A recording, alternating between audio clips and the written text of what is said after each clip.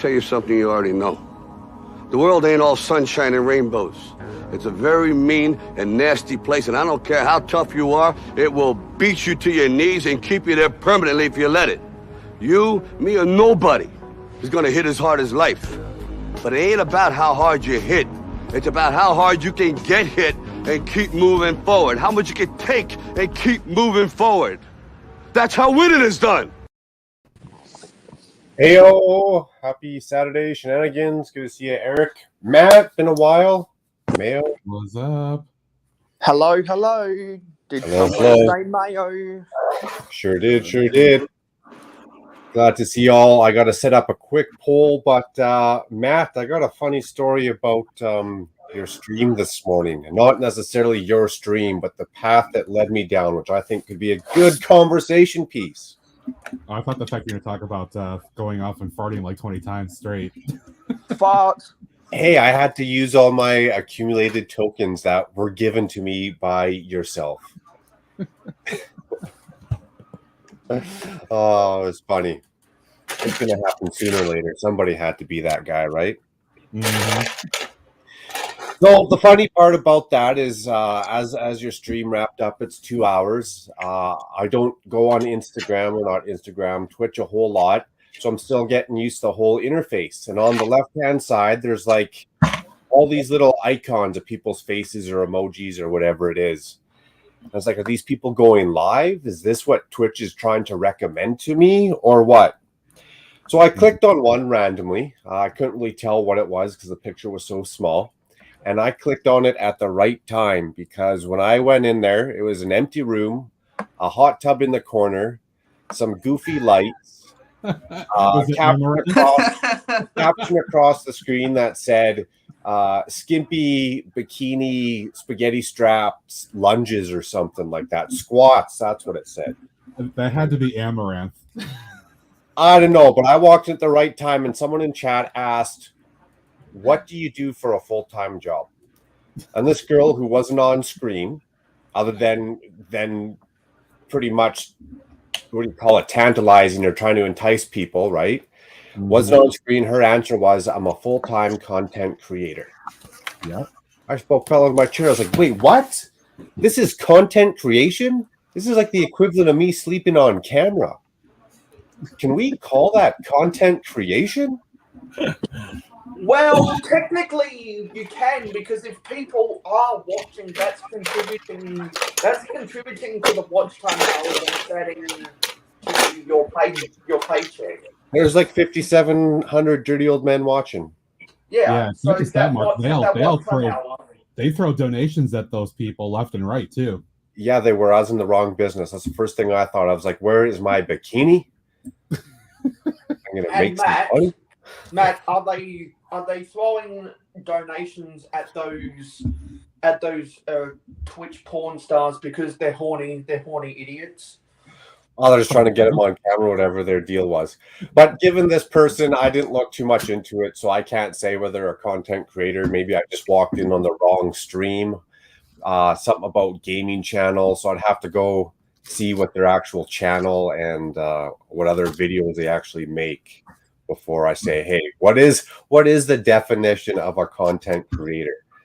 Because when I sleep on stream, there's one on Twitch who has an average of 10,000 views at any one time, or viewers at one time. And she literally spends hours and hours just in her bikini, hanging around the hot tub. Live your best life, if that's what gets you out to restaurants, vacation, pays for your kids' education, whatever, right? Yep. It seems to work for her. I thought it was funny. Oh, I'm missing the comments because I'm still sitting here in Brand. Steve, James, Richard. Glad you're safe, buddy. You know what I think is funny? When I keep on calling out Macro for being sleepy bricks, and then I'm 35 minutes late to my own live stream 2 weekends ago. It happens. Yours is more nature. Mine's just stupidity, though. Actually, mine was stupidity because I forgot to set the alarm properly. That happens. What do you do, right? Especially when you're getting busy and your mind's on studying and getting to and from university or family or whatever. Steve's listing sets on Rebrickable. Like you make your sets and you're putting them on Rebrickable. What? Oh wow. Oh yeah, that's awesome. Absolutely. That sounds cool. That sounds cool. How was dinner, Scotty? Pretty good. Hey James, nice to see you, bud, and everybody here at panel. Matt, Eric, Mayo, Brother Mark. Good to see y'all. Thanks for having me. Right on. Here you go, Scotty. What's up? What's up? Thank you, brother. Cool.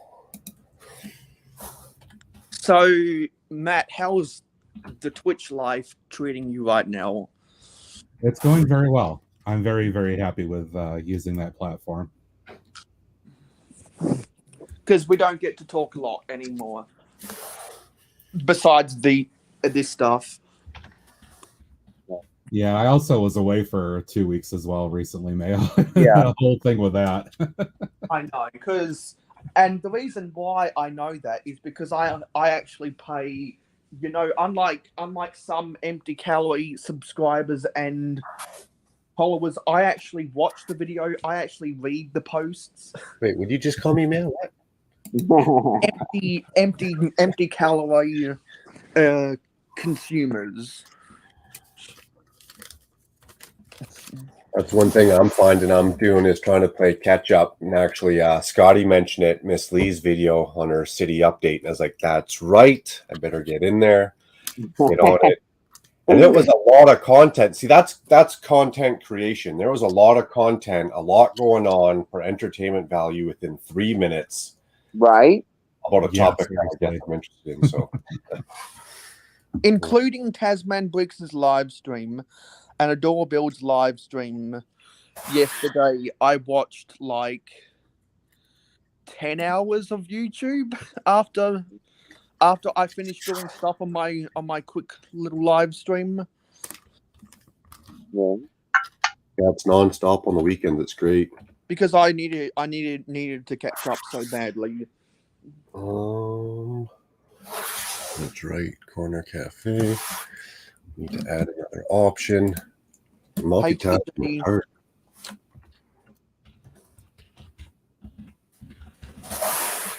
DJ, what's up, buddy? Did I hear you right, Mark? You messing with the Corner Cafe?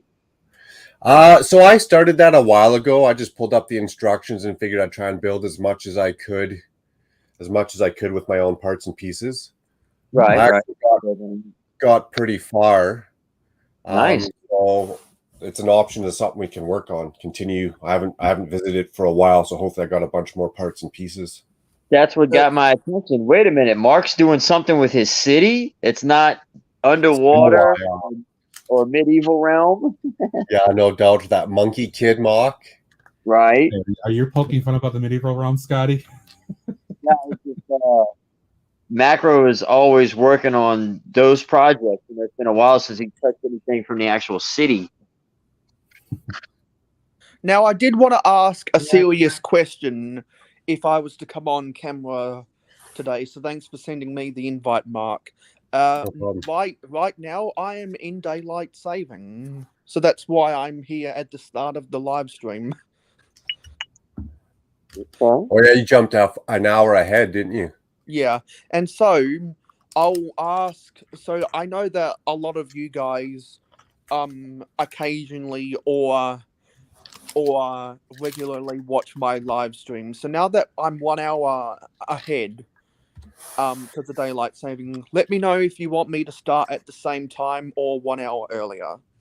So far, there's a majority vote of eight votes to 0. I know that a lot of you guys have already cast your vote.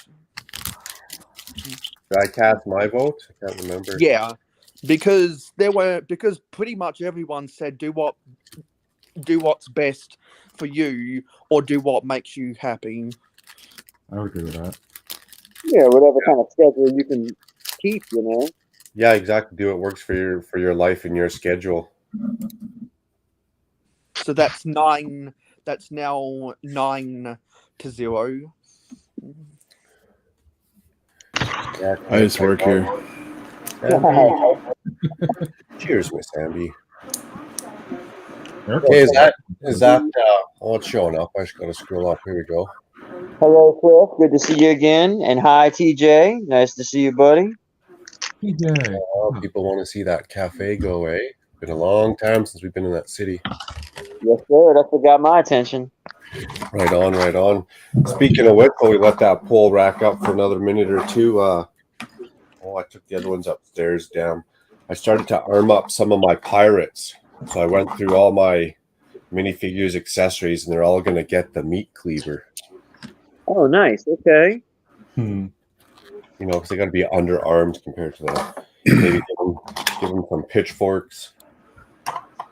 Okay. You gotta have loose meat burning torch. That's right, pitchforks and torches. Just trying to get by. Yeah. And by the way, Oh, Master I Chief. don't know what the corner cafe is, but I do know what the cafe corner is. Oh, my bad. Cafe corner cafe. Sarge! Hello, can I edit that? You want me to edit that? Hello, Master Chief, Clicking Cliff, Quick Sergeant, Miss Amby, Richard Cranium, hey Taz, who else? Hey Steve. So Hey, these are 3 figures I got at the don't make it Lego bad. store today. It's Halloween time. Halloween. Nice, Halloween nice. for you. Cheers, James. Happy Saturday. Getting late for you, isn't it, my friend? This one in the middle, actually, I think could be a friend of the evil wizard.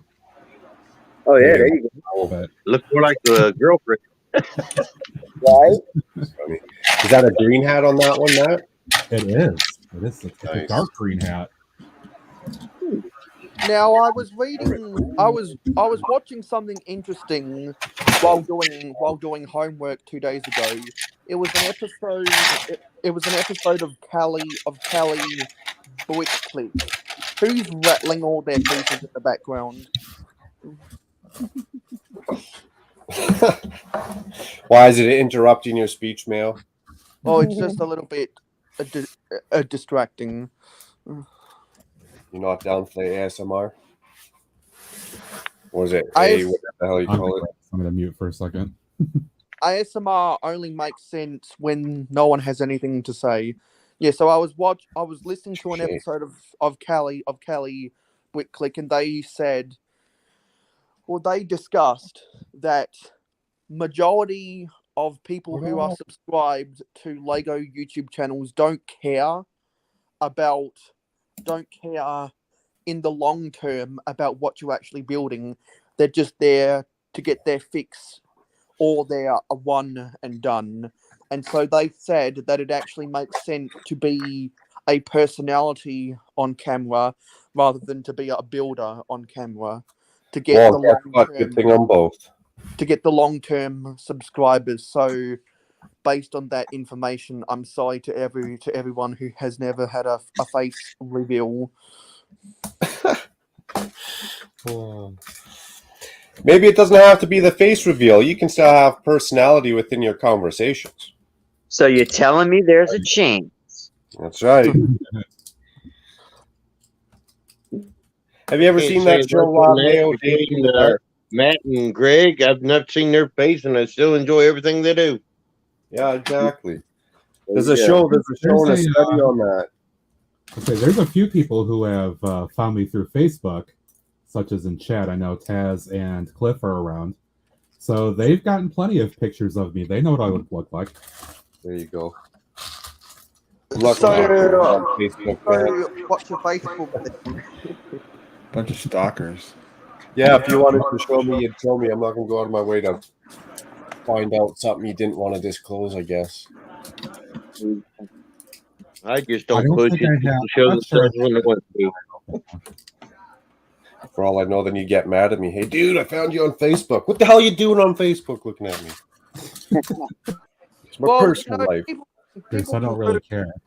People can go look at me on Facebook if they want to. I'm not offended. Well, Facebook's just get more personal rants about life. I just switched Facebook to Lego cat stuff and things like that. I keep it happy. But yeah, no mail. There's a show about that called Dating in the Dark.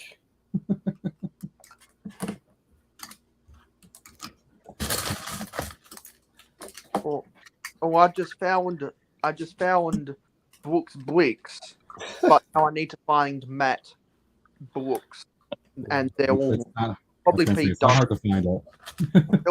there'll probably be dozens out there. The chase is on. Oh, the cafe corner has fallen down. Now we're gonna have to switch positions. And you know what? This poll isn't really accurate because it only gave me so many slots, because the other slot that I probably should have put in there first was combining the two Lion Knights castles. Oh, yeah. So that probably would have won, I'm thinking. Yeah, that's going to be like a multiple week project, I'm sure. Yeah, might be multiple month for me too. Yeah, I mean, if you're coming on Saturday, that'd be great. Right? That's going to be me next weekend, Eric.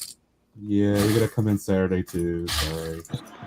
It's kind of funny when you mentioned it on stream. I was like, I actually will not be available on Saturday because I have a conference that goes Friday and Saturday, and it ends at like 1 o'clock Eastern time. There you go. Hey, Con. Good to see you, buddy. Jealous. Is that a Pen 15 sighting?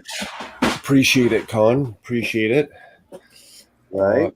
But you guys don't have to show your face. We're here for the conversation. Well, yeah, you could go date someone in the dark and never see their face, and some people are falling in love on that show, so it goes both ways, maybe. I mean, if you can fall in love over the internet, why not over a dating situation? Yep. You listen to a podcast too, Mail? Huh? You listen to a podcast too? Same shit, different pile. I listen to a bunch of podcasts. By the way, we've got Secret Squirrel Bricks, Big Nate Bricks. Big Nate's is up in here, nice. Squirrel, I think I put your message up, your hello. Sorry, Mail was talking. I just didn't want to rudely interrupt and cut him off. I do that. So, Garage Land Studios, it's your boy JP. Speaking of which, you can always keep it interesting on the shenanigans by sending Garage Land Studios an invite, because you never know what you're going to get. But he told me months ago he doesn't come on to live streams unless you send him the invite before the stream starts. Oh, insider tip, eh? And Miss Bricks was going like 10-16 on those ads there, like, you know, mother trucker. I mean, she was going at it. It was like, that was funny. Are we allowed to drop F-bombs on this channel like we are on my channel? Yeah, I'm not too concerned. Okay, that means that Pen 15 can adopt his new found personality over here then. Oh, maybe it's a hidden message. A blessing in disguise, TJ. Okay, well, now we got to switch. We'll just leave this here in case that poll changes, and we'll go to Castle in the Forest and the gift for purchase. And also, let's wait to see if we get Soda King and that person who Macro called Gobby Jobber. Well, that only happens when I put the link in the chat, and then the guy gets bored and desperate and hangs out in the green room for like 45 minutes. And I was there. Even there, suffocating. I was there, and I was just heading you go to town on those clowns. But you know, the first time around, I'm always down to hear someone's story. I always think it's entertaining that what makes people tick or motivate to pursue whatever dreams or daily conquests or whatever, right? That's a oddly interesting character, that's for sure. That's what dreams are made of. There you go. More like nightmares. In his case, apparently it's the wet ones. That's funny. Okay, right on. You guys can see the desk here. I'm going to move this to the floor. So apparently, Dusty Bridge doesn't want to be anyone's customer. He just wants to be people's mate. Oh, that's funny. Right on. Everyone's giving the cheers, hellos, yos, good days. Awesome. Right. Oh, did somebody say good day? Good day. Awesome. That's awesome. Full on recording. Did I send Taz a link? Sent Adam a link? And if Adam is out there, again, I'll say congratulations for Geelong winning the premiership in the AFL. I don't think I did. Shame on me.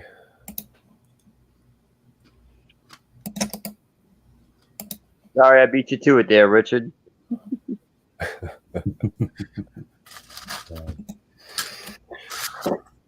I'm going to pull this apart. I want to get this castle in the middle where this goofy water is. That water looks like crap anyways. Combine the castle in the forest with the forest hideout and make it all one together scene. I think so, just because they got the same banners on the front. The crests are close enough. I mean, it's kind of like that foresty deer antler, whatever you want to call it. Right. So for sure, that's the plan. And if I could, ideally, in my head, on this castle, there's like a little trap door. Oh, nice. I'd like to have that coming out the side of a wall in a hill or something. Right. So we're like a patch or something. Yeah. I had an idea, Macro, for the new minifigures, the new Series 23. The one reindeer that comes in that set. There's an extra pair of antlers. Instead of using the feather, do the antlers on maybe a knight helmet and see what it looks like, and then that could be maybe like the knight for the forestmen or whatever, like a heavy infantry or whatever. Yeah. Even like they're elites or something, like they have. I don't know. I'm not sure what it would look like, but it's like, that'd be kind of cool. Nice. Hey, Kevin. Like that. Hey, chat gang. Good evening, gentlemen of the brick. Yeah, I like that. Much appreciated. Good evening. Happy Saturday. Okay, well, I guess we got to take this apart. It's looking kind of decent. Just as I was going to do something like that, Macro. What's that, Corey? You got me inspired to, at some point, work on a little forestman's mock like that. Yeah, like a little castle ruins, or I don't know, just all the factions kind of need their own little home plate or home base, in my opinion. Yeah. That just makes it fun telling that story. Well, I guess we could kind of start from scratch. Hey, Journal of the Scots. What up? What? Hey, from one Scott to another. Good evening. Cheers. But didn't your son expose you for Scott not being your real name?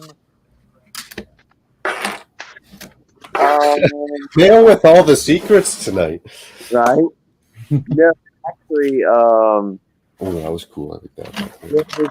there was another Scott that was in chat often with me. So to differentiate between the two of us, I said just call me Scotty because that's actually my real name.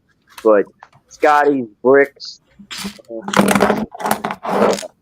Scotty's Block, same ring to it. So that's how we got what we had today.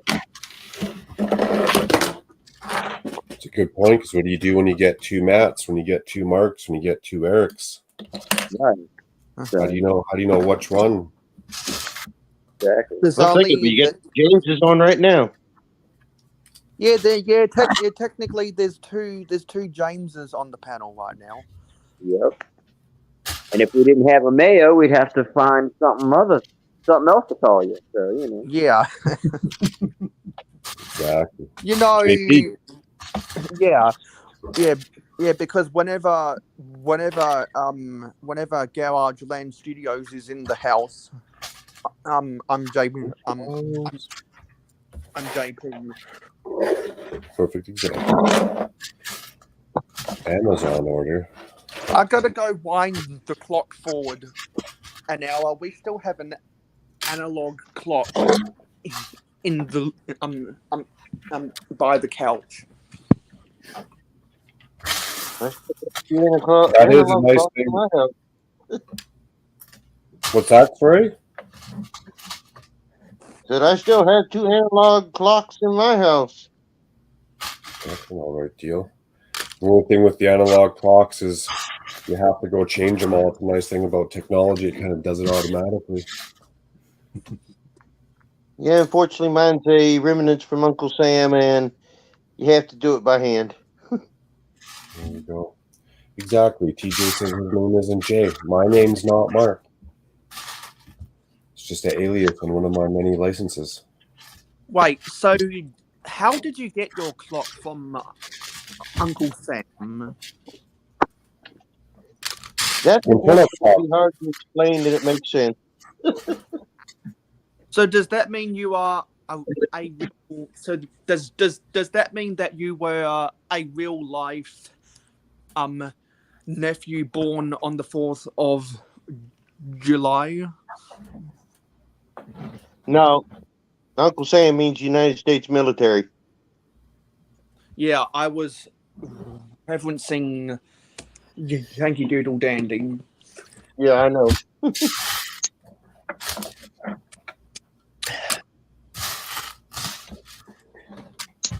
Put this out and get a rough picture. This is all going to be parts and pieces for down the road. What bag you on, Eric? Almost on 5. You digging it? Yeah, it's nice. It's cool. Yeah, it was good. I'm almost on the second book. There's not much left on this book. Like I think bag 5 and 6 are all that's left on this book. Cliff still uses sundial. I have a How many Batman times clock. you try to get readjusted? What was that? Sundial, you have to adjust a couple different times a year. Yep. I have been on a lot of clocks in my house. We use them all the time. But until they until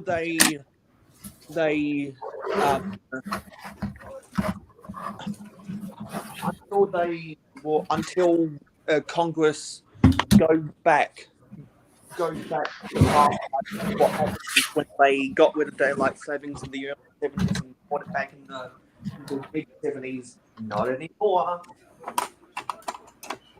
No, I think Man, when it comes to sundial, has nothing to do with the time change, has to do with the season change. Yeah. On the water, isn't it, I guess? This is coming to the edge.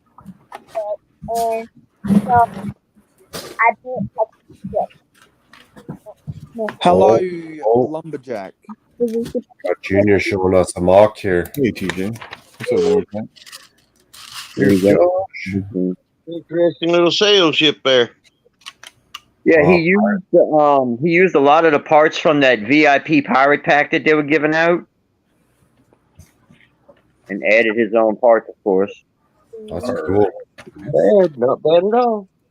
That's a leadership right there. So I really like this piece. Uh-huh. A compass? No, Yeah. No, a that's sextant. the That's a sextant. There you go. Astrological section for doing the charting of the stars. Okay. And I've never seen a gold chicken. I've never really seen a chicken before, really. Hey, yeah, when I seen that in that bag, I was pretty stoked. Yeah. And I like how he used the gold frogs as decoration. Show him how you did the six wheel. Oh, nice. Like a little decorative Oh, yeah. kind of Right. Nice. structural. That's awesome. Very cool. You got a future legislature there, Scott. Oh yeah, I already know. That's my excuse for getting back into Lego. Yeah, 2 for 1. Exactly. Oh, I gotta do something for Taz based on his last comment. Yeah. Lumber pimp be rolling. Oh.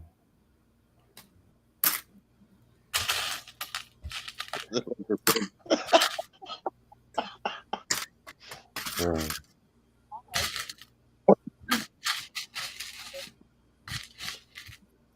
Ah, yeah, Grandma had a clock like that. No, it was a cuckoo clock, not a clock that made different bird noises. Just one where the bird came out and cuckooed at you. You got it, Josh. How you doing, brother? Good to see you, man. You know me all too well, my friend. Yeah, exactly, Kevin. Bright future in the Lego community with a build like that. Yes, At that age. Thank you. Less than Josh on this morning. It was a riot with them on. Josh is always a riot.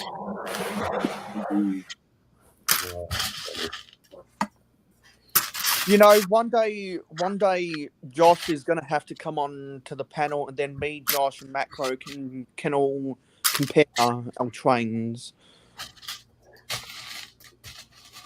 I'd like to get in on that action. Some train action, no doubt. Yeah, Scotty's buddy. got I'm doing the trains. trains, but I'll never be able to match up to most of them. Yeah. And I'll just, You're the one that, James, you brag about the stuff that you do, man. You got some good trains. Hey, he has some very impressive trains, actually. Oh. and I'll just play along with what everyone else is saying. Grip it, rip it, and flex it. Lumberjack selling his wood again on the streets, eh? Hey, $20 is $20. Exactly. The only thing I can brag about would be that tram that I motorized. Oh yeah, that's awesome too. Exactly. Close enough to a train, it still counts in my books. Absolutely. Okay, well, this is going to have walls around it. Water. And of course, GJ this morning is using the same brick control system I am to do something similar.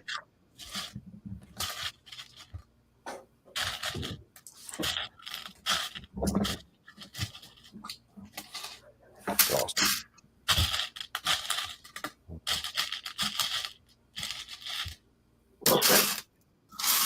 What do you do on the second day of your break? But after he gets it. When are you going to make that lighthouse a 9-volt and get rid of all the extra batteries? Oh, I mean, here you go. Hold on. So, Yeah, Lego should update their battery boxes. Yeah, I don't see why you need 6 AA batteries to power a little motor and 2 LED lights. yeah, it's a lot of Simple power. adaptation, the 9-volt plug. Yeah, it's a lot of power for a little thing. I wonder how long it last. Huh? It's just a week. Yeah, how long it last if you leave it on a week or 3 days or 2 weeks or what? Right. Yeah, I don't know. I probably bet it would drain in less than a 24-hour period. Probably. Because it's not just the light, it's the motor too. Yeah. Yeah. Still a draw. It's still like, you know.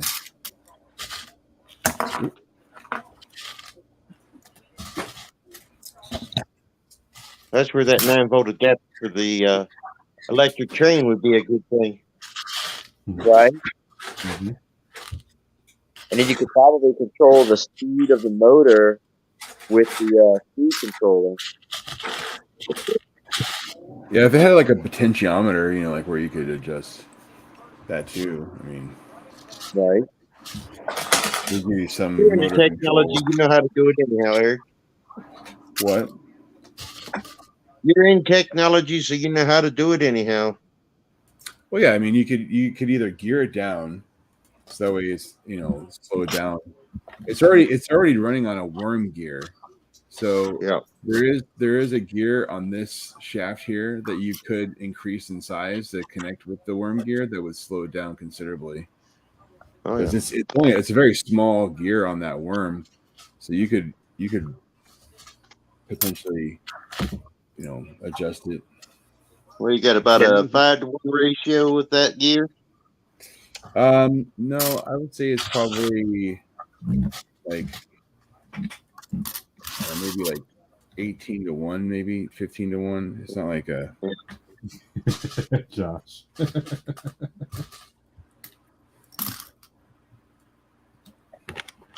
well, if you bumped it up to like, you know, 50-1 or something like that, it would really slow down. Yeah.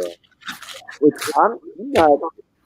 I'm actually okay with the speed of the rotation. To me is okay.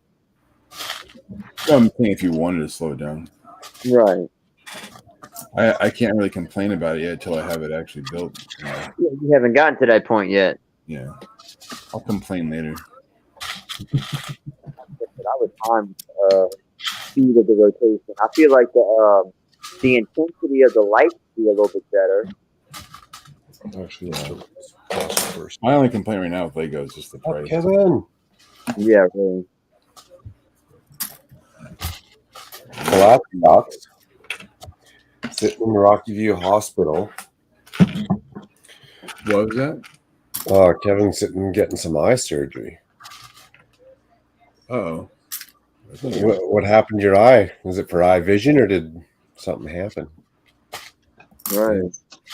Damn. no, Well, hopefully they can hurry up. You're not there for 2 days.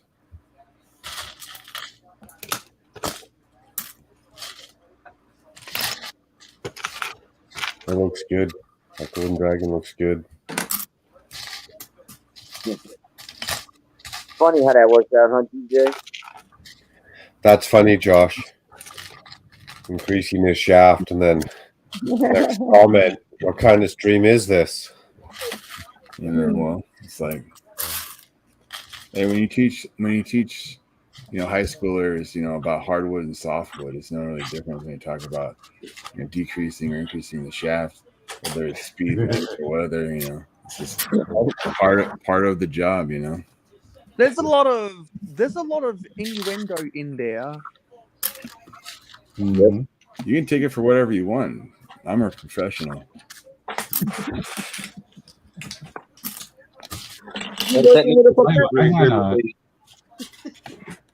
I had 1 year where I was teaching before I got into my IT career, and it was a hell of a year. It's a long story, but I was teaching high school biology, and the students were a nightmare. But I tell you what, when I got to do the reproductive system unit, and I got to talk about all that stuff, the look on their faces as I talked about certain things was quite amusing. Yeah, I talked about, you know, anatomy and all that. My senior That's called priceless expression. Mm-hmm. What's up? I don't want to be dealing with this. Whoops, idiot. That makes you think back to what your expression were the first time you heard those terms, doesn't it? We're talking about hardwood and softwood. I can say with a straight face all day. Nope, not me. I'm telling you, man. I can, you know, my kids are like, when it comes to like sarcasm, I drive them crazy because I can make anything sound serious. Yeah, I'm good at that too. It's like it doesn't matter, man. It, you know, drives people crazy. You went about with how can you do that with a straight face? It's just.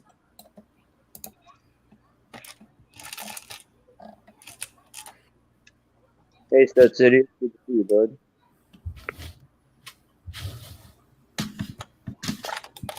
He said, That's crazy. Well, the best to you. Hope it goes quick, Kevin. Yeah, man. But like when you're teaching cabinet making, teaching them how to build things, you got to make sure they know what they're doing with the lumber. You know, sometimes hardwood's good for a project, and sometimes softwood's good for a project. You know, if I'm gonna build a bench for my deck, I'm not gonna build it out of oak. That'd be stupid. They gotta know how to choose their wood. Yeah, you know. Yeah. Right now, for the price of wood, Oh yeah, oak's gotten crazy. You pay a premium for that hardwood. that hardwood is better. Well, good wood is not cheap, No. and Hell, cheap wood is Evan, not good. stop giving True. wood everyone.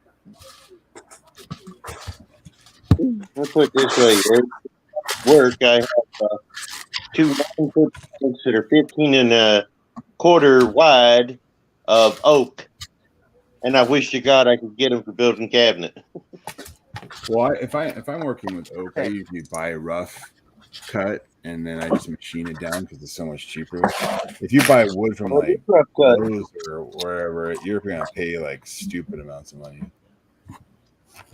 You gotta remember, I work in a shop where we use rough wood to make everything. Yeah. But I'm saying like if somebody were to go to the store and buy oak, they're gonna be paying like stupid prices. It's like $30 a foot. Wow. Wide. We would often, like as a hardwood replacement, we would use basswood sometimes, and Oh yeah, because it's, I mean, when you're dealing with high school kids, you know, once you stain it, it looks decent. The only problem with it sometimes it can get a little green, you know. But if you get green, you definitely want to cure it for about 60 to 90 days before you work it. Yeah. Unfortunately, most people don't know that. Gotta work it. Yeah, sometimes the wood has to be dry to work it. That's a long time to keep that wood hard.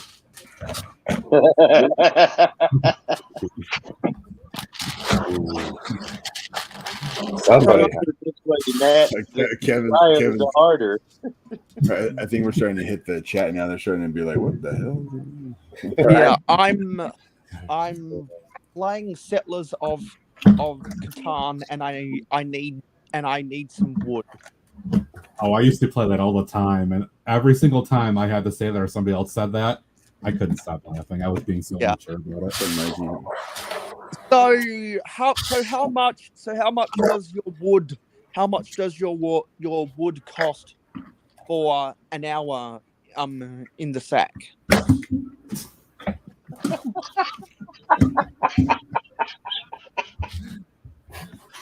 That's extremely private mail.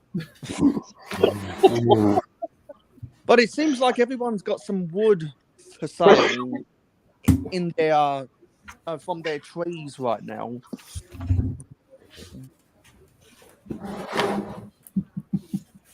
Depends what you're using that wood for, too. You don't want any recently fallen wood. It's no good. If a tree falls in the forest and no one hears it, it does make sound. What's the sound of one hand clapping? That. It's called whoosh. Okay, so now we're going to want this. Want a wall coming down here. So we're going to Kevin's wood doesn't last long, apparently.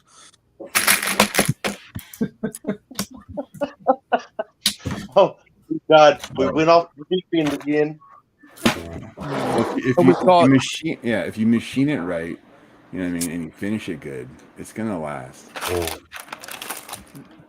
So we've got Dude 20. Hey Jude, don't make it bad. What about the wood structure? We got Kevin Wasai, we got Mikey J Productions, we got Studs, we got Stud City. Dude, Jude. Hey, dude. I'm sure we have What it happens. It happens. I'm sure we have several people that are falling out of their chairs probably right now. Oh, Yeah. we joked about getting the wood stretcher when I think someone brought it up. When you get the got a problem. And I wonder if come up any, and it's short. I wonder if anyone watching this live stream is starting to fall asleep in their desk chair, but they're still listening with their Apple AirPods in, and they just wake up to hear this conversation. Yeah, this is a very important question I think we need to address. Inquiring minds want to know. While you're pounding away with that wood, is it better to go fast or slow? Well, you don't want to miss. I mean, it's all about the accuracy, Taz. So it's Well, I mean, depending on its use, you definitely don't want it to be like, dinged up, have weird divots in it. It's like if you have a table, you want it to be nice and flat. I mean, And when you're pounding that wood, are you inserting nails or screws into the holes where the branches used to be? if you're using hardwood, you want a pre-drill. You got a pre-drill. Yeah, otherwise, you're gonna split it. Split it, sure as nothing. A softwood, you can go right into it, but if you're using hardwood, you got a pre-drill. That's just how it goes. I can't believe it's not butter either, lumberjack. If you're using a nailer, if your brad size isn't too big, you can kind of go in, some. But even with hardwood, sometimes you'll get that nail to bend over. Oh, that sounds like it hurts. The bend over, the bend over and the reach around. What was that, man?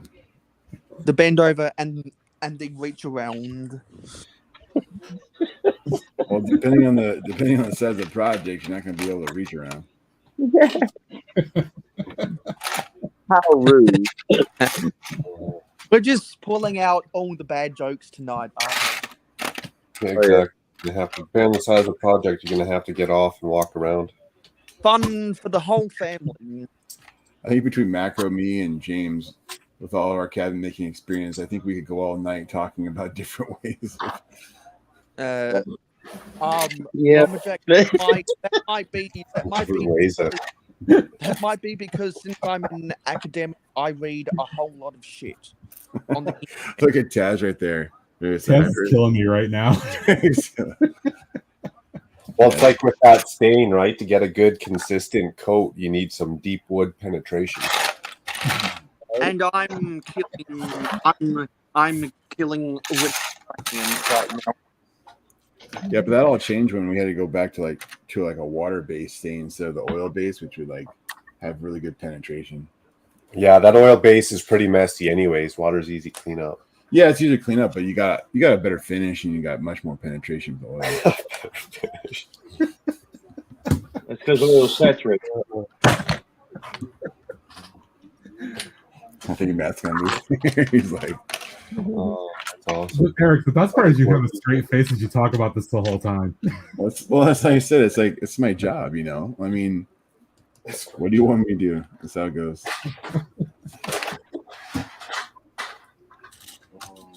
So I just started a channel where I talk about wood processes with a straight face. And I a construction worker's grandson and a carpenter's son. And yeah, I've dealt with a lot of different aspects of what goes with woodworking.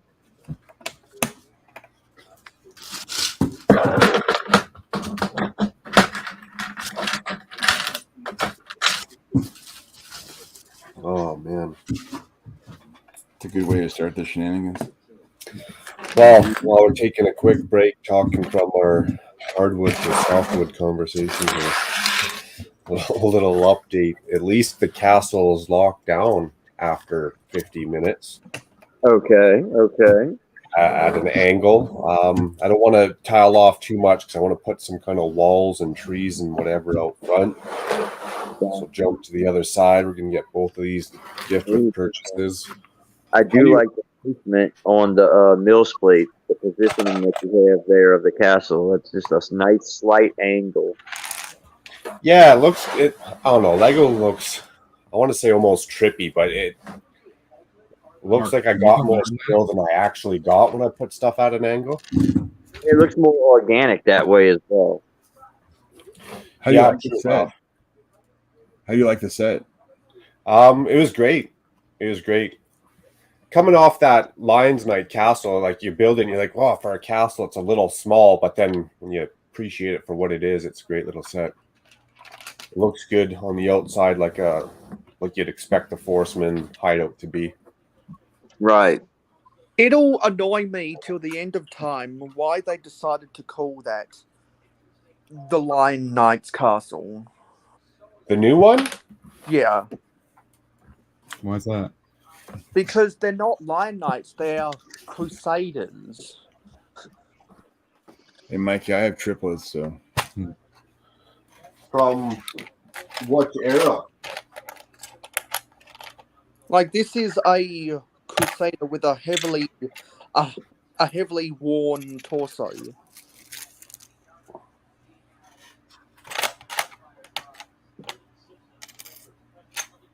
Was it the Crusader lineup? Like, could it have been the Lions Knights within the Crusader? The only reason why people who don't pay attention to history call them Lion Knights is because one of their two emblems was a lion, and people just like to forget that the other emblem was a pair of axes. Hey, Macro, check the backstage or green room. Oh, yeah, you're right. Tasman is back there. I gotta scroll down. Sorry, Taz. As if I was hosting a live stream and you were in my green room, I wouldn't leave you back there. I wouldn't either, Taz, because we're mates. Guys, this has been one of the funniest conversations about woodwork that I've had in a long time. I figured you were probably coming. I was sitting here, I'm building a shelf at the moment, so I've got my camera off. I'm just sitting in the back room trying to get these shelves done because I think if I have to keep building any more shelves, I'm going to have nightmares and dreams about shelves, like me being in the Lego room and all the shelves collapsing and me being buried in Lego, which for some people might actually be fun to be buried with Lego. I don't know, but I'm shelf building and I just want to be set building, but I did start the lighthouse. Freaking awesome set that one is. But yeah, g'day everyone. G'day. Nice. G'day everyone. Congrats on scooping that up. And that was not Taz, that was Bookswick's sound effect. It was Taz. Oh, it's quick. They sound alike. Yeah, that's the scary part. Oh, we have a Jesse's Brick Galaxy. Hey, Jesse. What up, Jesse? Happy Saturday.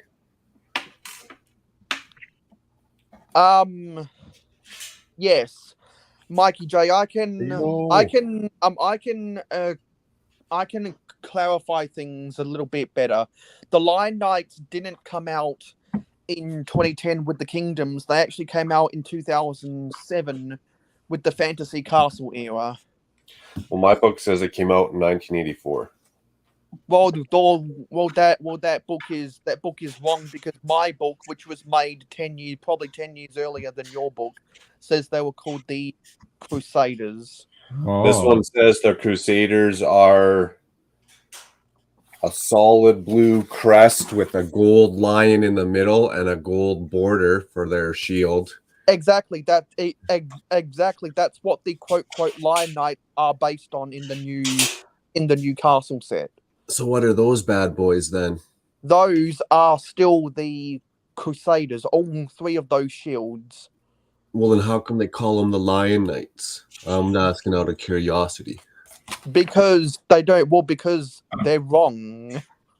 So you're telling me this whole book that I spent, I don't know what the price is. It probably wasn't cheap because it's Lego.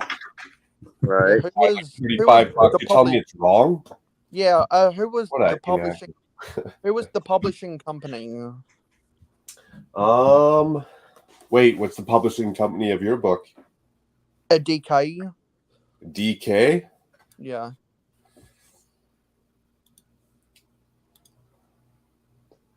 But the author of it by DK Publishing was a former employee of the Lego Group, Daniel Lipkowitz or something. Oh, I'll tell you what I'm going to read here. You can't make this shit up. Dr. Christopher Bartneck is an associate professor at the University of Canterbury, New Zealand. He worked for the Lego Group in Billund in the 90s, which reignited his passion for Lego. Since then, he worked in the USA, Netherlands, Japan, and now in New Zealand as a researcher and designer. Okay, we're gonna have to go. We're gonna have to go to war on this, I guess. No, I'm out. You're gonna have to go to war and take this up with Dr. Christopher Bartneck. Yeah. So let's go. Yes. Yeah. It was Daniel Lipkowitz. That's right. I've showed this before on some of your live streams. Just give me a second to flip to the right page. Wait. Can we cross-reference? You said DK? What's this one? Oh, this is a DK book. Lego minifigure, A Visual History. Ooh, new edition. Black Falcons, Crusaders, Lion. James version, huh? Lion Kingdom. That doesn't sound right. Looky at this cookie, if it can focus. Crusaders 32, 33, 34, 36, 32. You can barely see that, but that does say Crusader. Well, Crusaders 1984 to 1992, and this is the picture of the Guarded Inn, and it says, hailed by many fans as the best Lego castle set of all time, 1986's Guarded Inn is a rare civilian set with a cozy tavern and section of wall that can be connected to other castle models. It includes a knight on a horse, 2 guards, and a maiden to tend the inn and pour refreshments. It proved so popular that it was re-released in 2001 as the first in a series of Lego Legends. So where's the Lion Knights part come into it? The Lion Knights is an unofficial term based on the alternate insignia for the Crusaders. That was instead of a black and gold axe on reversing color backgrounds inside of a shield with a blue outline. It was a blue shield with a gold outline and a gold line in the middle. This DK book, we're going to get to the bottom of this. We're going to sort this out. This DK book says that guy that you're showing is an axe crusader, and he has the double axes. Yep. The one that has the lion, they're calling him a lion crusader. So we actually got nowhere with that. Damn it. Okay, so that's a combo name, and you know what? I think that's a good compromise. But if they call it a lion crusader, not a crusader lion, that means that they're putting an emphasis on the lion is a division of, well, the Lion Knights are a division of the Crusaders. And if you're saying that the other one is called an Axe Crusader, that means they're putting an emphasis on the Axe division of the Crusaders. Lion Knights I think modified. is in the green room. Okay, I'll get right to that. My bad. The part where I get confused, Mayo, is the Lion Knights that came out recently are these two, and then the Crusaders look slightly different. Yeah, so I honestly could see why Lego would call the new Lion Knights. Scroll down here. Even though they're technically they're Lion Crusaders, not Lion Knights. Well, I'll buy your Lion Crusaders if we can somehow Google find out, come up with a picture that shows those two shields as a Lion Crusaders. I'm going to go to the Wikipedia, so I'll let you guys talk. Nice. I say we just use our imaginations. Just call it whatever you want. Yeah, I'm just gonna have fun with the Black Falcons and the Lion Knights in my medieval realm. That's all I'm gonna do. Well, I found this book a little bit confusing in general because exactly what Mayo was saying about how to get these different shields to add up to different. Well, I guess I'm gonna just have to send everyone a GIF of Donald Trump saying wrong. Dude, that'd be epic.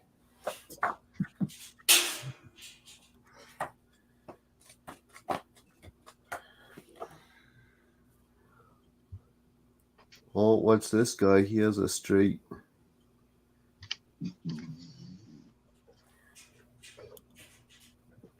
How many lions shield, how many lions faces or whatever bodies do they end up using in total? This is funny.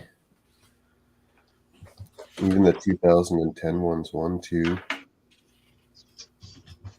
King Leo 3. Okay, so I'm on Golden Era 4. I'm on Wikipedia right now, and the guys on the wiki designate them as Crusade. The yellow and blue shields are Crusaders?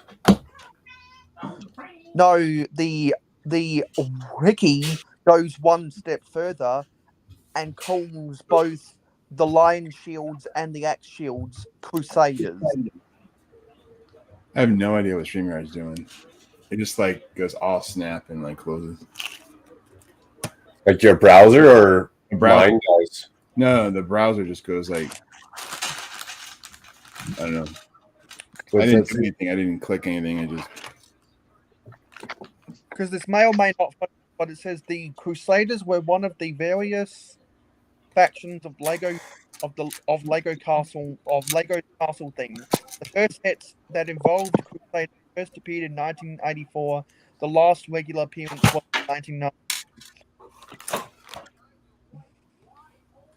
The Crusaders' army encompassed an impressive and varied array of factions comprised of 2 siege towers, including set 6061 and 6062, 2 catapults that were sets 609 and set 1480, and a ballista. Their fleet was comparable to one of the Black Knights and comprised of a large rowing boat set 6049 and a smaller sailing boat set 6017. That is symbol on the wiki they're showing the lion emblem in the middle, and on the right, and the crusade jousting outfit for the 1988 set Knights Challenge. Can you zoom in on those shields? Those shields are all yellowed, eh? Oh, damn. I'm taking this book back to Cole's. Oh. It wasn't my fault.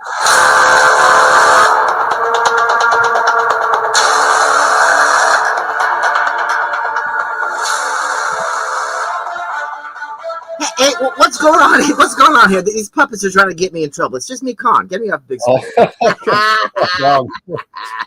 I fooled you. You thought he was coming. No. Doc is getting ready for the show. Penn takes some works. It's just me. Ha ha. Nice. Got me. I was fooled. That's awesome. Some guards of the Crusaders had the lion crest emblazoned on their torso pieces, while others had a crest with crossed axes. The axe crest was already present in the King's Castle set 6080 from 1984 and was last seen in the 2 Knights Challenge sets from 1988. There were also horse barding pieces with the lions. You're going to have to call Lego customer service and ask them why they mislabeled their own set. So Daniel Lipkowitz and the guys over on Wikipedia and Wikimedia, which is an underrated source of information that everyone should actually be reading. Okay, before links in they- the chat. Links in the chat. Don't be telling me to go somewhere and then not link it. Before they film any videos about any old castle things, they should go on. They should go and read the wiki for backstory information. Well, that throws a whole curveball into the entire situation. And if anyone wants to read this debate for themselves, I'll put up a link in the chat. Can we go back to talking about wood? Yes. Nothing else to talk about wood. Well, I can tell you most castles weren't built out of wood. However, they're obviously used for structural stability. Well, see, I'm still curious about, while you are actually pounding away with that wood, do you pound fast or slow? Because you don't want to damage the wood either. Exactly. Does consistency matter? Like, do you need to keep a decent rhythm? See, these are the important questions that we weren't taught at school, Macro. Well, You know what I'm saying, right? I mean, if you're putting like brad nails in, you want to like do a nice deep set. You're gonna want to use a nail set to make sure you hit those nice brad heads in before you putty over them. Otherwise, you might ruin the surface of the wood. So now I know. See, this is why I come to Macro streams, because they're educational, informative, and entertaining all at the same time. It's infotainment. Exactly. You'd be surprised how many times if you go look at furniture and they don't spend the time to really work the wood and make sure all those nails are actually set underneath the surface. It looks terrible. Yeah. You know what I mean? When the set misses the head, what could be some of the repercussions? What could some of the damages to the actual wood be? Well, once you damage the surface of the wood, it's like all you're left to do is just either one of two things: use putty, or what I personally like to do to make sure the surface of my wood is really good is take some clear epoxy resin and then put sawdust from the oak shavings, mix it up into a nice goo, and fill that wood just right, so that way it looks like a really smooth surface. It has a better finish than the putty, and it will still take the stain.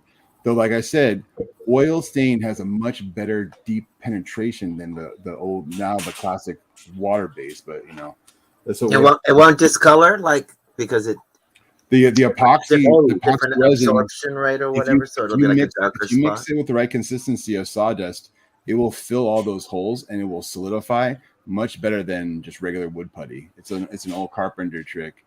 Do you have to use epoxy and wood glue? What if you caught the not mist wood glue, right before? It's epoxy and sawdust. If you caught the mist before you went full, could you pull back a little bit? Like, what if you just bruise the wood? I don't know. I've never really bruised the wood.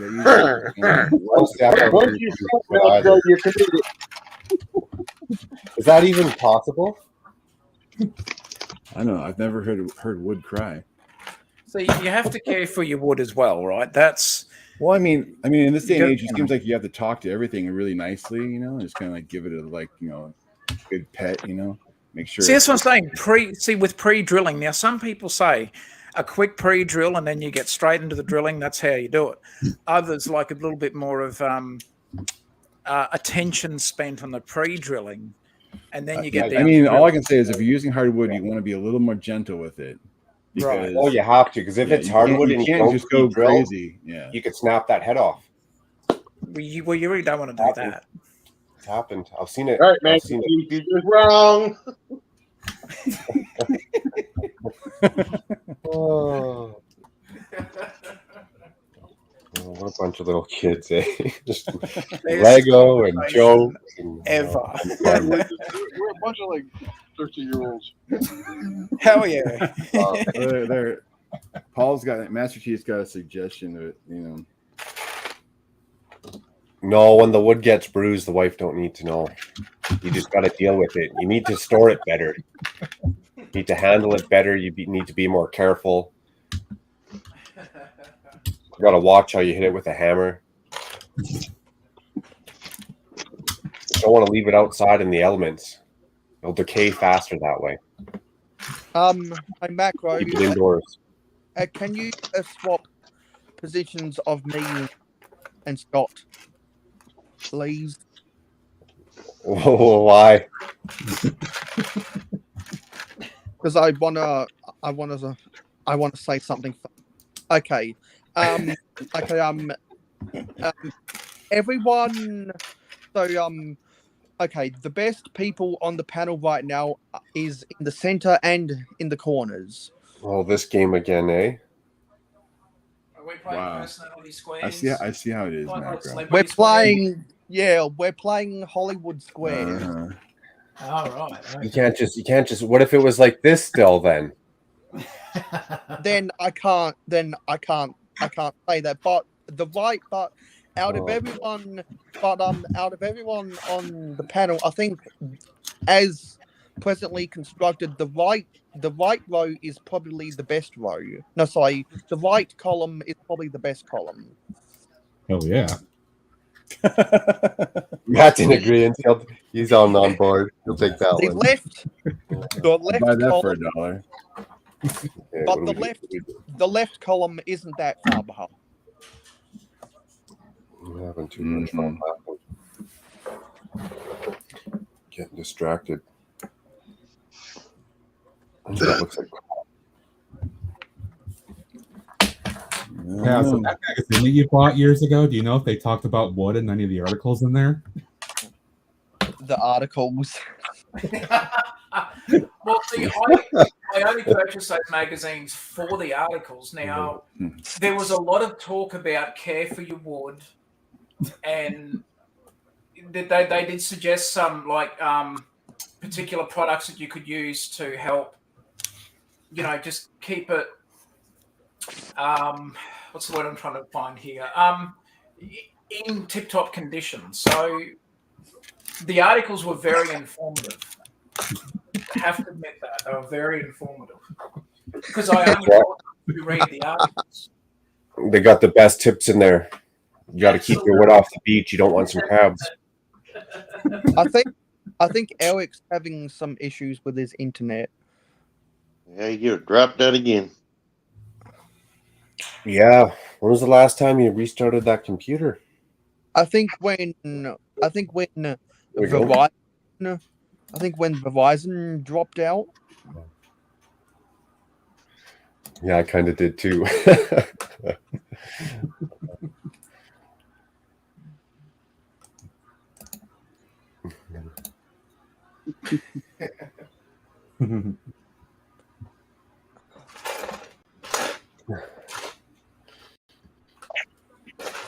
Oh yeah, you don't want to cry. You definitely don't want to be crying on your wood. No. Well, I can tell you one thing: hardwood's definitely harder to dry out, and it warps a lot weirder. Yeah, because it doesn't just bow; it twists, it turns, it does it all. Is it usually hooked to the left or hooked to the right? I've seen it go both Hardwood ways. is going right up the middle. Doesn't it sometimes curve up too? So I've seen some softwood have some twists in it, like you could really do some funky stuff with. I wish you had a picture of it. They sent me a whole bundle of wood to cut down, and I had a corkscrew for walnut. James, we don't need to see your pictures, buddy. Actually, I just remembered I've got some wood nearby me. So there's some fun wood bending you can do when you make the wood nice and damp, and then you put in clamps to the different angles and things you want. Well, now see on Matt's stream there, we were talking about how, we were talking about the minifigs that were included with the motorized lighthouse set. So, from what I'm to understand, now correct me if I'm wrong here, but there is a lady in a sailboat rowing out to the lowly, poor, lonely lighthouse keeper. Now, what I want to do with a fun little scene is have her take out some, we'll just call it literature, for want of a better word. Because Now think about it. He's out there in the in the lighthouse keeper's cottage. Now she might not be staying. She might be just dropping off said literature and rowing back to the mainland, for all we know. So she may not be there to keep him company. So he probably needs something to keep him company. If he's a lonely lighthouse keeper. I don't know. I just had some thoughts in regards to the two, the minifigs that were included with that set. You don't think that she was just like coming back from the coast, or coming out with groceries or whatever? That they both live on the lighthouse. I thought they both lived on the lighthouse, and that the boat just so they could go back as well, to, but to shore or whatever. You're trying to politely say she's a call girl, Taz, or no? I'm just saying that she takes care of getting the groceries and stuff from shore while he's out on the little island doing his lighthouse job. He's got to do that 24/7. Somebody's got to bring food. She lives with him I'm not there. trying to be nautical here by any means, Taz, I'm sure on her grocery shopping that she sometimes frequents some things that could be beneficial to downtime. Well, I'm sure she visits the lumber yard since she goes ashore, right? Is that what we're trying to steer the conversation? She got to pick up more nails. I mean, and while she's picking up her nails, the hardware store, right? I mean, it's just like, well, she might as well get herself a machete. Scott, you trying to say she's specialized wood hardener? What now? Are you trying to say she's getting specialized wood hardener? Wood hard. I don't know. Maybe they're just running out of oil or whatever. Whatever it is. Stain. She wants to get stained.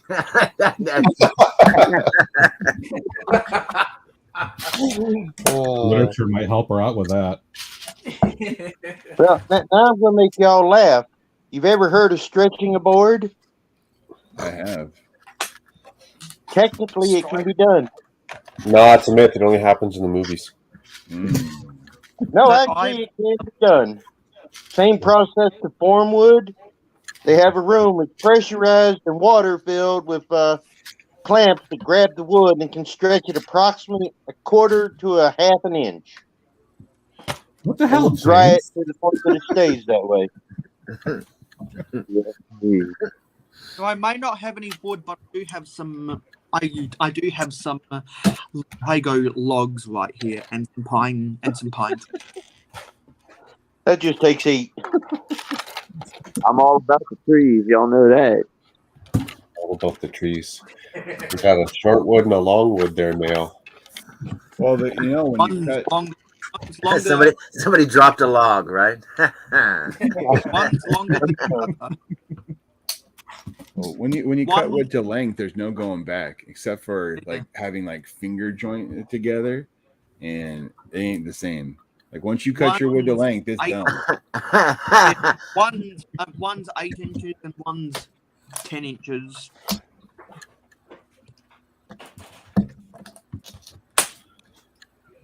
The Mrs. Pop pipes up about the wood hardener, specialized wood hardener. Which one usually brings the workers to the yard? Like, sorry, Mikey J. She's spreading your secrets. He's got to use special wood hardener to work his cabinets. Okay, sorry. There you go. And the rings of power, the rings of power are butchering the lore like you would not believe. But I love that show. I don't care. I'm just kind of like, I do not care. I just love the actors. I just love everything about it. I'm just like, just go. Yeah, I love it. Do what you want, guys. Do what you want. I'm loving it.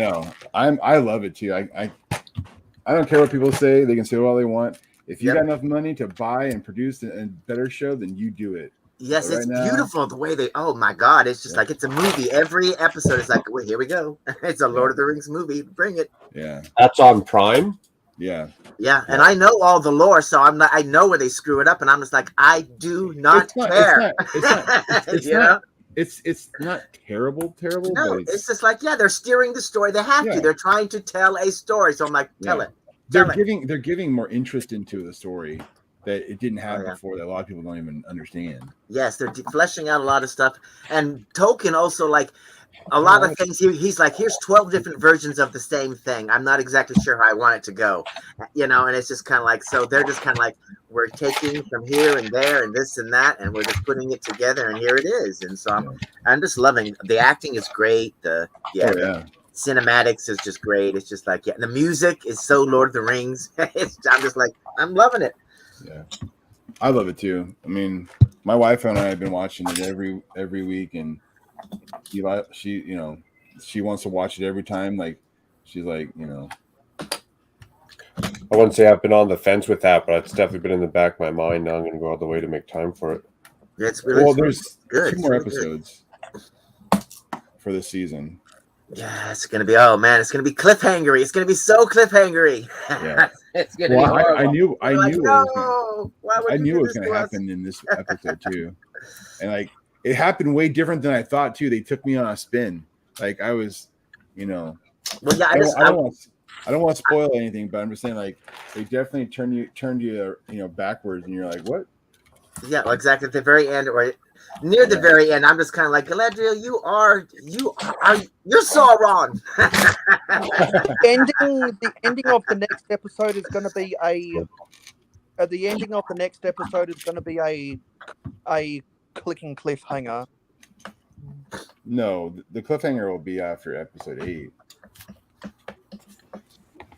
Yeah, because there's still so much to tell. Yeah, you know what I mean. So it's just kind of like, okay, how are they going to piece it out to us? It's like, give us bigger chunks. Come on. Well, they're already pre-production and start filming soon for season 2. So yeah, well, the Balrog looks good in whatever scene, so it's going to look fantastic when it comes up in the dwarven. You know, it's just going to be, oh my god, it's going to be epic. Dude, the whole Under the Mountain with the dwarves too. The cinematics on the dwarven, like, to watch, and then we're going to get to watch it get destroyed, by a Balrog. It's going to be like, my god! How much mithril are they going to get in this and that? I mean, it's going to be. It's getting good. It's getting real good. Oh, I know. And so, good. I was just going to say, the Game of Thrones thing, it just seems to me like it's just more of the same. To me, the last episode kind of killed it. I don't know. I was doing really good up until the last episode, and when they did the time warp, I was a little like, you know.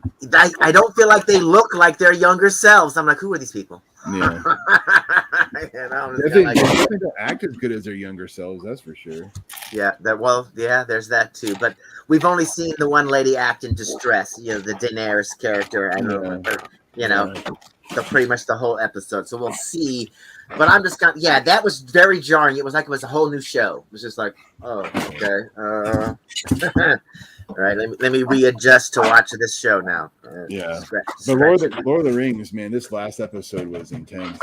Oh yeah, the fighting. Do you think that the guy hanging out with Harfoots, do you think that's Gandalf, or do you think it's? I don't necessarily think it's Gandalf. I think it might be one of the wizards, though. But I mean, this is 3,000 years before the Hobbit. Right, it could be Radagast the Brown. That's why, and this is why he's I think it's another wizard of the circle. I think it's another wizard. Or could he be one of the blue wizards that we never even hear about either, too? He definitely is. I think he definitely is a wizard, but I just don't know which one, and I don't know where they're going to go with it. Well, I almost, because I kind of feel like when that one guy said, "Oh, he killed Sauron," I'm like, okay, he killed Sauron, whatever. Maybe that guy is Sauron, come back or whatever, and then he's living. I don't know, because he could, end up changing or whatever. Oh, Sidious says he thinks Halbrand is Sauron. I'm like, oh, you think he's in there? Huh? Well, Sauron was an elf, so I mean, it's like, that way he's one of the Valar, so it's just like, and he got changed and everything by Morgoth and whatnot. So I don't. But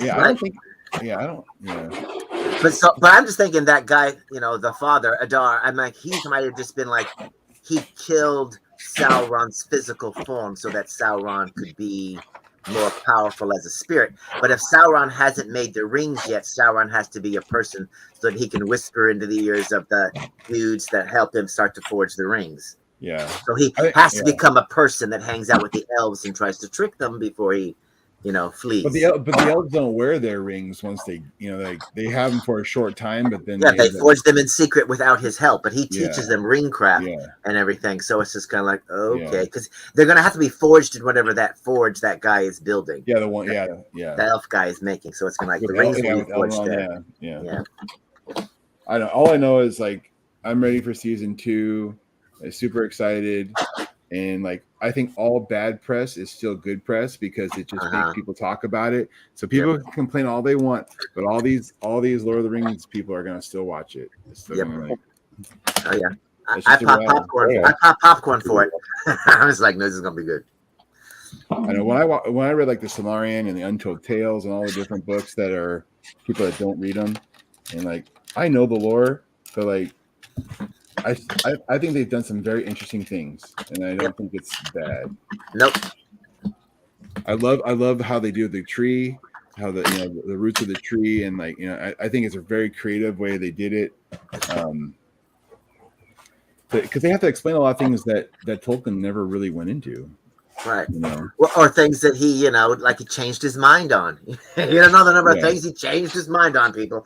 Yeah, a lot of the extra books that he did, they were just pieced together from notes. They weren't even really him sitting down and fleshing out the story. It was just the Hobbit and the Lord of the Rings that he really sat down and tried to make them cohesive. Well, the story of Middle Earth is far more than that. Just what Tolkien put out, either. Well, yeah, I mean, Tolkien's son is the one that signed the contract with Amazon. I guarantee you, he's sitting with the producers and all the script writers and whatnot, and getting probably some AOKs and this and that from whatever they're choosing to do. He's the one that compiled all the notes, so he's going to be the one to be like, here, let me show you. No, here's. So people are going to say that it's all wrong. You have a kind of an expert helping them out, and if this is, I mean, he kind of has the last say in what's going to happen. I mean, it's.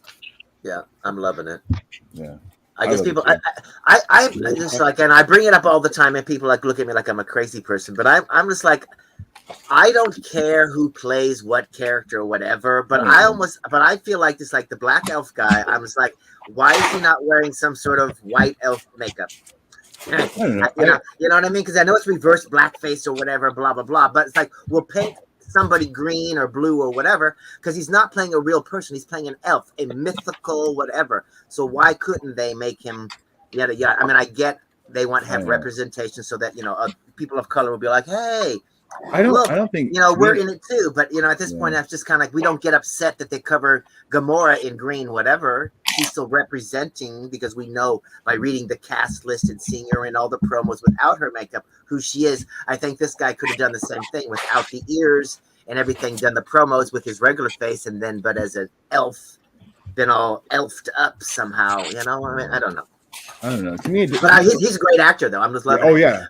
But he's doomed. I'm just like, anytime there's an elf and a human falling in love, I'm like, you're both doomed to die. What are you doing? Hello, like, Lego Lockin and Chef T. Hey, Chef. Doing good. Thanks for asking. But I think I don't really care about what color, race, whatever they pick for the actors. The biggest thing I've found personally with the show is everyone that they've picked, regardless, are really good actors. Like the dwarves, all the dwarves. His wife, oh my gosh, she's probably the best dwarf I've ever seen on film. Yeah, they're spot on. I'm just disappointed she doesn't have a beard because Tolkien. She did. Look at her clothes. She does. She has wicks and said they have. Like she's got some like right here. Like okay. Look at it close, and you'll see. But she's fantastic. But yeah, she's fantastic. Yeah, I'm just glad they went with Lord of the Rings route with the dwarves instead of the Hobbit route. Because the Hobbit, the dwarves were all just like, that beard would take me 5 hours every day to get prepared, to look like that, to go on the journey. It's just like, come on. My wife loves the Harfoots, though. She You know. loves the Harfoots, and she would like to she'd like to watch a show just about them. Like Yeah. she's just, But the wife of the one leader dude, she's harsh. I'm just kind of like, what's your deal? yeah. I'm just like, do you surf Sauron? I'm like, dang, lady, leaving everybody behind. What? No. Somebody caused the blight. What are you talking about? But they're medieval people, so it's like, okay, yeah, all right. Yeah, but it's a great. It's cool. I love it.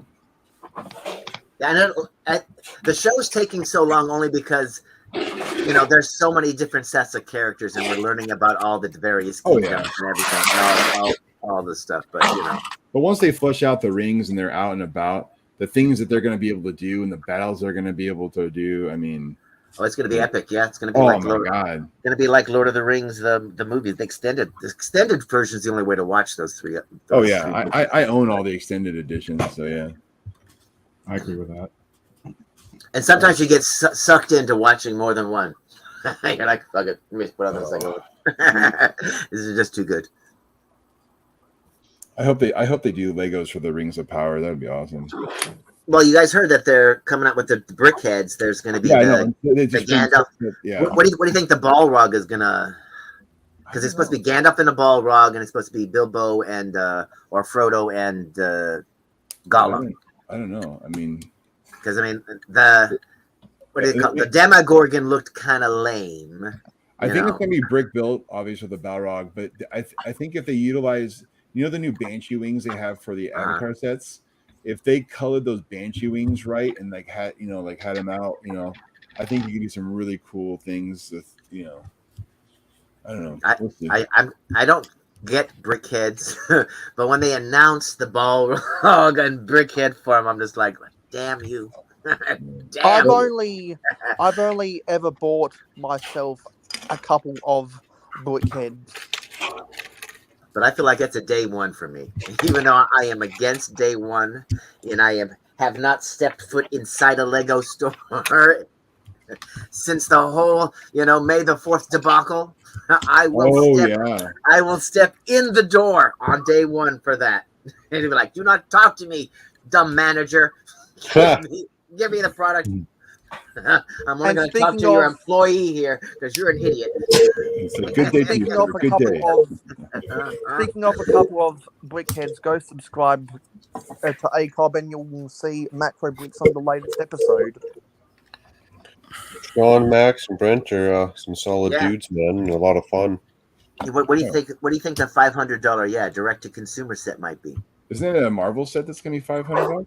No, they're saying for there's going to be one of those too, but they're saying because the Lord of the Rings, they announced the 2 different brickhead sets, some other set, and then the big $500 whatever. So people are thinking, is it going to be the Tower of Orthanc? Is it going to be the Dark Tower? Is it going to be Rivendell? Will it be, the Helm's Deep? Will it be, I don't know. All I can say is whatever they release, Lord of the Rings, that's just regular standard minifig is going to sell like hotcakes.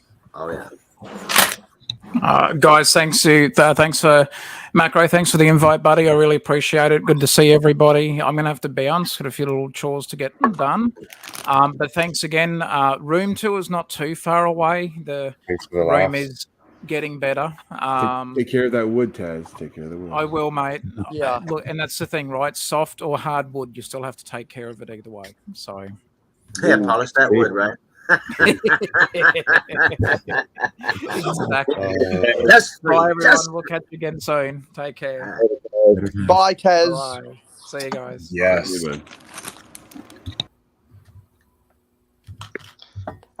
I did see a quick picture of it. I saw a picture of it. Yes. It's like I would expect people to complain like they do about Star Wars. It's all gray. It's a giant bunch of gray bricks.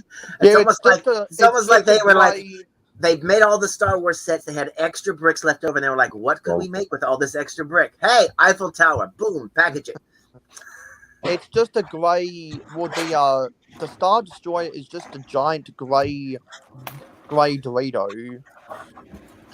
Yeah, I don't really care about the Eiffel Tower. It's like, and that's being like a what do you call it? Retired at the end of the year. So they might be like, we need another, because they make so many bricks of a certain color. They might be like, we need something to replace that big giant gray thing with something else. And so here, Eiffel Tower. But how much Technic do you think, or is it gonna, are they gonna really be able to, like, we're gonna show you how cool system is and actually make a giant system with just minimal Technic, or is it basic? Because the base, I mean, Eiffel Tower looks to me like it should just be some giant big Technic building, like, ta-da, there it is. I think back to the detail. Well, the original Eiffel Tower set in the 2000s was made of all brick. There was no Technic in it. Okay, because I would think if you use Technic, you could actually make the Eiffel Tower, you know, as realistic as you possibly could, because it's Technic. You look at the Eiffel Tower, it's like it's a giant Technic build, you know, in real life. And so it's like, why couldn't we make Technic pieces that, you know, ta-da, and you build the Technic Tower, and it's an exact replica, but, you know, scaled down to, you know, or whatever size it is, 1/1000 or whatever, and be like, boom, there it is, exact replica. And then system for the little people part in the elevator. You know, but 99% Technic, and it's like, look, it's an exact replica of the Eiffel Tower, people. There's a builder in the North Illinois lug that has an Eiffel Tower that he displays in his city display, and it's really nice. Does it have an observation deck for minifigures? It's not quite full minifig scale. Okay. It's large, but you know, Macro's seen it, you know, when we were hanging out there, but it's large, but to get a full observation deck, that thing would have to be like 8-10 feet tall. That'd be massive. It'd take up its own space, kind of like that lady in her shuttle and the gantry. Yeah. You wouldn't even be able to appreciate it from the ground if it was on a table. Like, you would have to be sitting on the floor, you know what I mean, to really even. Yeah, you want people to. You want people to be able to walk up to it, and you know. It'd be kind of stupid if you couldn't see the whole build. Yeah, that'd be something that you could like landmark in a convention. It'd be like, no, it sits on the floor right here. It's kind of like a hub. People can walk around it on all four sides and walk right up to it, you know, as they look at other stuff all around. I mean, they had a Saturn V rocket in the brick world that was on the ground, and it was like in the middle of the massive. Yeah, see, that's what you got to do with it. Yeah. That's what you would have to do, you know. That was actually real impressive, the size of that rocket. Yeah, it was. You can go down this path again, eh? Right. I thought we were talking about wood, not rockets. Yeah, well, there's a whole bunch of space analogies we could do. All right, gentlemen, it's 11 o'clock late for me, so I'm going to bow out. Have a great night, everybody. Thanks for hanging out, Matt. Fun times. Have a good one, Matt. See you guys later. Cheers. Peace. Bye. Tasman and Matt, definitely go check out their channels. Lots of content, lots of great themes, lots of builds going down, and mentioned it before, great personalities. It's half the fun. Oh no, I took those off. I didn't want to do that. It's like they're Sid and Richard. They're like, you know, they're talking about the overpriced sets, but I'm like, at this point, it was the funny thing was like, you know, when I thought the Black Panther one would cost more than it did, and so when they announced the price, I was like, oh, okay. You know, and just like when they that other set that's $500, it's like the Razor Crest. I was like, oh, it's outrageous at $500. Yeah, it's outrageous, but I thought it was going to cost more, and so it didn't. You know, so now when they come, anytime they say like, oh, this set is $500, this is $400, this is $300, it doesn't shock me anymore. It doesn't. It's just like, yeah, that. And a lot of times I just feel like, wow, that's lower price than I thought, you know, Lego would produce it for. And then more often than not, I'm still like, that's outrageously priced, but not shocking for Lego. It's not shocking. Well, I really don't mind them putting out something that costs $600-700, but you shouldn't have like 8 sets coming out that are like 350, 400, 500, 700, 600. I mean, like in 1 year. That's just You know what I mean? It's just like how long were the USCS out there for $7.99? And there was the most expensive set that was closest to it would probably be like one of the big Technic sets that was maybe like $500. Yeah. You know what I mean? There's nothing close. But now they're just throwing them out there like they're like a regular city set at this point. It's like, here's a $50 city set. Here's another $50 city set. Oh, here's a $500 Marvel set. Here's a $600 Marvel set. Here's a $800 Star Wars set. It's like, I don't even mind that if they were good, but like when it's like a $500 Hogwarts Express and they're just display pieces, like I'll buy a $500 castle or a $500 train station with a train or something that moves and you can get, a bunch out of. But if I just build it sits on a shelf, that's to me not worth $500 or $700. No, because it's just going to be collecting dust. They're making it easy not to even mock them and stuff half the time, right? They kind of are what they are. Yeah. They're making. Sorry, I was yelling at my auntie. Well, that's not nice. You're gonna say that's your poor auntie. Be nice. So did Matt? Be have firm, to go to bed? but be nice. True. Okay. True. Okay. Did Matt have to go to bed? Yeah, it was 11 for him on the East Coast there.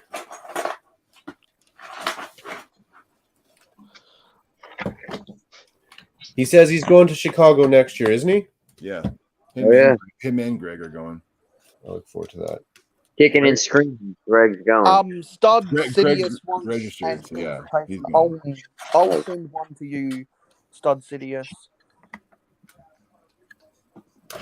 Yeah, they don't for some stupid reason. Let's try it again tonight. Maybe it resets after whatever. The what? It just says Instagram user for your name. But it's weird because, we talked, or I sent you a message August. I said it. So check. Tom, JP probably sent you one too. So, Dude, 15 was pretty tame there the other day. The what was?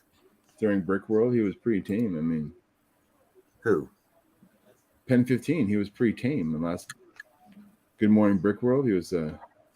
Oh, well, I can say he had a specific script, and there was a way I could do a play on his catchphrase. Never done. Exactly. It worked out perfectly. So I'm like, yes, he can do this. And these are the only things that he can say, and he's out. I'm like, that's it. Stud Sidious is gonna come in from the link that I sent him. Beauty. Because I was like, there's got to be a way that I think can get onto for Good Morning Brick World.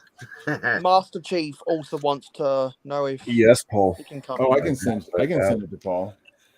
I'll Get send it done. I got it. Nice, appreciate it. Thank you. We're always here to help when your technology fails, and people are here to help me when my technology fails. Well, my technology didn't fail, Mayo. I failed. Or Instagram failed. Let's blame it on Mark Zuckerberg instead. Yeah, well, Instagram's been acting goofy half the time. Sometimes between the PC and the phone, they don't link up. Or if I read a message on the phone and then I go on the PC, it'll be like, you haven't read that message yet.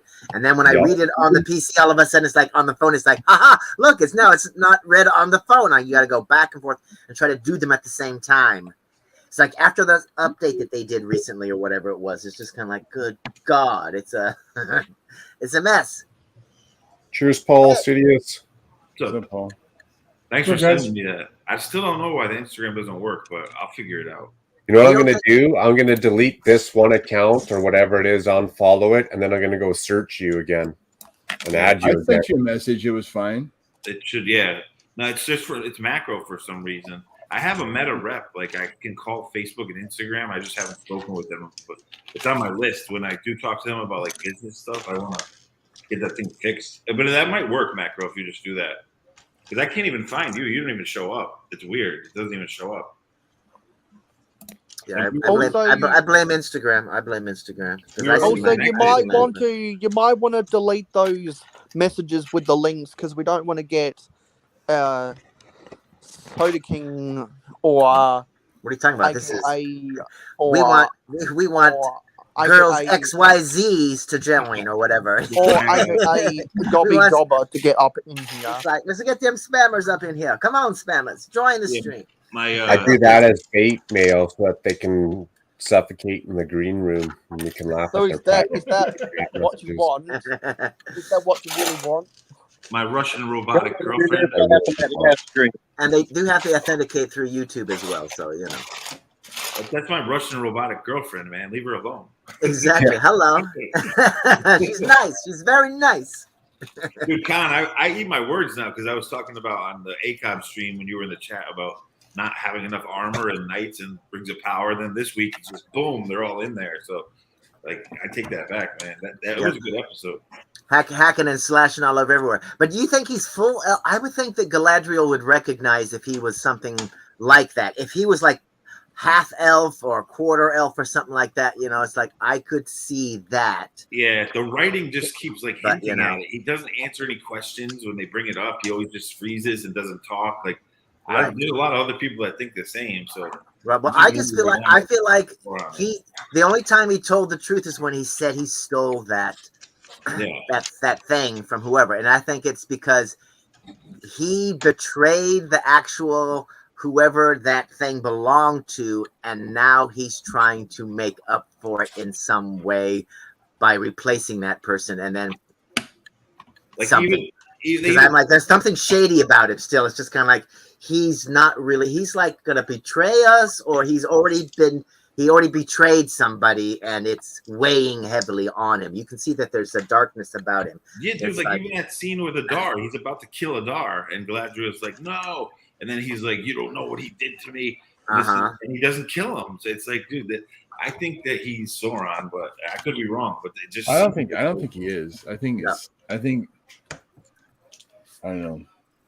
They've been hinting at it left and right, so you never know. There might be some big twist. I don't know, but it just seems like that right now. Well, it's like if he's the king of the, like that lady, she's all like, "Are you the king that was promised?" And you're like, "Yay, yes, we are." Well, it's like, well, if that's the case, then he and his family served Sauron and Morgoth in the last war.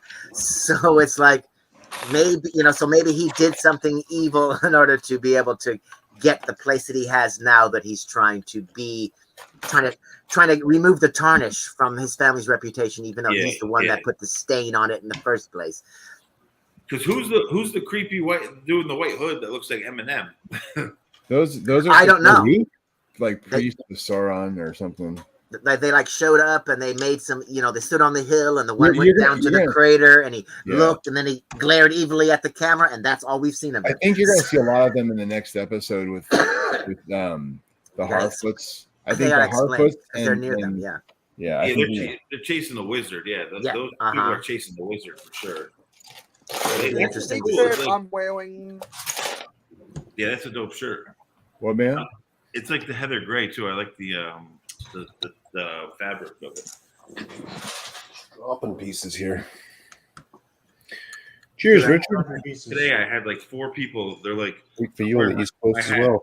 And they're like, "Go Yankees!" I'm like, "Can you read? That's a 1 and an N." Everyone in the store today, "Go Yankees!" I'm like, "It's not a Yankees hat. Like, Yankees are NY, you idiot!" Like, so yeah. And the Macro Bricks T-shirt is MAKROBRICKS. Wait, did I spell it right? Yeah, you did. So what does the N1 on your shirt or your hat mean? What's that? It means one nation. It's for like, you know how you might know. Well, you probably know all the fan bases now are like Red Sox Nation and right. Red Sox Nation. The Raiders trademarked it. The word nation. It was like they were the first to ever do it. Al Davis was proud of it. He trademarked it. So everyone else copied it. So Raider fans get really like, they say we're the only nation, one nation. So it's like an acronym that they use, like a lot of the fans use. Okay, but it's just funny to me because, dude, that looks nothing like, it looks like a Zoo York logo, not a Yankee. Yeah, it's set up like crisscross like a Yankees logo, but it's clearly not a Yankees logo. Yeah. Well, maybe you have embroidered on the side "One Nation." It's which sometimes in the back it has it and stuff, but it's just funny to me because as a graphic designer, a typography geek, Like the Yankees logo is so much different. It's thicker. It's an NY. Yeah, and it's defined NY that you can see the N and the Y, whereas good. that is like more stylized something else. Yeah, exactly. So it's just funny to me. I'm like, are these people drunk? Like, what the? Well, it's New York. Could be. Well, I'm on a Macro Bricks live stream, so it would be silly of me not to wear the Macro Bricks t-shirt. Oh, well, then they're just a bunch of yuppies that don't follow sports anyway. So they're just like, oh, hey, World Series time, New York, yay. You know. Yeah, So they say that too. One guy's like, are they playing today? I'm like, well, it's not a Yankees logo, number one. If you were a fan, you would know if they were playing. So. Exactly, if you're a real fan. Bag off full. That was like last night when fireworks were going off. I'm like, oh, Seahawks must be winning. I get scared all the time because we have to ice up a minor league baseball team a block away from me. And they would do the fireworks all the time. And I could never tell if it was gunshots or fireworks. I would always be like, I'll walk the dog, like hit the deck. Like it's like one has a sharper sound than the other. In my neighborhood, you never know. It could easily be gunshots. Well, yeah, exactly. Especially because of the way it echoes and whatnot. It's just like, oh. You just got to think, is it near or far? Ducking for cover. They got rid of the baseball team, though, and they turned it into a music amphitheater. So it's really cool. It's got I have a cool concert venue next to me now.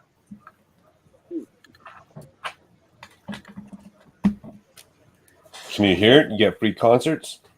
Yeah, I can hear it like clear, crystal clear. The other night, it was like Leonard Skinner, like blasting. Well, people are just pull up their lawn chairs in the front yard. They're like, yes. It's literally a block away. Like when I walk the dog, I can hear it crystal clear because it's an outdoor. It used to be a baseball stadium. They just so pretty cool. Yeah, it's a little bit fuzzy, but I can tell that's not a Yankees cap. Yeah, you can from this far away. Yeah, it's clear. It's just clearly. Every sports team does the cross. The San Francisco Giants do it. Like there's so many teams that you just cross the letters. That's like a graphic design thing. So if people think that when you cross two letters, Yankees, that's pretty stupid because the Mets do it. Like there's a million teams that do it. It's just funny because 4 people in a row say it to me today, and I'm like, what are these people smoking? Like it's not the team colors. It's a 1 and an N, but whatever. So how about a 0-3 season? Hey, about to go 0-4. No, yeah, that ain't happening. That ain't happening. When the Broncos beat you, that ain't happening. The thing is they can come right back into first place if they beat you and the Chiefs. And all the losses have been in the last 2 minutes of games that we've been winning, and they just give it up. So I'm in pain about that, but they'll bounce back. It's still a long season. I'm not worried. That's why there's 60 minutes. You're supposed to play all 60. Well, the Chargers season is over because Rashawn Slater is out for the year. I'm not worried. I mean, Carr always does this too. In the first 4 games, he's always screwy.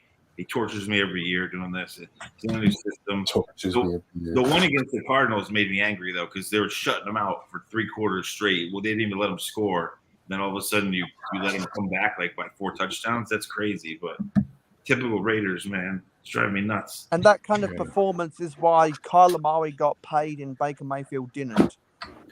So, but the crazy stat is that the people don't realize the Raiders quarterback is he's one of only 4 quarterbacks in the last 4 seasons to throw 4,000 yards. It's like him, Aaron Rodgers, Tom Brady. Like he's up there with like elite quarterbacks when it comes to that stat. And he has the most comebacks in the last 2 years. So hopefully he could turn it around because he's driving the fans crazy. He's driving me crazy. I know that.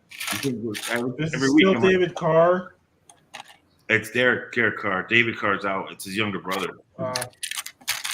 He's better. His younger brother's a lot better. Much better. But yeah, I remember when they finished 6-10 and it looked like the Raiders quit on their coach.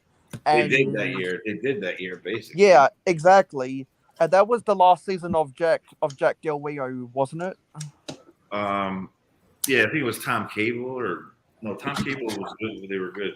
That's the problem with Derek Carr. He's a good quarterback. He just hasn't had everything changes every year with the guy, and then yeah, even a Gruden last year. So So what I remember at that time was that people could obviously tell that the Raiders quit on the coach. Yeah, no, they And so when definitely First Take on ESPN pointed that out, Derek Carr wanted to go into the octagon with Yeah, with, Stephen A. Smith and Max Kellerman. Yeah, he wanted to fight him. Yeah, that's funny. Yeah, it's just been torture the last 10 years for me. They get good, and then something stupid happens. I'm used to it. Yeah. And before he said that, he went on the radio saying that you can't be talking about that when there's kids around. I'm like, come on, dude. Well, Carr's a very spiritual, like Christian dude too. Like he's not one of those flashy guys, that sports guys. He's like very like religious. Like he doesn't really talk crap and swear. Like so, I don't know. If they lose tomorrow, then I'm going to stop watching because then they're screwed. They need to win tomorrow to keep the season alive. Yeah. So, in other words, you only watch them when they're good. And I usually watch all of them, but this year I'm angry because they shouldn't be this bad. And they're not saying they're bad; they're just giving away the games. I only care about my teams when they're good because I've got more important things to do with my time if they're losing. Here, this will let Mayo make fun of me right here. Yeah. So how about that? So how about that? Offensive line. How about Justin Fields? How about Soldier Field? Like I said, I knew this would become a ramble. I've already expressed my thoughts about the Bears ad nauseum. It's just boring. It's just boring talking about a boring team. I don't really care. You can see whatever you want. I don't really give a crap. The only good thing about the Bears right now is their beat writer Courtney Cronin. What happened to I didn't watch. I saw what happened to Tua, and what happened though? Did they say he break his back or something? Like what happened to Tua? He broke. Well, he had spinal complications on Sunday, and then he got concussed, sent to the hospital on Thursday night. He got discharged and flew back with the team on the plane afterwards. And now so he's the NFL, okay. So he's all and right. now, well, no, he's not because he's most likely not going to play. I don't think he should play for a month with his concussion complications. Like after the spinal injury, why were you playing the very next Thursday to get injured? Exactly.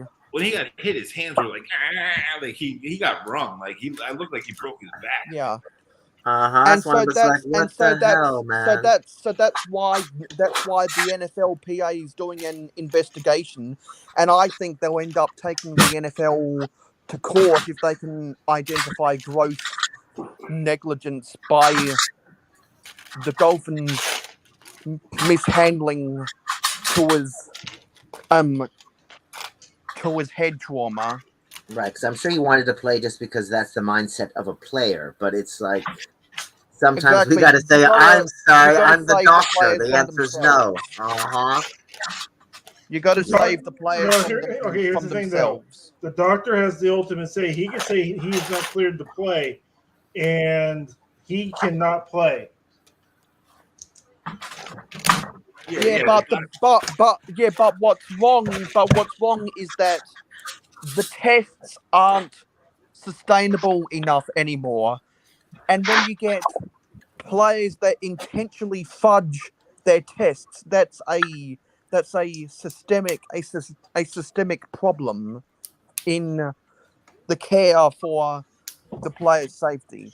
Like sports across the world have to get better at testing for concussions. Yeah. Did you see what happened to Hunter Renfrow on the Raiders the week before, Mayo? He was about to win the game and he got hit so hard. Same thing like Tua. Like I thought he was dead. He was on the field laying there, like still, like because he's a little dude. He's only like 5'8". He's not a big guy, and he got creamed. He dropped the ball. That's why they lost the game because he got hit so hard. He was about to score a touchdown. And he dropped the ball, lost the game. Yeah. But I thought the dude was dead, bro. He was laying on the field like a board. Like, and he's tiny. Like, and they're gonna let him play this week. He should be out for 2 weeks at least. The way he got hit, like it was bad. And what I identified on the replays with Tupo, who was the pass rusher for the Bengals, is when he sacked Tua. That was a double movement sling tackle. I think the NFL's best way to get out of this mess is to include in the roughing the passing rule sling tackle. Those white tiger helmets were dope though. That was a good concept. Yeah, they are really good, and the white Bengal tiger stripes really work. Those Siberian tiger, white tiger. Those were flashy. They work really well at night. Yeah, that's when I used to have to do all those For color night uniforms. I used to have to mock those uniforms up for the NFL, but whenever we did them, we knew that they weren't going to pick them. And then all of a sudden, once I leave that industry, they start using them on Thursday nights. They started it on Thursday nights where they would change the uniforms. For years, all the designers at the NFL, we'd make all these cool, like one-time uniforms for them to wear, and they would never get approved. And now they're doing it. It's pretty rad that they're doing it. Hey y'all, I hate to do it, but it's getting late over here on my end, and I got work tomorrow and stuff, so I gotta take my leave. Yep. No worries, Scotty. Good to see you. Bye, Scott. Macro, that update video you did was rad, dude. I like all the capsules together. Your stuff always looks good, but I like that one. Appreciate it. The castle. Yeah, the one you just put out, the castle update with Yeah, the little appreciate castle. it. How is that? Mac, I myself have also got to get out of here. It's been enjoyable. Y'all have yourself a good stream. Thanks, James. Bye, James. Take care of that. Bye, wood. Sarge. Cheers, cheers. How was the little build, the little castle build? It was fun. A lot of fun. Anything castle is going to get me going, and each exterior of the castle kind of has its own look, so it still has different details kind of than the rest. So it's fun to get the diversity, I sort of say. That's why I built that vampire blood bank, because I wanted to do like a gothic castle kind of thing. I just spun it into the whole vampire thing for Halloween, but nice. I wanted to build a castle, and I had so much gray from Star Wars. I was like, dude, I got to do something with all this stuff. Got to get it going on. That's the one thing about Star Wars sets. They give you a lot of gray so you can build castles. I tried a couple Star Wars sets. You'll never run out. So, that Razor Crest will give you plenty. Oh, yeah, definitely. Oh, that'd be... I think it'd be a really good idea for you to make a Microsoft Excel of the footprint of your plans for the Castle Pirates Steam. And then what do I do with that Microsoft Excel thing? Well, also it'd help you properly identify where you want to put different things, because if you're not careful, you're going to have stuff running up against each other. Yeah, a little bit. I got 2 really cool Nintendo dioramas in the works, but I need to. I'm waiting on parts. Otherwise, I'd be working on it right now.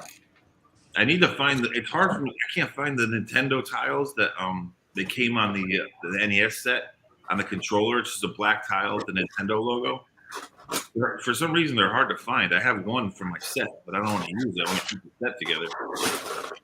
I need to get a couple of those tiles.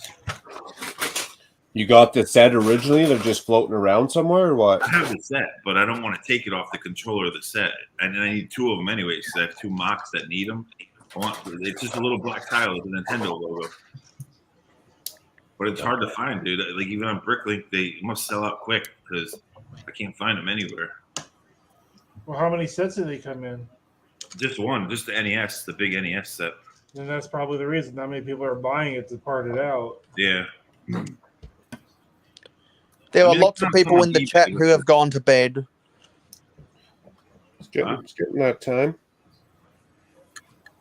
Okay, so it's going to come 2. Why? It's only 10:30 here. It's What 11:30. side are you on, Paul? Where you at? Central.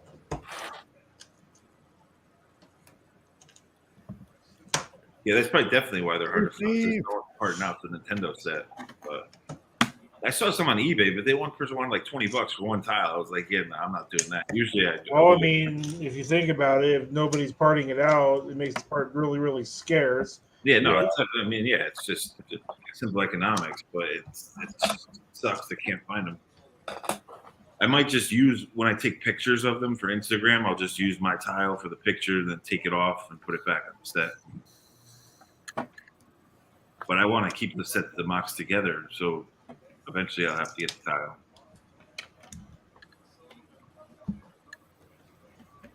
Yeah, it's a hard one when it's a kind of a rarity or anomaly piece like that. Dude, it's weird. Even these little, like this tile right here, this little tiny Imperial tile is hard to find. And there was in a lot of sets. It was in battle packs. It's just a little round Imperial printed tile, like little I know which one you're out. Those are hard to find too. And you just need that for mocks as well, you said? I just like to keep those because I always build a lot of Star Wars vehicles and I put them on there. So, like when I did this Vader speeder bike, I did the Vader speeder bike has it like on the gas tank. Clicking Cliff is back. I noticed that Hoosier Bricks ended his live stream. What up, Cliff? It was those little tiles. The Star Wars ones were in battle packs, so they should be prevalent. But even those are hard to find for some reason. Jump on and Cliff, if you wanna come on to the panel, and Macro's posted up links, invitations in the chat. Have you guys ever used Brick Owl? I used it for the first time. I'm waiting on parts to come in. I've never used Brick Owl, nope. Yeah, I've never used it. I know people who have, but I've never used it. I mean, the person had a good rating, and I usually don't even use Bricklink. I use Toy Pro all the time, and I have an account with them. So I tried Brick Owl, had what I needed, so I went for it. But I've never used them, so we'll see. They should be good. They're Canadian based, aren't they? Oh, I'm not sure. I think sellers are all over the world. Yeah, the vendor was from America that I bought from, but yo, Cliff, yo. What up? Hey, Cliff. Chilling. And we also have Moments of the Magic. Hey, Moments. I mean, it's basically Brick Owl seems basically just like a generic version of Bricklink. It's kind of the same thing from what it seems like. It's very similar to Bricklink before it was bought by Lego. Yeah. We'll never sell out. We're Canadian. I mean, they had what I needed, so I was like, screw it. I'll just buy from here. There's not enough people in Canada to sell anything out. Is it getting cold up where you are, Macro, yet? You're on the West Coast, though. Yeah, it is. That's actually a reminder. I got to take out my glue from my truck. How cold's it getting tonight? Yeah, last Saturday, I went out to walk the dog on your stream. I took a break, and I could see my breath. It was crazy, dude. Like, that's early to be able to do that here, but usually not too bad. It'll get down to 5 degrees Celsius, 4 degrees Celsius tonight. Yeah, I'm in the 50s here. But last week, it was 42. I went outside. I could see my breath. It was crazy. We're getting like that. We're getting pretty close to that. Maybe not quite yet, but we're darn close. I love that weather, dude. I love the winter. I'm a winter guy. So I hope you had a good 700 subscriber live stream, Cliff. It was all right, Mayo. It was all right. It was long. Oh, that's why you had the stream? Or you 8 just had the hours, stream yeah. had it? 8 hours. I was wondering why you did an 8 hour. You still building that Ghostbusters, or you put it aside for now? I put to the side. I'm built out for the day. I love that set. That's such a dope set, dude. I like it. Is that how you get with the Sandcrawler Con? After a while, you just feel a little built out, or what? I'm just done with that thing. Especially when you do I feel the same way. Even the 8 hours of sorting all day, hanging out, it's like, damn, I got to build for another 5 hours. Shit. You'll finish it eventually, dude. You'll get back to it eventually. You're almost there, weren't you? You're like pretty far into it. Why are you laughing? You were pretty far into the thing. If you drop it, Con. Go ahead and tell yourself that. you keep telling yourself that. All right. It seemed like it, dude. You were getting to the big chunk of it. No, it's no. No, it's not even close. What are you like halfway? No. Damn, it looked like it was almost done, man. I don't Yeah, know. no doubt. Not even halfway, eh? It looked like it. You don't know. It's a monster. Yeah, it's a monster. So, well, plus you were parting in the other parts that you didn't have from when they gave it to you, so that's kind of discouraging and the pain in the butt. So I could see why you get frustrated. Cliff can feel that pain. Yeah, Cliff was just zooming in and zooming out right there. Well, the same with that blue brick. So I had one black angle in this plate of this blue brick set, and I was probably about 1,000 pieces in, so I still had 3,000 pieces spread out, and I was looking for like 45 minutes for this one angled plate, only to realize they had sent me the mirrored image of it. So I had the wrong plate, but I was still looking for it. It took me 45 minutes to realize it's just not there. Are you sure? I was like, dude, there's no more pieces left. I'm pretty sure. I call those my Polish moments because I'm half Polish when that happens. I'm like, yeah, I'm half Polish. Shit happens. There's a couple times I want to throw this thing against the wall today. Wow. I don't know that. I love that build though. That's that Ghostbuster house is a pretty dope build. I'm enjoying it. After I gotta hang out. What it is I bought it used, so I had to part it out, and then I forget where I parted it out at.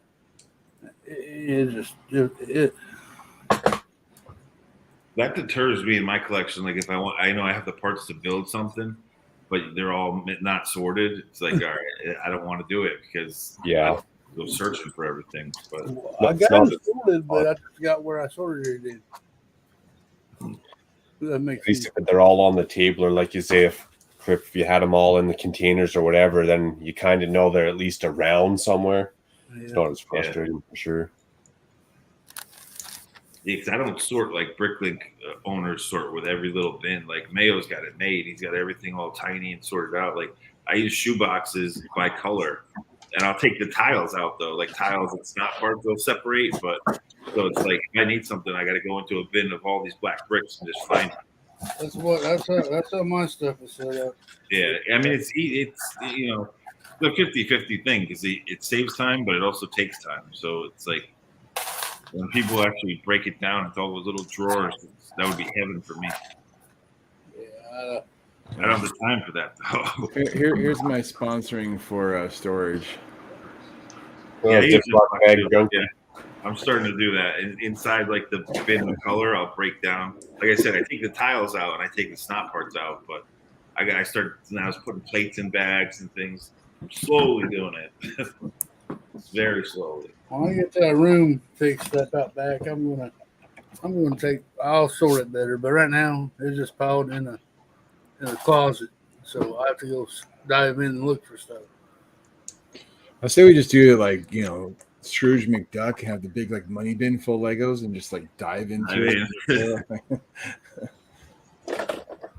It's good that I've got all of my pieces sorted into drawers because when I'm building my Paradisa box this month for Paradisa month and talking about both Paradisa and friend sets with Adora build, it'll make things a whole lot easier to find those pink and white pieces. Did they make a Scrooge McDuck minifigure? I know they did like Huey and Louie and I think Donald. Did they make a Scrooge one? Yep. Scrooge McDuck in the CMF Disney line, yep. Oh, cool. I figured they did because they did his little nephews. If they didn't do Scrooge, but they gave us Huey, Dewey, and Louie, that'd be kind of awkward. Yeah. I know I have the nephews. I don't know if I have Scrooge, though. I might have Scrooge. I break down my minifigures too, though. I pull them apart. The ones that I don't want to display, I pull them apart. And so when I'm there doing mounts and stuff and making my own figures, I just have a bunch of arms, a bunch of hands, torsos. Lord. Kevin Hinkle used to do that. He used to show me, like, he'd have a bag of just hands, like 1,000 black hands in a bag. Like he broke down every minifigure. That's crazy. I don't know. I'm too much of like I wouldn't say a completionist, but that drive me nuts. It'd make me worry later down the road when I want to put something back together again. I wouldn't be able to remember where the hell I put it all. Yeah, well, I have it organized enough that I could. I like I said, the ones I like, I keep together. The figures I like, I stay together. But if it's just like mostly CMF stuff, I just rip them apart. Especially now that they're going to be in boxes, you're going to get doubles of a bunch of stuff, and like I'll break those down. Which castle is that you're building, Macro? Is that the Bricklink one or different? The Bricklink one, and then I'm tying in some of the gift with purchases for it. How many gift with purchases did you get? 4 total. I'm that guy. I bought one of them off Jacob, though, to be honest, to be fair. Meanwhile, Mayo can't get a brick gift with purchase. I got 2 of them. I got 3 of them. It's and if anyone wants, if anyone doesn't need those things, I'd be more than willing to pay the postage to take it off your hands. I don't know. When a package like that leaves Illinois, they kind of make sure that it goes to Bear fans only. I thought you were a Charger fan, aren't you? I grew up in San Diego, but like my family, we were a Navy family, and so like my dad and my mom grew up here, so like everything in my house was like I had pennants of Bears, Walter Payton. Yeah. All my clothes were like Bears and Cubs, and yeah. That's the one thing when Charger fans try to make fun of me, I'm just like, dude, you have no rings. Just shut up. We had season tickets to the Chargers just because that was the local, So we had nice tickets right on the 50-yard line. San Diego is a big Navy town, so I just saw Top Gun Maverick. That movie was awesome, wasn't it? So I've only seen it about 10, 15 times. Yeah, I watched it 4 times in a row on a 48-hour rental. I was like, I'm going to get the most out of this. Like, I was working, but I was watching it in the background. What movie was this? Top Gun Maverick. The new one's real good. Is it good? With Goose's son was awesome. How they have Goose's son in there and the storyline between that. It was really good. Yeah, way to spoil it. What? Yeah, Lumberjack is back in the chat. That's not spoiled because he's in the trailer. Yeah, but they don't know that. But nobody knows that's his son. It looks like him with the mustache and the aviators. I mean, come on, it's. Hey, with Lumberjack back, we're going to have the wood conversation going. Oh God! I liked the new Maverick movie until Maverick's plane crashed, and then it became this ridiculous. Look, my plane will crash too, and we'll run across the ground, and we'll steal this other plane, and we'll get back. Yay! Yeah, that was crazy, man. That's when it took off. When it went off the rails, it would have been better if he would have died, and the son would have made it back to the thing. And you want to talk about spoilers? That's a spoiler. But like the end just went off the rails. I'm like, this was good until then. This was really good until then. He died. Yeah, it was just like, damn it, why did you do this?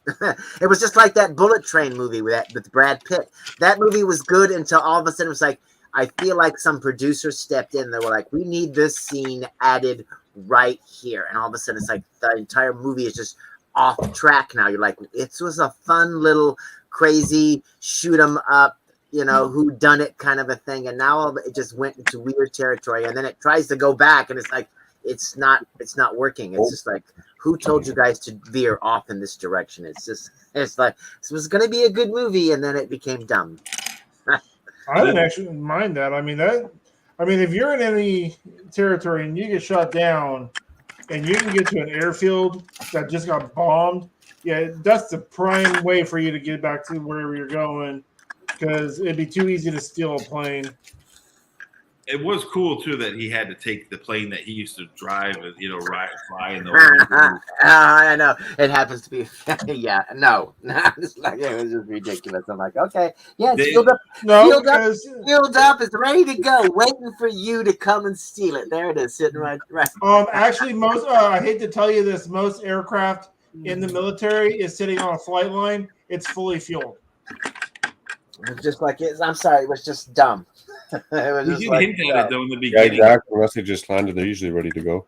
In the beginning, when they were doing the recon, Macro, once they land, because I was on the flight line for the Navy. When they land, the first stop is to pits. It is where they top off the fuel. They go there first, and then they go to the actual ramp to exit the aircraft.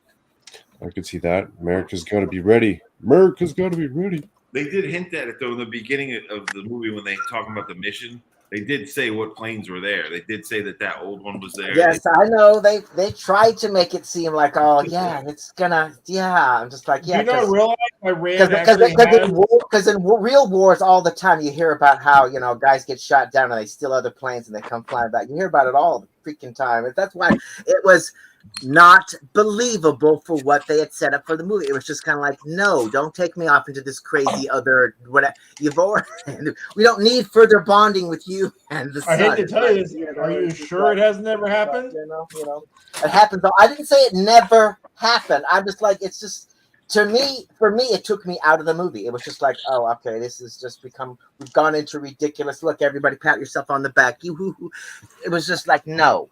It was a perfect movie until that moment, and it just took me out of it. It was a great movie. I loved every bit of it. Then it was just like, I was disappointed. No, Kelly McGillis was in it, but no Kelly McGillis. Have you seen what she looks like? Yeah, that's why she wasn't in it. I was just kind of like, oh my, okay. But see, the thing is, I did like the fact that has everybody in this stream or on the thing seen this movie? Nope. No, I haven't seen it because I've been disassembling old Powered Easter mocks for Powered Easter month on my YouTube. It's not channel like the instead. movie just came out a week ago, okay? So yeah, good. And someone's cat wants to be a bushy tail right there. My grandfather had no luck. He was an old Navy guy. He was black. He was sleeping on the USS Wisconsin, and he was blown right out of his bunk. He survived, obviously, and then he was on another ship 2 months later, and he got sunk on that one. I'm like, yeah, you're a good luck, Grandpa. He's bad luck for everybody else. Your grandpa has excellent luck. What are you talking about? He's like, at least for the second one, I was awake. He's like, I saw us get hit. He was asleep for the first one. Damn, to survive both of them, that's some serious luck. Like, yeah, he said he woke up in shock and they're floating in the water. He's like, everything's on fire around me. And the U.S. Wisconsin, that was a famous ship that got hit. Like, yeah. But to me, the whole thing of him ejecting and everything else, and then stealing the aircraft, I didn't have a single problem with it. I mean, it was a totally recycled story, but it was done well. Yeah, the whole movie was put together well. It was like it was good. It was a good sequel. I mean, they had Iceman. Basically, Hangman was Iceman. Like, I was shocked to see Val Kilmer in it too, and the way they did the texting because Val Kilmer. Yeah, exactly. Yeah, I was thinking he wasn't going to show up at all, and then he was in. I was like, yeah. Now I'm curious how they're going to do. They say they're going to hint back to Val Kilmer in the Willow series on Disney as Mad Mardigan. I'm curious how they're going to do that, but we will see. Hey guys, I am going to get off here. I am tired. I've seen more day, and thanks, Marco, for letting me come on. Later, Cliff. Cheers. Just returning the favor, man. Always good to hang out with you. Have a good night. Have a good night, Cliff. Later. See you, buddy. I hope Lizzie doesn't mess up Willow. I mean, Willow was a little iconic, classic fantasy from my childhood. So yeah, I think it's gonna be good. Looks good. It looks good. The trailer. Yeah. Have you seen the second trailer, Bricklock? The second trailer? Yeah, I've seen the big one. Yeah. Yeah, it's pretty damn good. I've seen like the behind the scenes one too, where they had the actors and showing some of the stuff. The one thing in the trailer when the I don't know if he's Indian or Middle Eastern kid, and the weird fish comes out of the water. That one kind of took me out. The one lady, that actress that was in Han Solo. Yeah, she played the one of the bounty main hunter. characters. Yeah. Yeah, no, they got good casts. It's just that one scene where that giant weird fish comes out of like the pink fluorescent water. I was just like, what the? But I guess they'll explain it. What are you trying to say? Or try to explain it. Because Willow was to me, it was George Lucas trying to do fantasy, and with Ron Howard, and for this time it came out good, even though the dragons looked really weird and the trolls looked really weird. But they're keeping those trolls. They're going to do them the same way. Yeah. Well, they also used the stop motion in that little bits where that the creatures would get torn apart or whatnot. So, so that'd be good. The brownies are in it, which is cool. Or at least one of the original brownies is in it. The funny one. Yeah. The funny one, yeah. The other one was the other one you couldn't recognize, and people kept saying that's. I thought the tall one that kept hitting him was Lenny from Laverne and Shirley, and then the little short guy that had the funny voice was some other guy from I don't know what. You're right. It was the dude from Laverne and Shirley. Yeah, and so that's why I was like, you didn't recognize him. You're like, wait a minute, oh, that is him and everything. And so I don't know if he's still alive. When I was watching, I watched Short Circuit 2 again recently. Short Circuit 2, and I forgot that the dude from Laverne and Shirley was in that too. The dude that played Squiggy's partner.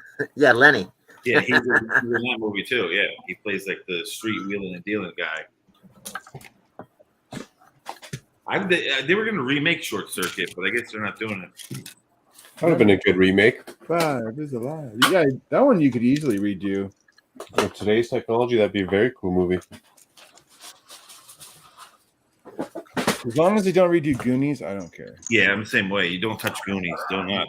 There was rumors they were going to redo it or do like a prequel, but a prequel. No, it's like if you're going to redo Goonies, you got to bring back the old cast is older, and they got to do something. If they did something like they did with Ghostbusters Afterlife and made it something, I can't. Like that has very good quality and very nostalgic and very heartfelt, I think it'd be fine. Right, it's that they got to be respectful of the original, whatever, and not be like we're going to stomp all over it and remake it. It's like no, it's got to be a love letter to the original. It's got to be like boom, here it is. If it was like the grandkids of Mikey that find the map and do something, and like they find something else or something like that, or maybe, but I don't know. Well, you don't want to have Sloth has a kid and it's Sloth's baby. You want to see what Sloth is as a baby? No. They just shouldn't touch that movie. They just shouldn't touch that. Just leave it alone. Yeah, leave it alone. Hey, Mikey, you go to the bathroom? Hey, Mikey, you gotta go to the bathroom? Dude, my cat is like crazy right now. He's like, okay, so Michael Jackson didn't come to my house to use the bathroom, but his sister did. Good chunk. Do the trouble shuffle. Which sister? Latoya, we don't care. I still love when he's explaining what to do for the cleaning. Oh yeah, he's like, put the drugs in the top drawer. Always separate the cocaine. No, always separate the drugs. So he's like, oh. And he's like, if you don't do it, you'll be locked in the attic with no food and water. Yeah. This is where Mr. Walsh puts his stuff for 2 weeks. I'm gonna have to go whenever my phone gets to 2%. I'm at 11% right now. And they make chargers for that, right? Yeah, but I don't want to have to put it on charge yet while I'm still on camera. Why does it turn the camera off? Or just overheats or what? No, it's just that. Well, yeah, actually, it does overheat. Let me guess. You got a crapple? I was gonna say I've never had an issue with the iPhone overheating. Only when it's charging and I'm on camera at the same time. Well, I don't have that problem with my Samsung. I was looking at those I think they're Samsungs with the screens that fold and they open up basically a mini iPad. Those are pretty dope, dude. I think T-Mobile, who I have, is doing $1,000 off if you have a qualifying trade. The technology is cool. I have a qualifying trade. It's a dope phone. Like, and it even has the stylus and everything. It's pretty cool. It almost made me switch from an iPhone, but I'm a graphic designer, so everything is Apple in the industry, so I just keep it the same. But that phone almost made me switch. Ooh.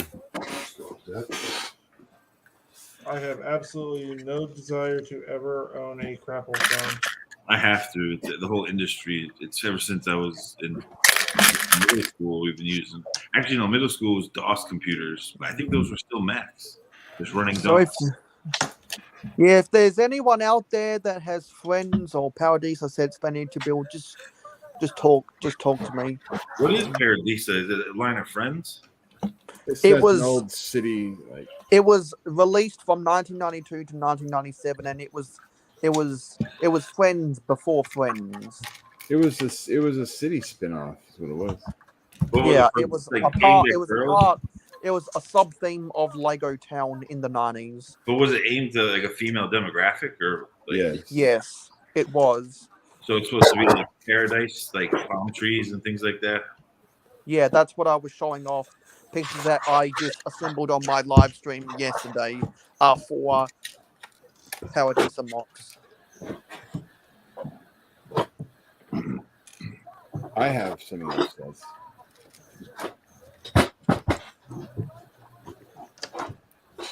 I have the wrist to run. That set came out in 1990.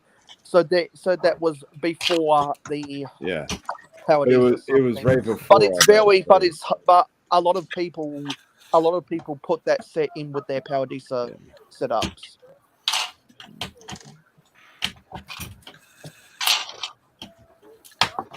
My cat is like.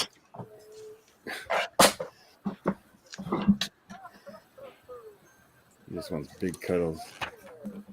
Which one's more of a sock, that one or the other one? This guy right here just bullies his way into love, and like the other one, she's a little more skittish, but like she'll come right up on you and like lay on your chest and want pets and things. But yeah.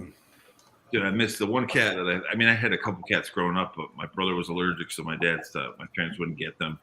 But when I was engaged, I had an exotic short hair Persian, so it looked like a normal short hair black cat, but they had the Persian smashed face without the long hair, and he had fluorescent green yellow eyes. I named him Sergeant Pepper. He was a little black cat. That thing, he was the most friendliest. Like he was like a dog. He always wanted to be near you. You could call him to you. Like he was a cool cat. And then when I split with her, she took him out of spite. And she sold him. And she sold him, which pissed me off even more because it's like, what the? I would have kept him. Definitely not an animal lover then. But she did it out of spite. Right. Yeah. It was so cool because when he closed his eyes, he couldn't even see his face. It was so flat. Like because they look like French bulldogs, basically. They look really flat. He looked like a little Mogwai. He looked like Gizmo, only all black. He wasn't cheap. He was a $600 cat. I had to buy him at like a cat expo. To get a Persian that has short hair, they call them exotic Persians. You have to go to a breeder to get it. And she wanted this specific cat, and I was like, cool. But then I ended up taking care of the thing. It was attached to me, but she just took it out of spite. Well, hello, it was her cat. You bought it for her. Now she's taking it. Now to get rid of you, she's selling the cat. I mean, I understand. Well, that's the thing. What a biatch, but I understand why she did it. Yeah, it's like, dude, they could have stayed. It was friendly with the dog. Like they were a little pair. I had a French bulldog at the time. They were pals. Like she shouldn't have split them up. Yeah, we had a cool cat like that. Lived like 16, 17 years. But yeah, we could take it for a walk. You could call it. It did tricks. Yeah, I just would look at people and they're like, cats don't. I'm like, what are you talking about? What are you talking about? I could open up the back door and call this cat and he'd come running. Okay? Yeah, that's how Sarge was. His nickname was Sarge, and he was a dope cat. But so if you are on a Discord, don't forget to join Macro server and my server as well using the links. I'm gonna head out, guys. I gotta walk the dogs, and it's gonna be a while. And so plus I'm gonna get some for Good Morning Brick World. So Bye, Cheers. Eric. I should probably He's got dogs and cats. Damn. Okay. Yeah, well, technically we have 4 cats because we have 2 Shih Tzus, which are basically cats. So Okay. Get him to use a litter box then. But we have a little robot, so that's all good. Yeah, my pooch would not stand for cats. So Muggsy would not go for cats. No way. No. No. Take it easy, guys. Take it easy. Cheers. Take care, Eric. Thanks for hanging out. He doesn't like the pythons. He freaks out when I take the pythons out. He runs. Damn, I would too. Exactly. We're like, oh, bye, Sid. See you next time. Keep the snake in the cage. Oh, good lord. That reminds Like me. Molly wanted to feed her snake. I'd be like, I'm going now. I can see that there are rats on the counter defrosting. It's time for me to leave. It's like have a good time with your snake. Yeah. That reminds me. I should have got frozen rats today. I got to do that tomorrow. I'm like, no. No, thank you. It's getting cold out here, though. So in the winter months, they hide. They don't come out. They stay in the heat pad. Was it just set to a certain temperature, that heat pad, or what? Yeah, well, there's universal ones that just stay at a certain temperature. There's some that hit dials that you could set. Mine like the ones that just stay at a certain temperature. So, but in the winter, they do not leave the pad. They stay on the pad. They won't like in the summer and everything. They'll come out and they want to come out of the tank and everything. In the winter, they just stay. They don't. They just chill. They kind of hibernate. Interesting.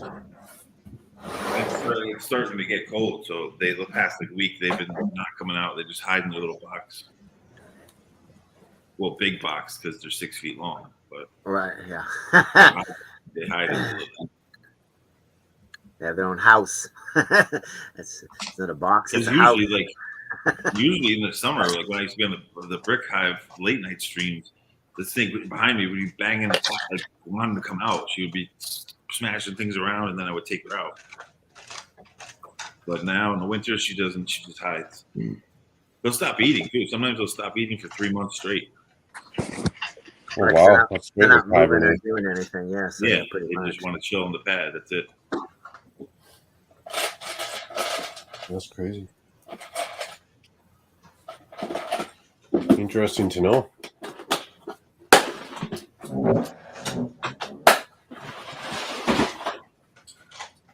The species of snake I have too, that Cleopatra used to wear them as bracelets because they're really docile and tame. They'll curl around you and just sit there. So that's why she was known for snakes. She used to wear them as bracelets.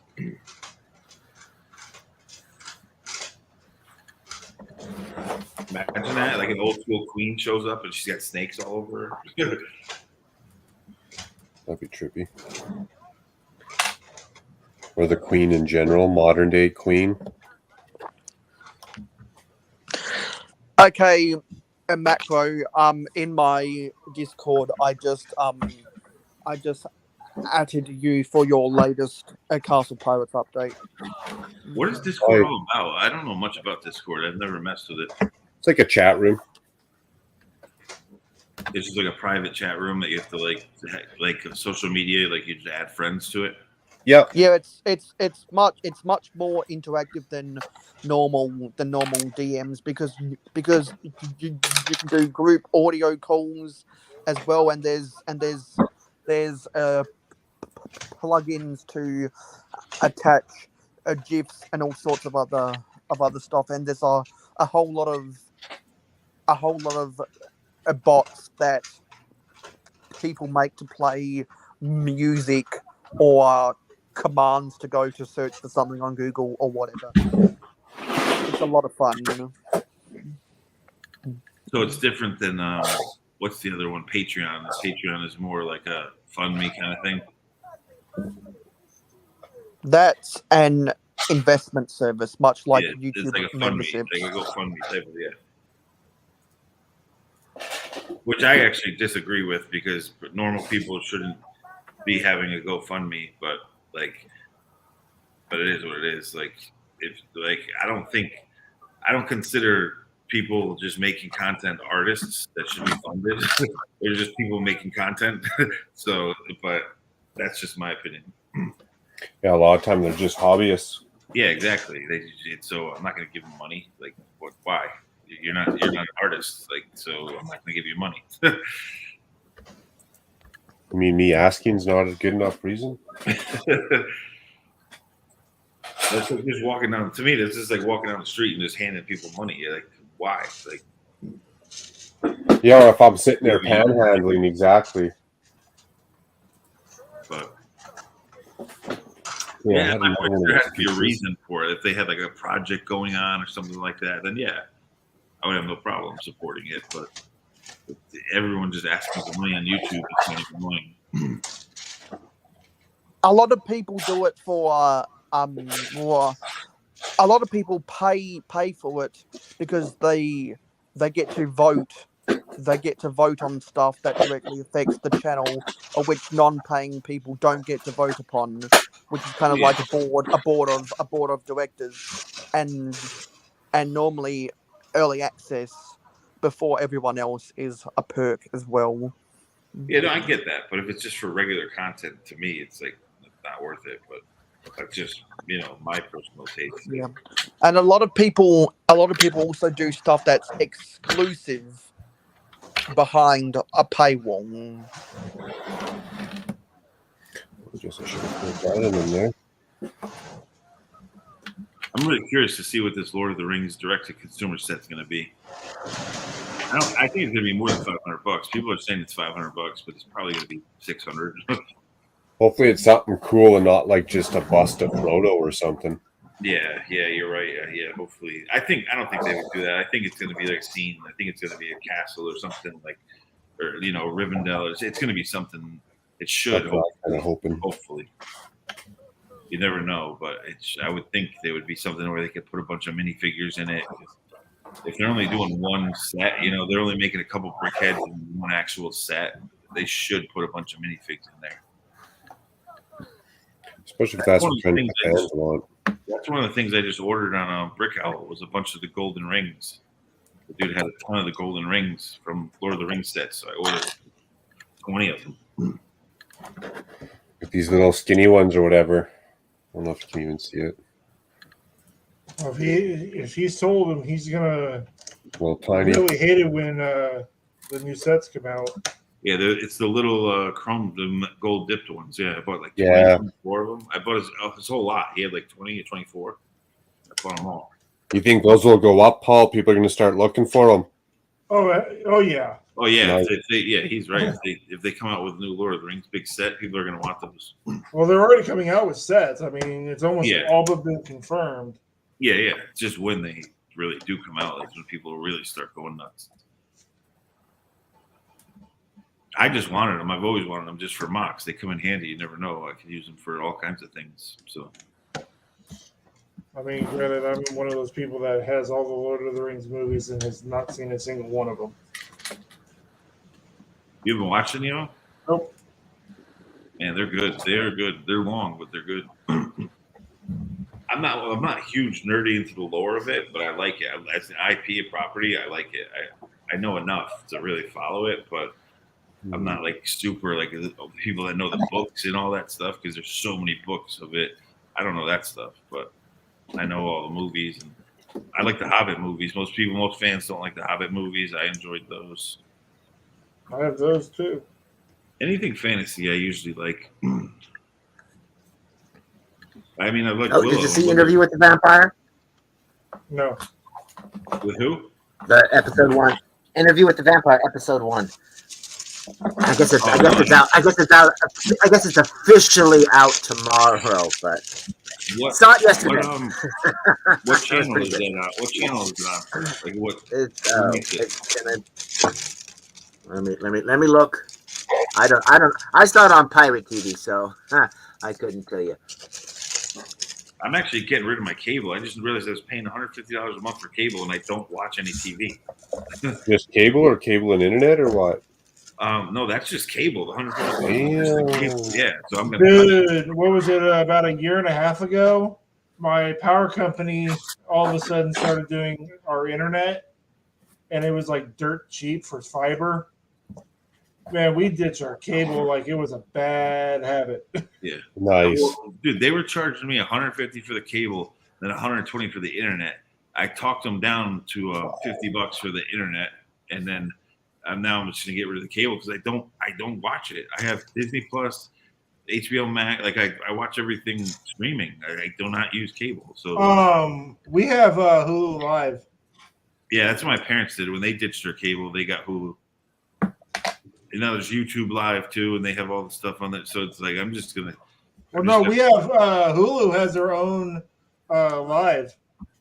Yeah, do they own? They make their own shows too, own programming. Yeah, no, I know that. I know, but YouTube, they're trying to compete, and they're starting one too. But, okay. Well, then it's on AMC. Getting Hulu Live, Hulu, and Disney Plus all bundled together for like $65. I'm just kicking myself in the butt because it's been like 2 years now that I haven't been watching TV, and I've been spending $150 a month. I just realized it's like I got to get rid of this because I'm just burning money. That's pricey, especially if you're not utilizing it to its full. Is it Comcast or who? Cablevision here, they call it Cablevision. But it's Optimum. Now it's owned by Optimum, but it's Cablevision. Like it's just a ripoff. Like my bill is like $270 a month. And it's just like, man, and then that's why I called them and said, hey, I can leave you guys for internet to go NetSpeed or someone else for $50. They're like, all right, we'll cut it down. They didn't even argue me. They're like, we'll do it. I have Cox here, and when I told them that I was leaving, they're like, well, we could probably match it. And when I told them what I was getting, they're like, yeah, we like, see you later. They're like, yeah, we can't do that. You know, they were cool. They did it instant. And my father had just done it, and he told me, he's like, tell them you're going to go to this company, and they'll cut it to $50. So I was like, all right. And they didn't argue one bit. They're like, all right, we'll do it. But now, see, like when I switched to internet companies, I did the smart thing. I did a stress test while they were installing my fiber, my new internet. On my old, I had 8 devices streaming, and then I was playing an online video game on my PC. And I was paying for 100 megabytes per second up and down, supposedly. I did the stress test on it. I was getting 68 megabytes per second download. Not bad. But upload was like 20 something. When I installed this, after they finished the fiber install, I did the same stress test. I was getting 105 megabytes per second up and down with all that going. yeah, that's good. Well, just recently we realized if you do streaming, make sure you get the gig, especially if you have Hulu Live or YouTube TV, because you're going to need it. I have the highest business, like the fastest business speed account they have, because as a designer, I'm always uploading huge files and sending files to clients, and so I have to have like very high speed.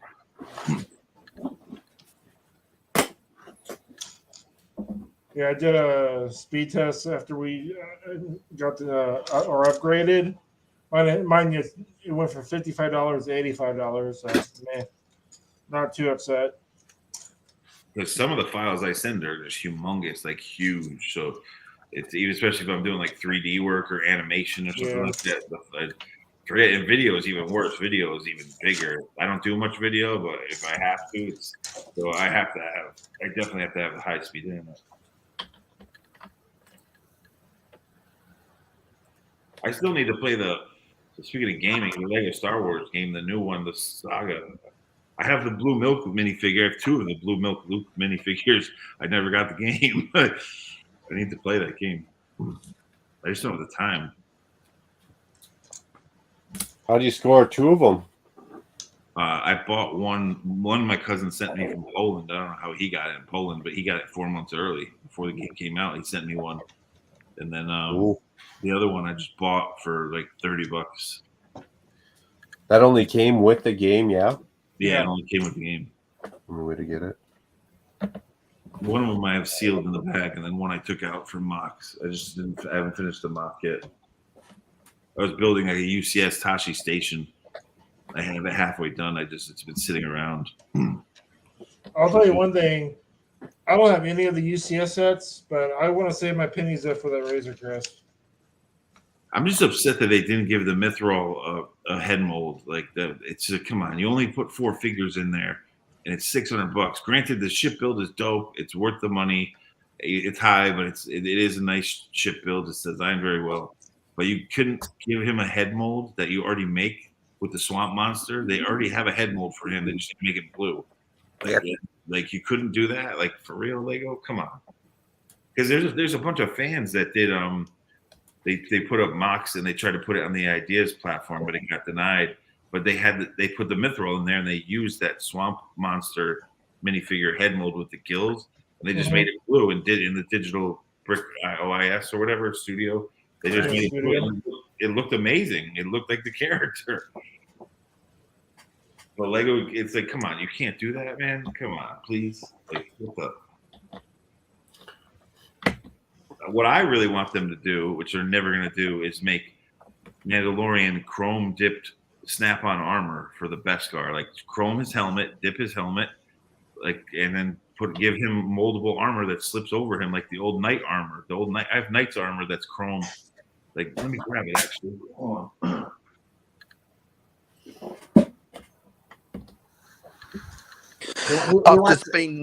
I've just been posting up messages and gifs on various Discord servers. Like this. Why don't we get this anymore? This stuff post. Macro, look how rad. Do you have these? The chrome dipped knight armor? No chrome. Let me put this full screen. Nope. I've got a chrome gold helmet and a chrome gold sword around here. Now, why can't they just make Mandalorian just chrome dip his helmet and give him something like this? Because it's for Star Wars. We're not going to do anything for Star Wars fans. Get out of here. Get out of here. Hold up.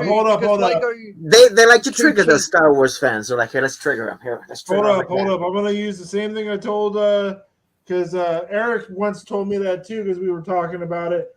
I was like, no, they've done stuff for Star Wars fans, because how many years did Star Wars fans want them to do a UCS Republic gunship? I mean, they wanted that thing bad. Well, that's the difference, though. Those are crybaby Clone Wars fans. Those aren't true OG Star Wars fans.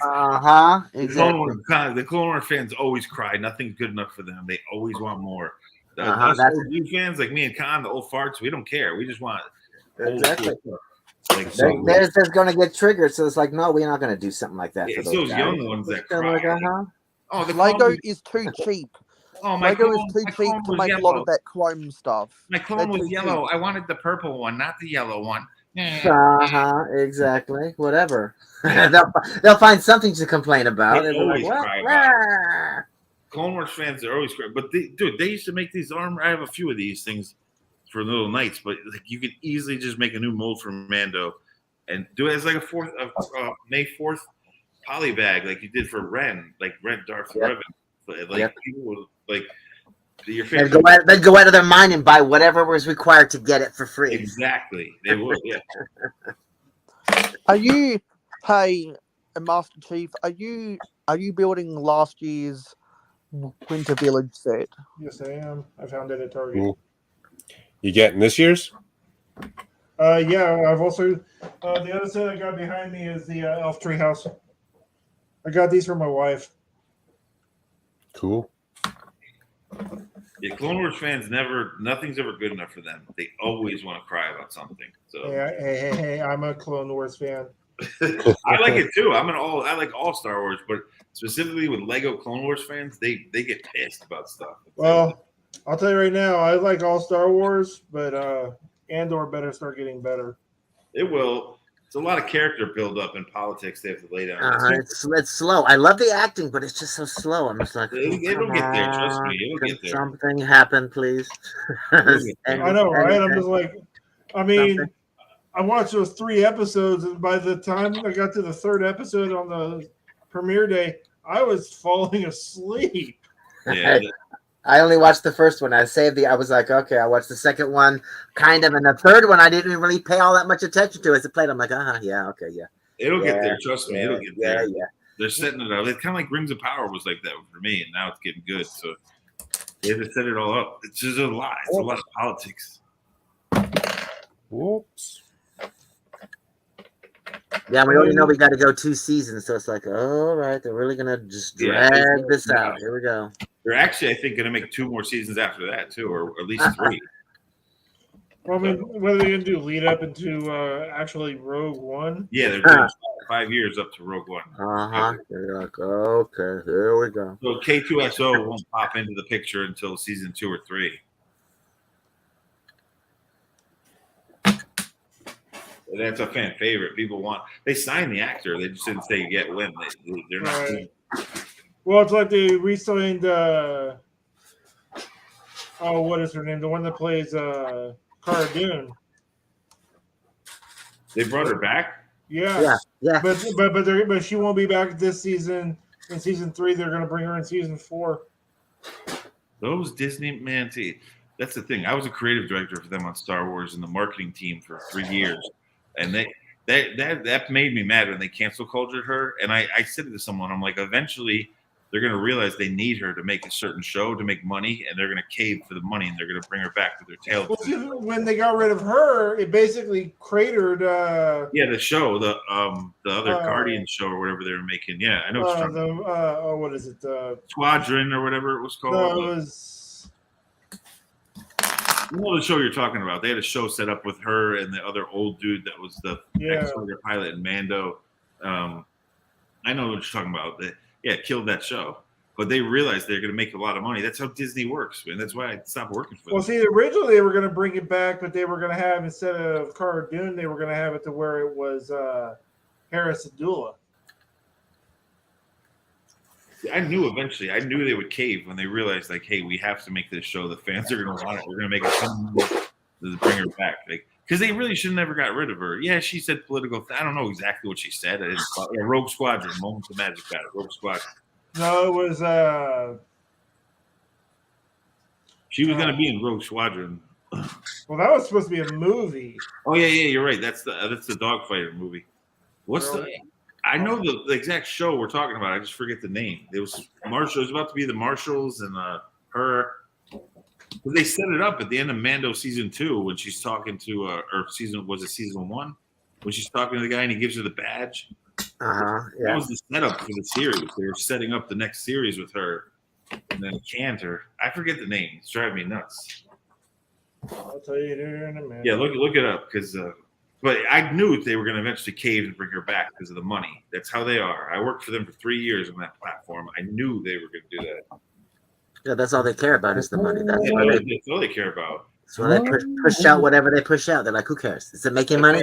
Make more. As a creative director, it was frustrating for me. And I was only, God bless the people who actually work on film, because I was only on the marketing team as a creative, and it drove me crazy because they wouldn't listen to us. We're like real fans, and I'm like, you hired us as artists who know these movies inside and out, and you won't listen to us. Like, and so I just quit. I was like, I'm done with this. And so, but that's how they are now. Disney and Star Wars is real corporate. 2, 4, 6.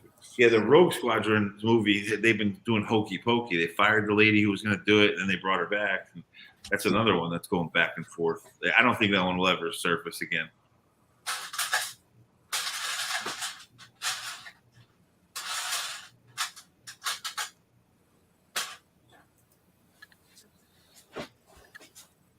Yeah, I got to get on watching all those shows. Far behind. There's a ton of them now. Rogue Squadron. Oh, cheers, Mayo. Peace out. Marvel's starting to go downhill. Marvel's starting to be like, what the? So Rangers of the New Republic. That's what it was. Yeah. Yeah, she made anti-Semitic and anti-trans statements. Yeah, I don't know. So that's why. I don't know what she said, but that's why they're saying that they canceled her.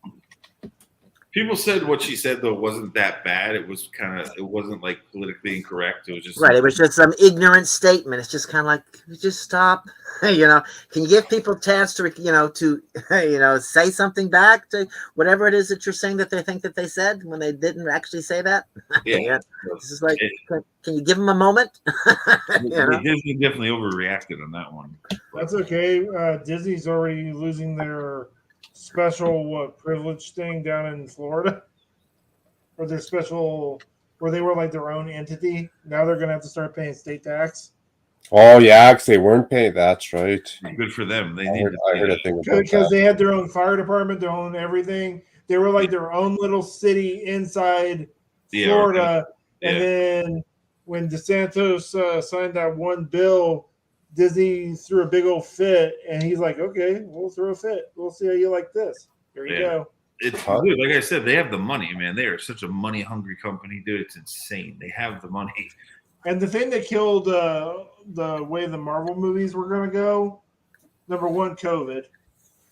Oh yeah, I mean that's and number two, it didn't help that the one person that they had handpicked for leading the next phase of Marvel.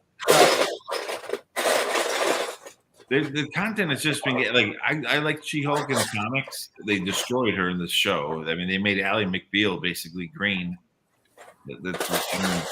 If you like that kind of show, God bless you. I mean, it's just not Marvel to me. So I can't even watch that show. I didn't even get into was it Moon Knight? Yeah, Moon Knight, which is a character I love, and I wanted to watch it, and that disappointed me because it wasn't really like Moon Knight should be. It wasn't horrible, but it was like I watched the first episode and then I was done. Yeah, it wasn't that good. Like it could have been much better. He's a cool character. Now Hawkeye was really good. That sucks. Actually, I want to rewatch that now that the holidays are coming up. I only watched it once. What the Hawkeye series? Hawkeye, yeah, I watched it once. It wasn't bad. I mean, it was Hawkeye, so it's like he's not like the flashiest character, but it was good. I like how they tied in not only the snap from that, but they tied in the characters from Black Widow. Yeah, that was cool too. I want to see what they do with Daredevil if they destroy that or not. Can't be any worse than when they had Affleck playing. Oh my god, I hated that movie. Oh yeah, that's old, man. I forgot about that. Yeah. Don't remind yourself. What's her face was Elektra too. He married her. That was his Yeah, that was the movie they fell in love on, or whatever it was. It was just like, oh my fucking god, really? Yeah, she was not a good Elektra. She was not a good Elektra. The whole movie was just dumb. She must have been good enough. They gave her a spinoff. They made an Elektra spinoff? I didn't even know that. Yeah, they made a movie called Elektra. Oh man, thank God I didn't watch that. Yeah, that was terrible. Oh my goodness. I can think of one other superhero movie that was really, really bad. And it probably makes most true superhero fans cringe. Green Lantern. Yeah, Ryan Reynolds still makes fun of that to this day. That's a shame because I'm not a huge DC dude, but that was a good character. And yeah, he had to fight a cloud, and it's like anytime you fight a cloud, it's like, oh god, you're fighting a. Okay, does everybody know who Gabriel Iglesias is? Isn't he a comedian? Yeah, Fluffy. Yeah. Okay, so he has a thing about where he was wearing a Marvel shirt, and this one guy says DC's better, and he just basically challenged the guy and said, "Okay, tell me some of the superheroes that make DC better than Marvel." And he went, Batman, okay. Superman, that's a good one. Wonder Woman, okay. Green Lantern, he's like, whoa. What's so special about Green Lantern? He wears a ring. Hold up. I don't know any guy that wears a ring that has power. that is true. That's why I'm not married. Yeah, I mean, I heard that. I was like, damn. Oh, that's a good one. whatchamacallit, the Black Adam though looks good. They just showed another like extended trailer. Yeah, That people are movie, gonna go see that just because of who's in it. yeah, pulling like my hair out. The Rock looks pretty. I'm like The Rock's in a ton of movies. He's kind of like watered down now, but he looks good as that role. I mean, there's a scene where he just claps and all the people are like, poof, they just disappear. Like he looks pretty good for that role. So they did a good dope costume with it. Like it seems pretty cool. Like I said, I'm not a huge DC guy, but that looks pretty good. I'm just wondering how close they're gonna, because he's tied in directly with Shazam. Yeah, but it doesn't look anything like the cheesy the way they did Captain Shazam. Marvel, right? But that's like, how are they gonna like meld the two? Are they gonna act like they're in separate universes, or are they gonna eventually do something together? Because Black Adam was the original Shazam, but he just turned bad. Yeah, he turned bad. Yeah, right. So that's why they created the other Captain Marvel or whatever. But in the recent comic books, they did a whole parallel story, the whole 52 and everything. They did a whole parallel where he ended up finding a woman that, calmed his rage and everything. He became the leader of a country. He became a superhero. They ended up getting, her brother became part of the Marvel family. So it became like Captain, Black Adam Jr., like they have Captain Marvel Jr. They ended up having a talking crocodile, like the Captain Marvel has a talking tiger and everything. So they paralleled the two and everything. But some bad crap happened, and those other people got killed, and Black Adam went evil again and everything. And the Marvels had to come in and stop him. But are they gonna are they gonna make him be an anti-hero good guy, or are they gonna really let him be who he really is, which is a bad guy? He's not a good guy. I mean, even if he comes and stops you from doing something bad, he'll tear you in half. That's the punishment. Like if you're like a terrorist or whatever, instead of capturing you and letting the courts deal with you or whatever, he will murder you on the spot. And so it's like, are they gonna do that with his character? Or are they gonna try to hero him up and be like, oh, he's he had to make these bad choices when he's not making that. He's has chosen this path, and it's just kind of like, if you're bad, I'm gonna F you up, and I'm not gonna worry about what my fist is gonna go right to your head, and I'm not gonna care. It looks gritty. It looks like Batman gritty. It looks like a gritty movie. Okay, so I've tried to watch the new Batman movie, and I'm gonna be straight honest, I cannot get into it. It's long. It was long, and I don't know. It was long and brooding, and I guess it fit the guy that played the character or whatever. But I don't know. The Riddler just seemed the Riddler was dumb. The Penguin was cool. I liked the Penguin. But the whole Riddler whole storyline, and Batman was so angsty, and then the Catwoman subplot. Well, Black Adam looks like Dark Knight Batman gritty. It looks like gritty Dark Knight Batman. Right, but it also looks like there's going to be a lot of action. I just hope that that whole tie-in with, because I can't wait to see Dr. Fate, what they're going to do with Dr. Fate, because he's one of my favorite characters out of DC. So I just wonder if they're going to have because when you become Dr. Fate, you put on the helmet and the helmet takes over and you become some sort of other entity, but you're long-lived. Are they going to act like this Dr. Fate knew Black Adam 1,000 years ago, back in the day, in the ancient days when he became Black Adam? Or is it going to be a whole new Dr. Fate, and there's going to be all these crazy back and forth to the past and to the future and whatever? But it looks like there's going to be a lot of great action. Looks like Hawkman is going to be treated seriously. I wonder if Lego will do a set. It looks like they won't, though, because it looks gritty, man. It looks like a gritty movie. Well, they made the giant, for the Justice League movie, which was all dark or whatever. They made the thing, that big bat carrier thing or whatever it was. So, I just think it just depends if they think they can make money from DC sets. That's why I feel like they're not making DC sets, because they don't feel like they can make money, because no one really talks about DC except to down talk it. Whereas Marvel gets nothing but praise, praise, praise. But now Marvel is starting to get down talked by people, and so this is DC's chance. Okay, so I watched Thor: Love and Thunder. Mind you, I saw the first time I saw the trailer for it is when I went to see Top Gun Maverick, and I'll be straight honest, me and my wife turned around and looked at each other and go, "What the F was that?" It's a comedy. It's a comedy. Yeah, it is. And So when it finally, I never saw it in the theater. It was like probably one of the few Marvel movies I did not go see in the theater. But obviously when it went to Disney Plus, I'm like, okay, it's free. I got it. I'll watch it. And you know,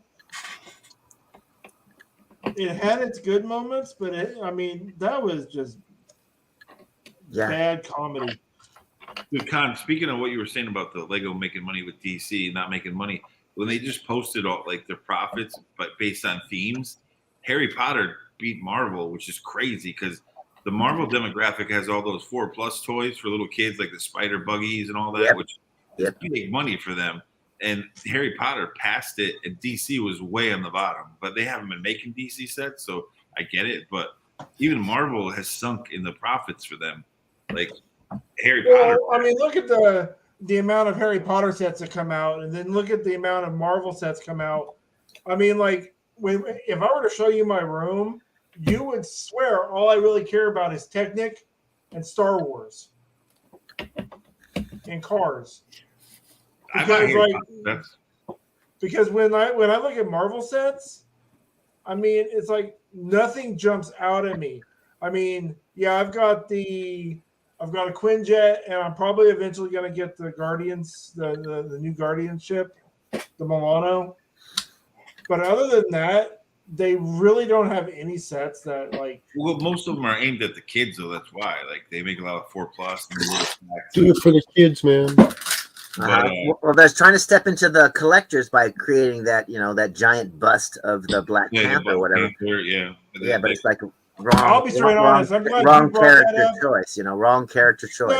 No, because they're basically doing it in a I guess a memorial or like in a way to commemorate the actor. Commemorate Chadwick Boseman, who played Black Panther, who he was supposed to actually lead the next phase of the Marvel movie.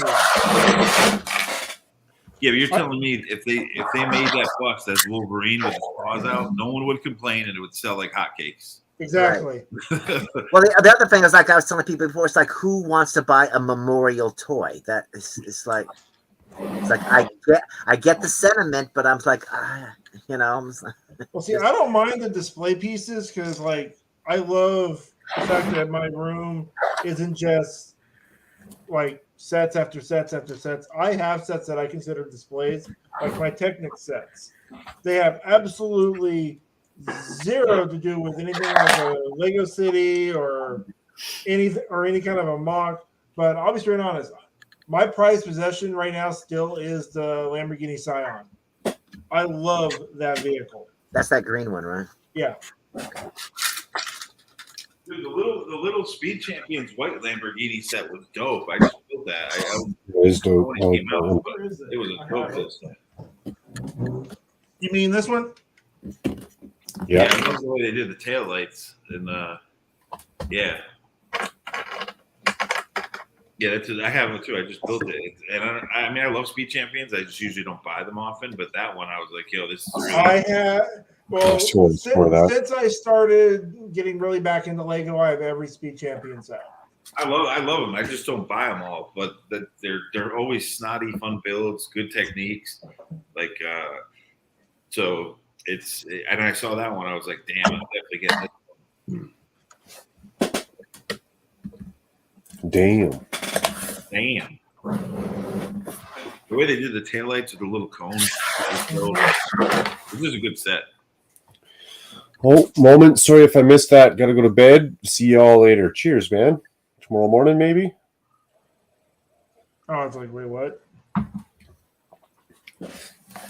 Moment's taking off to bed, and then probably see him tomorrow if he's up for Good Morning Brookworld. Who's on Good Morning Brook? Is it Chef that's on Good Morning? Jeff's the host. He's the guest co-host, yeah. Yeah, that's what I thought, because when I saw the thumbnail, I could have swore that was him in the animation form. I just wanted to make sure. I'm going to actually look up. See if Rich is going on later.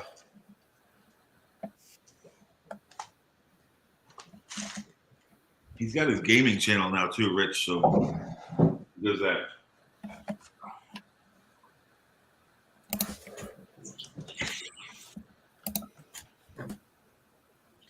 So what's everybody's thought on the Eiffel Tower? I'd have to see it. Like that, the crappy picture didn't really do it any justice. Well, But the picture they showed was of the old one. okay, well, $700. You must really like the Eiffel Tower or have some kind of. Yeah. I didn't see it. I usually don't buy sets like that, but I haven't seen it yet. Well, here's my big issue with those big sets like that, because people are comparing it to the Titanic because of the amount of pieces it has and the price. I don't know about any of you. I have yet, in the last 4 months, I have yet to ever see the Titanic ever in stock anywhere. So you think it's going to be a hot seller, or do you think they just didn't make that very many Titanics? I'm honestly thinking that they just forgot about the Titanic. Okay. Because that's one set. Because like my wife, the very first movie me and my wife ever went to see when we were dating was Titanic. So we wanted to get it and have it in our living room and everything. I mean, she was okay with me spending the $630, which was mind-boggling to me. She's like, as long as you have a place for it, I don't care. It's a nice-looking set. I'm like, okay. Take it while you can. And mind. I even asked the people at the Lego store, I was like, do you guys ever even get one? And they're like, we haven't had one in a while. Wow. All right. Good to know. The crazy thing is I've been seeing popping up more and more in Targets is like the DeLorean set, and like there's a lot of sets that usually they have an agreement with Lego to have some of their exclusives. Yeah. And like for the last week, if you went in and bought $50 in Lego, you got a $10 gift card. And on top of that, through it's either the middle of January or the end of January, you could scan your Target receipts and get VIP points. Yeah, I remember that. I hear about that, but I just was shocked because it was sold out everywhere. And then I go into Target and I saw like a dozen of them sitting there. I was like, "Whoa, people were looking for this thing, and it's sitting here at Target." Well, it's like the two sets that I'm building right now. You don't really ever see them anywhere. And when I went in and got these, they actually had one of the Wakanda Forever sets and one of the Avatar sets set out. And I'm like, you guys do realize those don't come out for a couple days? Yeah, I'm not a big Avatar movie fan, but the like that tree set looks awesome with the transition pink parts. Like, there's a lot of cool parts. Yeah, I like those. What the hell do you call those? Damn it! There's a lot of like cool parts and colors. Yeah, the Banshees. Yeah, those look really good. The ones that Rich just built, where you get one sitting on an angle like that. I like that. Well, you saw Macro that new part he showed. It's like a bong. Like it looks like a science beaker or a bong. It's like a clear plastic tube, like big piece too. That it came in that set.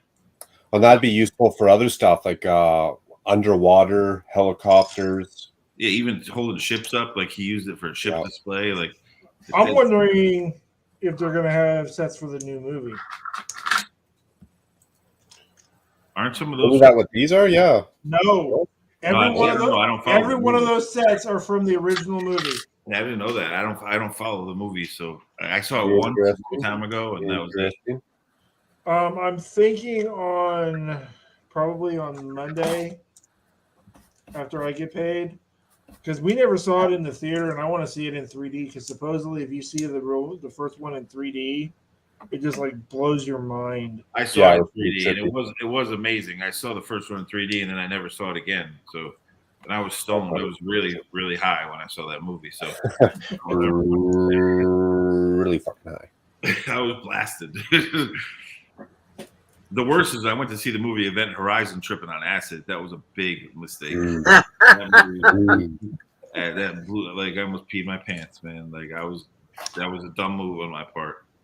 The only bad experience I had with that is I went and seen the very first Jackass and like did a handful of mushrooms. And that was not a good experience either. I'd never do that again. I thought Event Horizon was going to be like this sci-fi movie. I didn't know it was going to be like a dark horror sci-fi.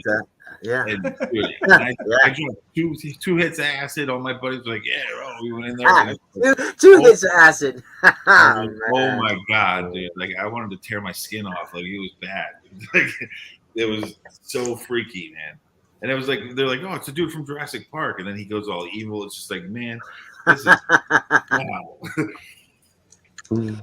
Oh, that's something I don't think I'd be able to handle as a drug like acid. I haven't touched it since I was young. I used to tour in the band, so it was all over the place. Everyone was pushing over.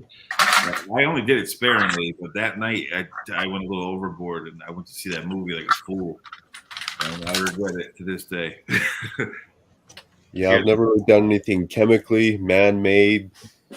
I'm usually a shroom guy. I was always into shrooms, but I would never really touch acid occasionally. But like I said, I was in a band, and we were touring, and it was everywhere. So yeah. Oh man, I'd wig out. I could see me wigging out. I'd be the guy hiding under the park bench in public. Or some other crazy crap. That's why I was always like, no. Yeah. Shrooms are always fun. They're natural. Yeah, I mean, shrooms. Although shrooms always made me sick to my stomach. Yeah, they do. They do mess your stomach up. But I figured, and the taste is horrible because I don't like mushrooms, regular mushrooms to begin with. So, but I figured out if you eat them with Fritos, it just kills it. Fritos just kills it completely. You can't even. Well, if you can get them all dried out and everything too, and you can sprinkle them on something and you can eat whatever, then it's fine. But yeah, but they would always make mushroom tea, and it was always my friends make chocolate too. Slimiest, nastiest. Yeah, you can barely choke it down. It's like, oh, this is gonna be worth it. My friends make chocolate a lot, which is like, I guess I don't take them anymore, but they still, like, my friends to this day make chocolate out of them, and supposedly that's good. Yeah, it dip it in chocolate, yeah, let it harden. I never got stick to the stomach. Is always like a head thing for me. So I'd get all paranoid or something. Like, I'm never doing this again. I'm never touching this again. You know, like next party in high school or whatever. And it's like, why am I doing this to myself? What the fuck? Maybe it'll be different this time. Yeah, that's exactly because people always convince you had a bad trip because you were around bad people that caused you to blah blah blah blah blah blah blah. Okay, let's do it again. You're in a mellow space. We're all mellow. It'll be good. It's my head that's the problem. Apparently, I'm the dark horse on this matter in this room because I haven't done anything. Well, that's all right. It could be a good thing. Yeah, it is a good thing. Trust me. Exactly. Lucky you. I was in a hardcore band, dude. So it was a wild scene. I was in CBGBs in New York City all the time, doing dumb stuff. So at a young age, I'm gonna take the dog out real quick. I'll be right back. Cheers. Is that what we're calling it now? Taking the dog out. Hey, I like that. I'm gonna use that as an excuse now. Until people catch on macro, you don't even have a dog.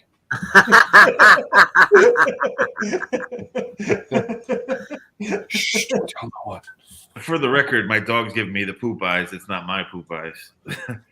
He's looking at me like, can you take me out, please? Yeah, you don't want to push that one too far either, I guess, eh? Well, he's a bulldog, dude. Bulldogs have some steamy ones. So you don't want to mess with those. No. I saw I think it was a TikTok or something. And I'll be right back. All right. And they're like, and it was a cat saying, cats are so much better than dogs. You don't ever see a cat owner at 2:00 in the morning taking the dog outside, picking up its poop sticks in a plastic bag. That's the wife and I. She's like, I'd like a dog, but she's like, I don't know if I could pick up a hot pile, steamy piece of crap. And I was like, well, I'm not doing it, so. That about solved that problem. Maybe that's why we don't have kids. Yeah, because that's a mess. That's a mess. That is a mess. It's like, oh God, you got to be kidding me. Well, you always see those horror videos where it's like up their back, down their legs, their jumpers, and. Yep, I've been there. It's like we're going to the bathtub. And on top of that, think about it this way: after they go to the bathroom, they lick. And then the next thing you know, it's under your fingernails somehow. They lick their balls to clean themselves, and then where's the next thing they lick? Your face. Yep. Another thing I hate about dogs is like, no. Stop licking me. and people try to convince you the dog's tongue is more hygienic than a human's. It's like, yeah, get out of here. Yeah, well, it must have some pretty gnarly bacteria in its mouth for it to lick its ass or balls and all of a sudden be cleaner than my mouth. Mm-hmm. I know, right? Yeah, that's an interesting one. Share your ice cream with it. No. No, it's like you can have the ice cream when I'm done. Here you go. You can have what's left. But yeah, once you've licked it, it's yours. Once you licked it, I'm out. Uh-huh. There they all are. Grab some more trees. Wow, I got a lot done. Amazing, Con, eh? When you stay awake. Yeah. And see, I hate to bring this up, Macro, but what you're doing right now is the main reason I always did not like the price of the new Lion Knights castle. Because you can make a better one yourself. Well, I always like I've always said is if I want to build a castle, don't get me wrong, I love the look of the Lion Knights castle. It looks really nice. But like I said, you could buy 4 of those foreign ones. Yeah. Or 3 of the ones for the same damn price. Yeah. And get 1,500 more pieces and build a much bigger castle and a more complete castle. Yeah, you could. And I'm not gonna lie, I think killer for me was the horse bardings and minifigures, which are $50 each on Bricklink, those stupid horse bardings. And there's not really anywhere in North America that's selling them. And they're not going to appear on that Bricks and Pieces or whatever? No, I keep looking, and even the Lion Knights minifigures aren't up there like the Black Falcons are sometimes. Well, it's because it's a 90th anniversary set. So you don't think they'll ever release them? No. Oh, that sucks. Oh well. But yeah, what do you do? And then again, most of them that are being sold on Bricklink are all from like Czech Republic, Italy, $15 shipping for 3 minifigures. And see, because once they released the image of the Black Panther bust, me and Eric had a nice little conversation. I'm like, so you're okay with overspending on a $400 castle, but not on that bust? Now, granted, I get it. I tried to explain to him not every set is for everybody. Yeah, exactly. I was about to say to each their own kind of themes that pull on their wallet or heartstrings, right? Well, not only that, like me, I like display pieces. Like I like the architecture sets. I consider a lot of like all the Technic sets. Those are basically display pieces. Yeah. True. I love them. Because like in my living room, above my couch, I have all my architecture sets. And then I have like a little bookcase on top of that is my White House. And inside our entertainment center, mind you, I have the what is it? It's the Boutique Hotel. And then my wife wanted last year's Chinese New Year set, so it's sitting in there. And then, like on our dresser, we have all the. I have the flower bouquet, the bonsai tree, and then the ice skating rink because I just didn't know where else to put it. But I'm eventually going to get all of the other botanicals that I'm going to put them on our dresser. And I mean, that's just to me, it's a way because my wife likes the display pieces. She just doesn't have the patience to build them, so that's kind of why I'm able to buy what I buy. Oh, it dresses up your house is the same, I guess, as like a vase or dead flowers in the corner, like Right. fake flowers, right? It just adds color and shit. I can see that. And like I'll on do Chris, like- and then like the reason she wanted these is because in Christmas we usually do a Christmas village. Well, we have two of the wreaths, but what we usually do is our living room lamps. The diameter on the bottom of them is just small enough that I could actually put my wreaths around it, and it like dresses it up for the holidays. Gotcha. Nice. So I mean, all I need. Now, the only thing about this Eiffel Tower is, like I said, I have cats. I'm afraid they're going to climb it. Yeah, they would. If it has a good base, it'd be. I could worry about that with my cats as well. 50 centimeter base. I'm not sure what that is in inches. How many centimeters? 50. 50 centimeters, 2.5. It's going to be a decent size. Here, hold on. My math sucks. I'd have to pull out my calculator. I'm doing that right now. 2.5 centimeters in an inch. 2.54 centimeters in an inch.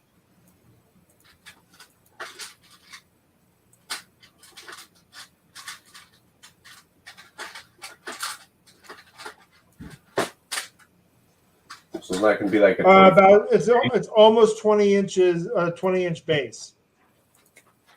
So you're figuring the base is going to be 432 by 32s. A 20-inch? Yeah. All in, yeah. And it's supposed to be like 5 feet tall. That would actually be a real cool focal point for a city, but at this point, I wouldn't be able to make room for it in my city. But that'd be actually pretty cool. I'd have to look at the actual structure and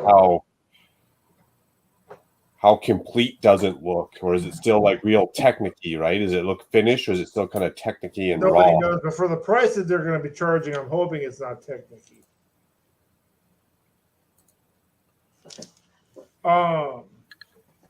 Now, granted, last year the cats didn't climb the Christmas tree, so that was a blessing. It was a win. So, is that what your cats usually do? We had one cat that did it. See, my cats aren't really jumpers or climbers. They're just like now. They're the bulldog of cats. Now the funniest thing is we had like I said, we did like a winter village because we went to Walmart last year and got all of the like village type things that they sell. Nice. And set it up on a table, and my wife's cat played Catzilla. Catzilla. Oh yeah, he would just walk around the city like nah. Dude, speaking of Winter Village, I'm bummed that they didn't make that Gremlins idea set because that would have been cool in Winter Village to have that little Christmas house with the Gremlins. That would be cool. Did you guys see that one in the ideas platform? Yeah. It could have been done a little bigger, but the fan did a great job. So here's the thing about ideas. I'm gonna be straight honest. Like you could submit digital renders of ideas, but here's what I would do because I tinker with Studio all the time. You can ask Macro. I actually designed a Avengers Tower that's over 8 feet tall. Well, it doesn't take gravity into account, is what from a design standpoint. Oh, trust me, this could have stood because it had so much Technic in it.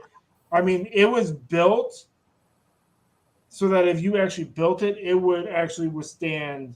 Oh yeah, no, I'm not saying that. You know what you're doing, putting the structure in there, but there's a lot of fans that don't, and that's why Lego has to fix their crap half the time.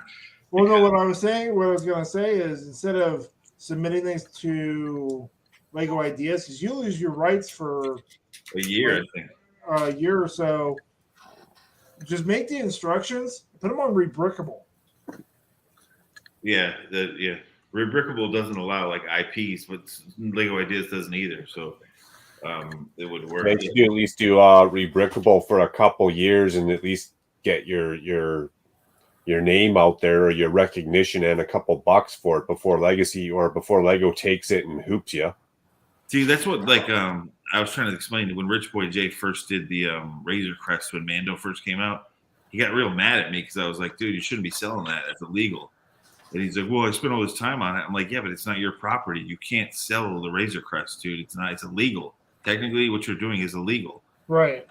And he was trying to argue me on it. I'm like, bro, I used to work for Lego. I worked for Star Wars. I'm a professional designer. What you're doing is illegal. I don't care how much time you spend on it. You can't at least change the name. Do what people that do bootleg stuff do. You cannot say that this is a Razor Crest because you will get sued. And eventually he had to take it down. He got in trouble for it. Oh, wow. They contacted him, eh? What? They contacted him. Yeah, yeah. And he phoned me and I told him, I go, that's what's going to happen. I'm not trying to be a prick. I'm just telling you from a professional designer's point of view, you're going to get in trouble, dude. Eventually, they're going to catch up with you. Yep. And they did. A lot of people make instructions for things they don't realize it's illegal what they're doing. But like, hey, more power to them. I'm not here to be a Debbie Downer, but it's like you can't do stuff like that. You will get in trouble eventually. Well, yeah, because it's a licensed product. Yeah, it's a trademark thing. Like, Yeah. Even if you call it. Hey, well, I guess technically now, I guess you could call, you could do a custom Slave 1 and call it Slave 1 because they no longer call it Slave 1. Yeah. Could they pinch you for it looking alike though? They could, but they usually don't. Like, depends. Like, they usually don't if you just name it something different, but they could, Okay. yeah. Trademark, it goes off of sight, sound, and there's a third one too. But so even if you don't say that it is something, if it looks like something, they could. But usually it's only when you name it what it is that you get in trouble. That's what I was just trying to tell the dude. I'm like, just change the name. And he was being stubborn about it. But I was like, oh, he's a young kid. He doesn't understand. He's a hobbyist. Like, whatever. But Or he things was- you he was like getting harping so on mad. it. They'll figure it out when you get sued. Yeah.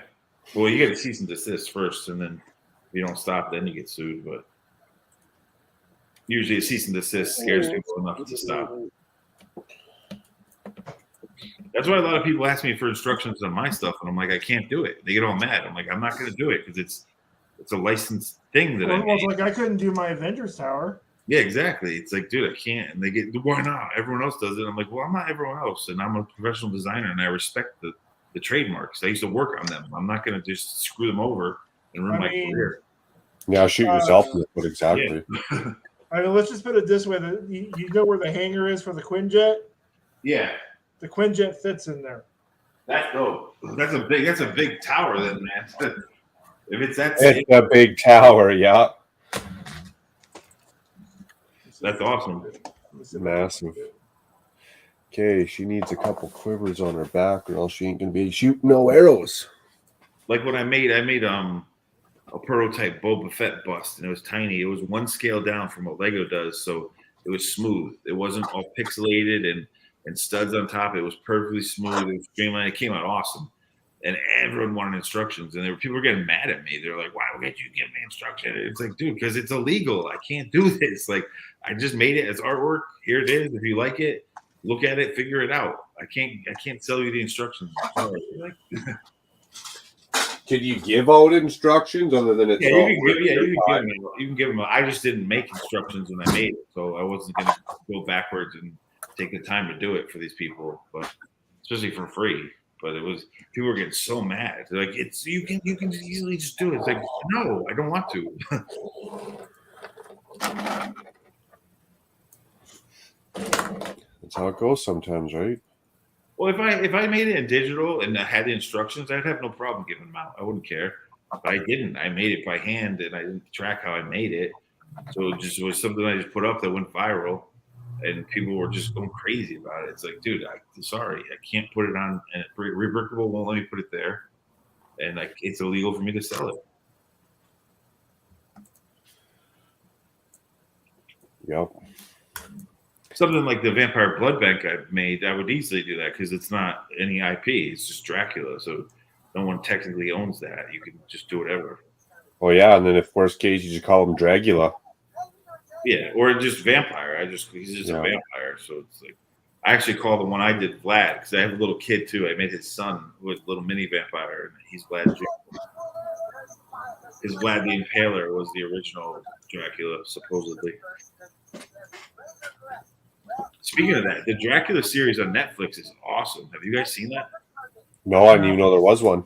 It's been out for a couple of years now, I think, but it's really good, dude. Really good. You should check it out, Macro. You'll like it. It's awesome. Hey, Macro, put that on big screen. What on big screen? Should be me sharing my screen. The tower? Oh, yeah, I want to see the tower. If you have a picture of it. Oh, you're pulling it up. Nice. Okay. What set is that you're building, by the way? What set is that? That is the Santa's Visit. Oh, that's cool. I like the angles of it. Thought I had a fucking I can hear Con editing in the background. Okay,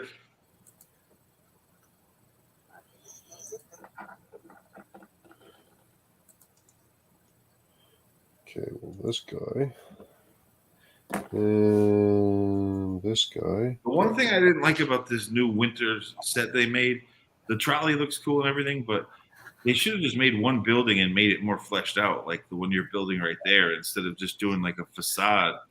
It was almost like Lego City sets where it was only just a facade and there wasn't much to the actual building itself. And Yeah, they're starting to do a lot of that, eh? But they click together, don't they, and make one, you know. One main street. Yeah, you put them together and it makes one tall building or whatever. Are you not able to share my screen, Macro? Yeah, give her. You're on there.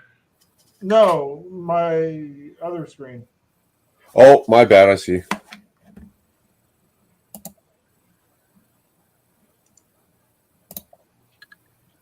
Oh, that's dope.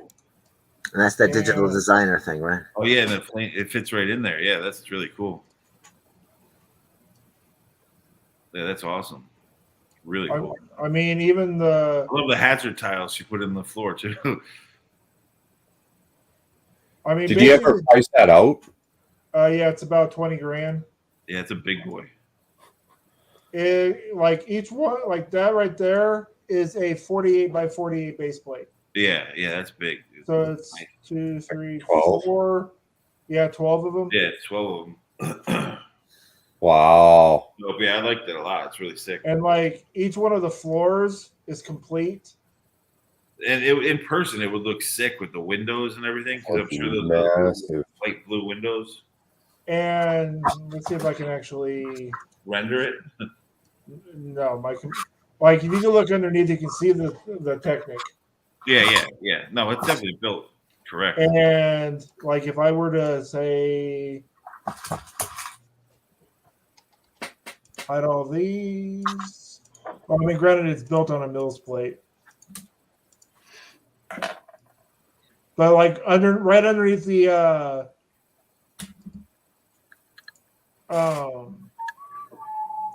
tower itself,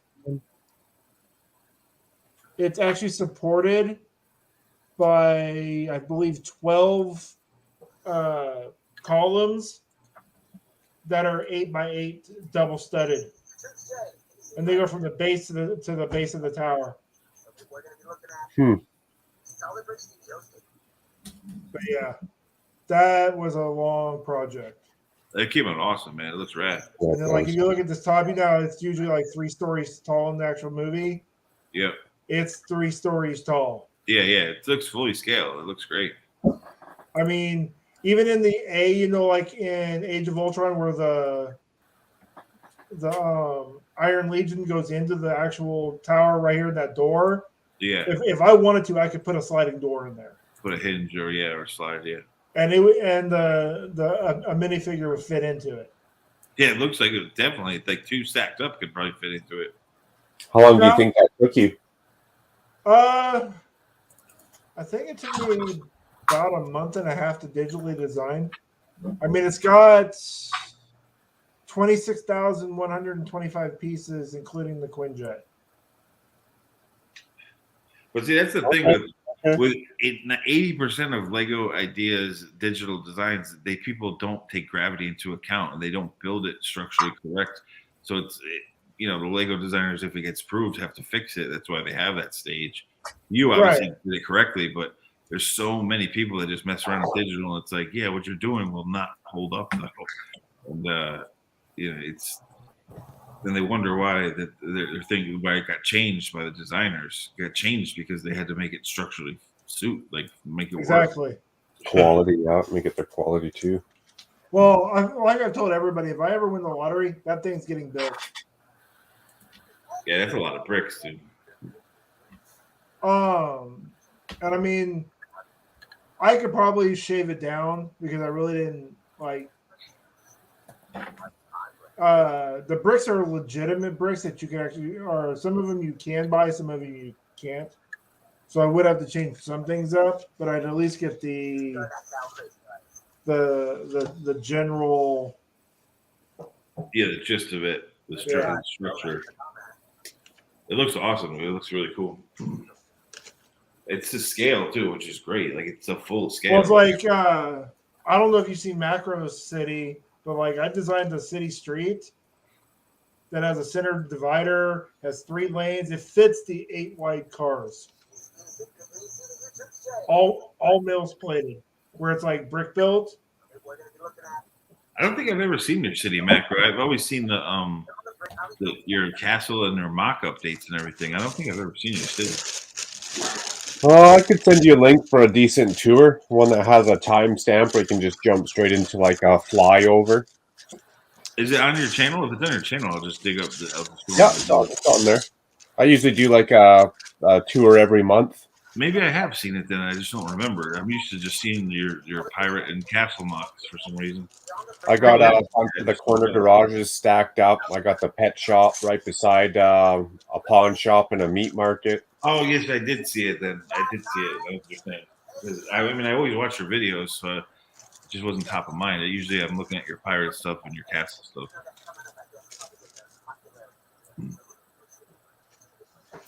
Yeah, the way people describe how I build on Digital Designer is I King Kong size it. I need to start messing with digital because I work in so many programs all day as a graphic designer and creative director that I don't want to, when I want to build, I want to use bricks themselves. But the more I mock, it makes sense to do it in digital first because it will save me so much money on ordering parts.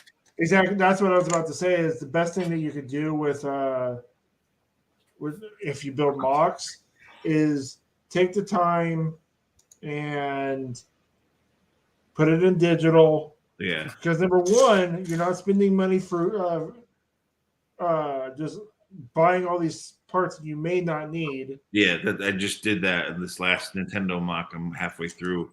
I bought like triple the amount I needed. Now, don't get me wrong. If you're on if you're at the Lego store and there's parts on the pad wall, oh yeah, I'll take advantage. That you just like are like, man, those are awesome parts. I could really, you never see them on the pad wall. By all means, get as many damn cups as you can get.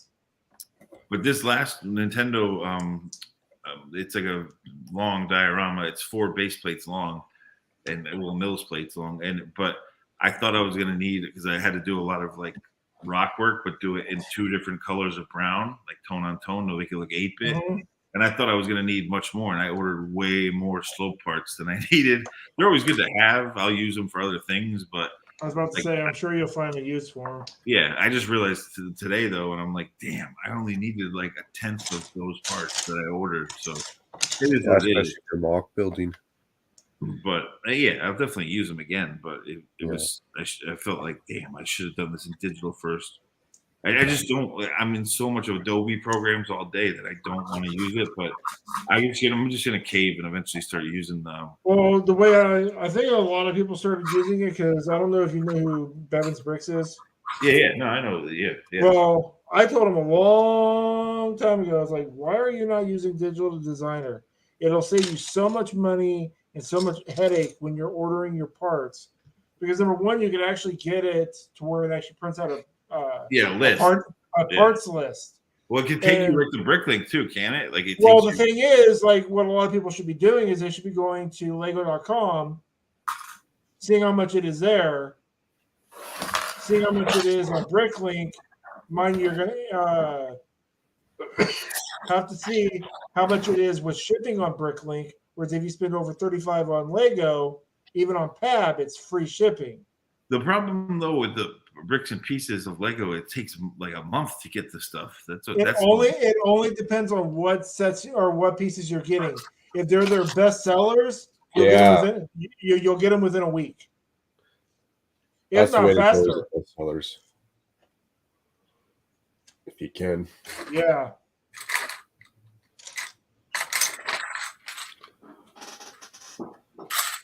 So I mean, that's the nice thing about Digital Designer. Plus, on top of that, because like it's because it makes sense. Like I do the reverse when I have to design for a client. I do a thumbnail sketch really quick first of layouts that I'm going to do, and then I go and like if I'm designing a website, I'll sketch it out first, like on paper, really rough, and then I go into digital. So basically, with Lego, digital designer is that like thumbnail rough sketch of, and then you know what parts to order, like you said, and then you can do the final and brick build. So it's like the reverse. I'm just stubborn. I didn't want to be in a computer. Yeah, that's how Daryl was. He was really stubborn. He did not want to do it. That's me. I'm stubborn, and it's just taking the time to learn the interface. Well, the interface I could pick up quick. I don't want to be in another program. I want to be hands-on with the brick. But I'm also half Polish, half Italian, which both are stubborn as hell. So that comes with territory. The reason I think Daryl really got into it was because of the price increase. Makes sense, especially on his scale. He builds stuff so big. Does he really want to end up with 1,000 extra pieces or short 1,000 pieces? Right. Yeah, it makes sense, dude. Totally. And you're right. The part that increases is starting to make me think about it, because this last mock, I was like, man, I wasted so much money. Even though I will use the parts eventually, but it's like, dude, I shouldn't have ordered that much. They're increasing the parts too? Yeah, oh yeah. Like 25% or what? Just random? I don't know if it's that much, but they're going up. Trust me. I saw this coming once the sale of or the purchase of Bricklink happened. Oh yeah. Because they changed it a lot more than they did. True. Because basically what they did when they bought Bricklink is, okay, now we can see what is selling for what on the secondhand market, and then we can sell them a little cheaper on our site, or now we can increase our prices because people are buying them there. We should just increase them a little bit and undersell them still and sell them, and our catch will be, well, ours are brand new. Speaking of the Bricklink, how did the kid who started it, I think he was like Czechoslovakian or something. The story, how did he die? The kid passed away. The kid that came up with Bricklink. Oh, that sucks. They have like when you go on a Bricklink, they have one of the main like tabs in the marketing section on the header has like a story about him, but they don't say how he passed away. Was he young when he passed away? Yeah, he was in his 20s. Probably maybe like cancer, illness, or got smucked by a car or something. No, hit job. It's just weird. Like they don't say how he passed away. So it was like, what was that, Paul? Hit job. He said hit job. Like it was like, we need to get rid of this guy. Yeah. He was young too when he came up with the idea. He was really. If we get rid of this guy, we could start. We could probably buy it. And so, did he sell it to Lego? Well, his parents did, I think, or whoever took it over from him. Okay, damn. And he was like an immigrant. He was from, I think it was Czechoslovakia, or like he's Czech Republic or something like that. Somewhere like that sucks. You didn't even get to enjoy his the fruits of his hard work. Because there's a whole website link you can go, and that doesn't even say there. It just says he passed away at a young age. Then he would love to have seen his dream, what it is today, blah blah blah. But it doesn't say any more about it.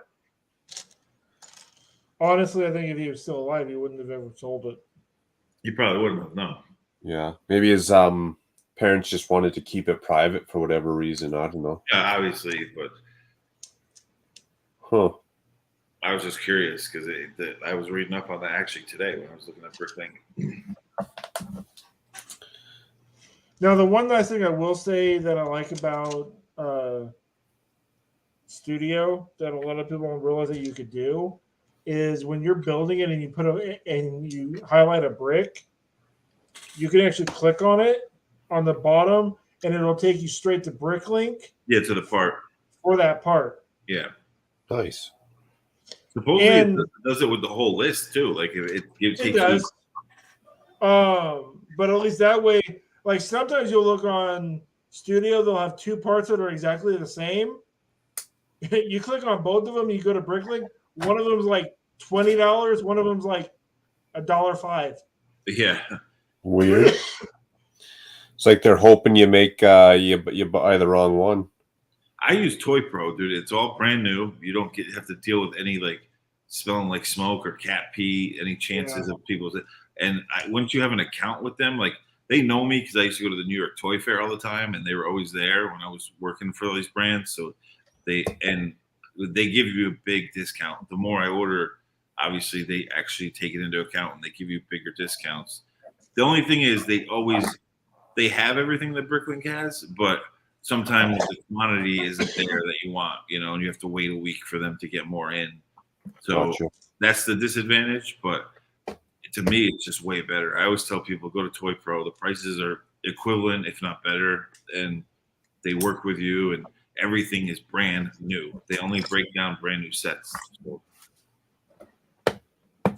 10% off with the code SID. Yeah, Nice. I haven't. They've shit. I spent so much with them. They might start offering me that. That's gonna be too tall. Shit. Never too tall, Macro. That's what she Check says. it out though. It's cool because it I'm not a big set buyer, but I buy the minifigs I want out of the sets that I have in the aftermarket, and then I build whatever mock I want with those minifigs. So the Toy Pro usually is the most reasonable with the fig prices. They don't go out of control. It doesn't inflate like on YouTube or on eBay, and they stay pretty normal with the fig prices. I know what a lot of people were doing, especially like with the Daily Bugle, is they were buying 3 or 4 of them and then selling the minifigs. Yeah, to pay for the set. Yeah. And selling those minifigs paid for the whole set. Yeah. Yeah. Yeah. But that's the cool thing. Toy Pro won't. It'll be half of what those people charge. They're very realistic about the minifig prices because I think it's just way more bulk. They get so much bulk that they can stay very reasonable with it.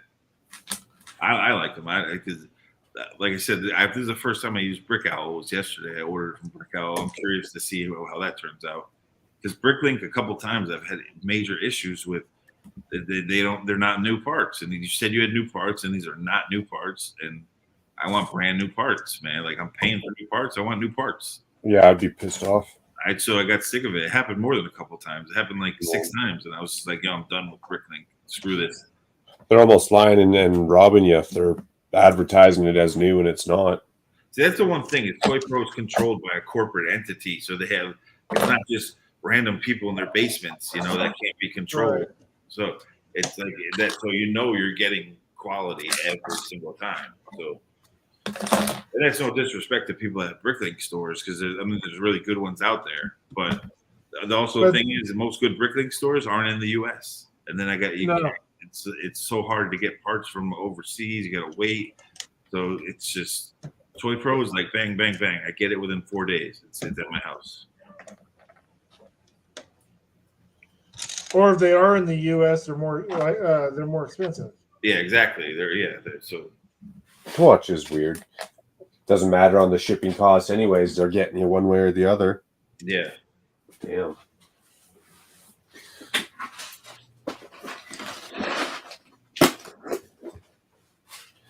Yeah. Cheesy. A lot of times, though, so I have to wait. Like if I wanted like 200 of green tile. And Bro only has 100, but you could tell them like email me when you get them in, and usually it's within like 3 or 4 days they have them in, and then you can get them. So that kind of sucks, but they're pretty quick about it. Price is still fair. It's still decent. Yeah, they're better than Bricklink. They're better. They're always a little bit lower, especially on the minifigs. At least you can still buy a couple hundred. A lot of times you can barely do that on Bricklink. You got to go through a bunch of different sellers.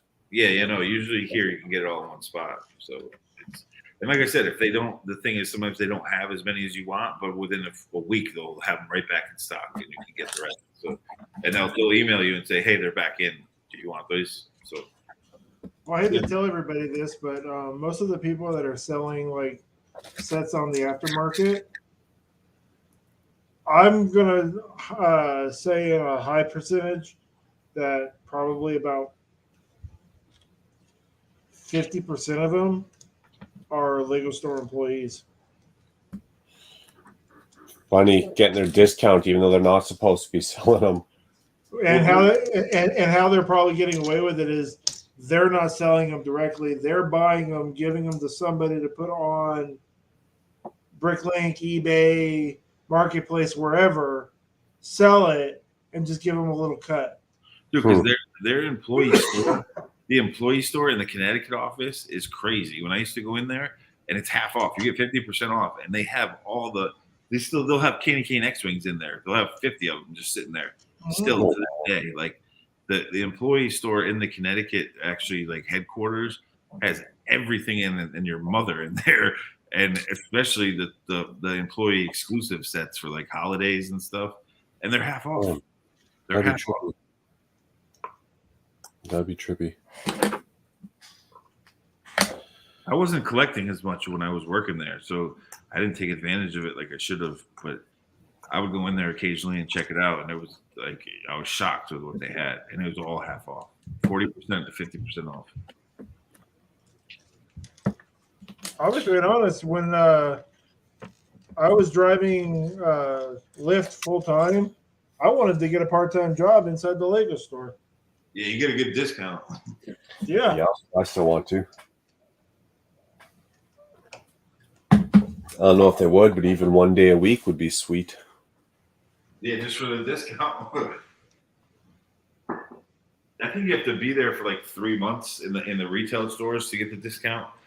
When you work that's fine. Yeah, when you work in corporate, they give it to you instantly. Like even when I was freelancing there, they were like, "Oh, your pass to get into the building allows you to go in there." That's when I first checked it out. I was like, "Wow!" Like, let's say I have to wait 3 months. Okay, so 3 months of saving up my paychecks because I really don't need to spend the paychecks. That 3 months hit, I'm spending a ton of money. That'd be awesome. Because that's how I first checked it out. When I was first freelancing for Lego before I took a job there, it was in the graphic design department there. I was just freelancing, and they would give you the badge when you walk in, and they told me, they're like, you can go into that store over there. And at first I didn't, and then one day on lunch break I went in, I was like, whoa. I bought a tiny little set. I forget what it was. It was a Star Wars set. I think it was like a battle pack, but it was only like $5. But yeah, I mean, the only bad thing is now the job I'm doing, I can't do that. No. No, part-time, you can't go take a part-time gig, you mean? Yeah. Because I go into work at like 4:45 in the morning and I get off at like 2 or 3, but I'm so dog-ass tired. I'm just like, nope. I'm going 5 days a week? Right, Monday through Friday. Yeah, I'm the same. The only way I could do that is if I took off Friday or 1 day a week. But is Lego gonna would they let me work at their store 1 day a week? No. I mean, well, technically I could work like Friday afternoon and then Saturday and Sunday because I'm off of my other job, but then you get no U time. Oh, even right now I'm driving Uber on the Fridays and Saturdays because it's college football right now. Yeah, you must be picking up people from the bars like crazy. Oh yeah, like I average on a Friday night, between a Friday night and Saturday night, just driving for about 5-6 hours a night. I'm averaging 400 a weekend. Yeah, that's good. Nice. Yeah, everyone wants to go. They go to the bar and get hammered, and then they need an Uber home. That's really good. And like I just talked to those games go all day and night too. So up until like midnight or 11 o'clock. So yeah. So you can kind of pick whatever time slot you really want to. Is it kind of a lot of rowdy people? Or you just get to chill out and listen to your own music or whatever as you drive around town? I usually just listen to whatever I want to listen to. I'm sure you have some stories though, picking up drunk people at bars. Oh, I have some good stories. I'm sure you have some stories. Well, I still have. Yeah, I've been doing it for a little over a year and a half. I still have not had a puker. That's the thing. When I left in my corporate design industry to start my business, my fashion business, the streetwear company, like I had money saved up, but I had to put a lot into the business. And my mother's like, "Why don't you drive Uber?" And and then as you're building the business, and I was like, "Wow, I have a Mercedes. I'm gonna pick someone up in my Benz and let them puke all over it? No way!" Like, just so you know, there's a really quick way to sober them up. when they get into your car and you don't want them to puke in your car, there's a really quick way to sober them up. Punch him in the nose. No, you flat out tell them what the what Uber or Lyft is going to charge them for a cleanup fee.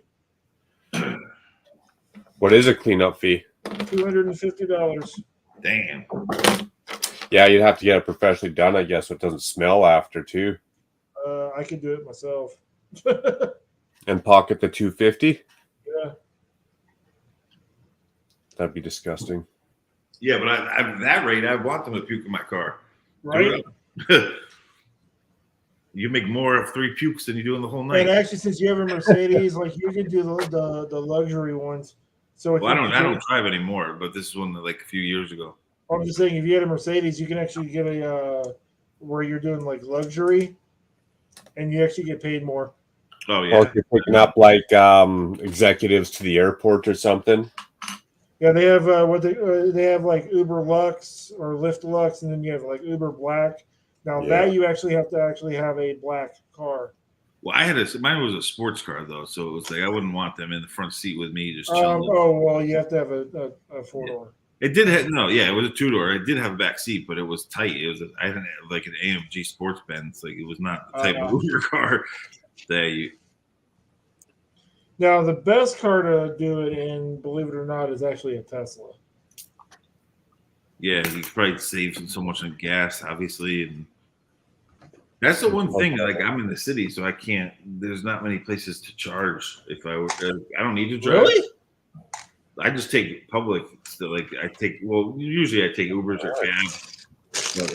We got places all over the place here in Oklahoma City and Norman and more. There's spots, but they're not like if you live in a building. Every building here doesn't have it the hookups for it. So. How many kilowatts does it take to charge up the Tesla from like I don't know quarter tank or empty to full? I don't know the kilowatts, but I know somebody did a video and he drove his Tesla Model 3, which is their base model, for 4 years, put 100,000 miles on it, and in maintenance, he only spent like $2,000.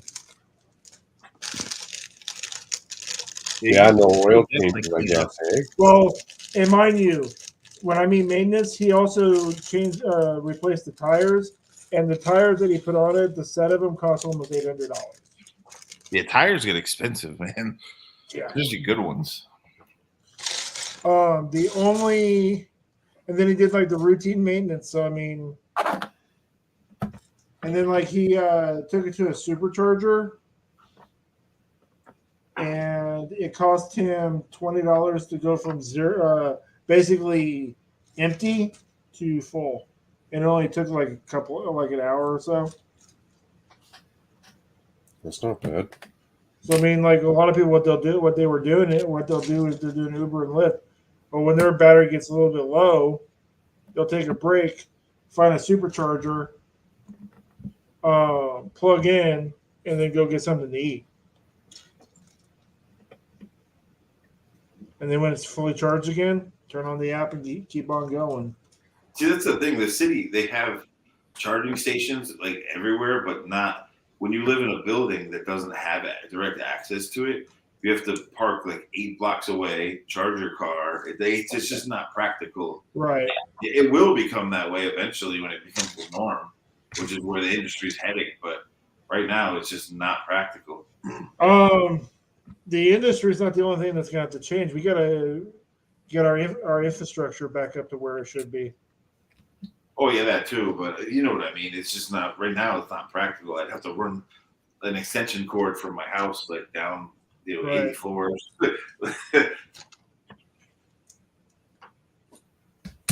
Well, do they have charging stations at your work? I'm an entrepreneur now, so I just work at home.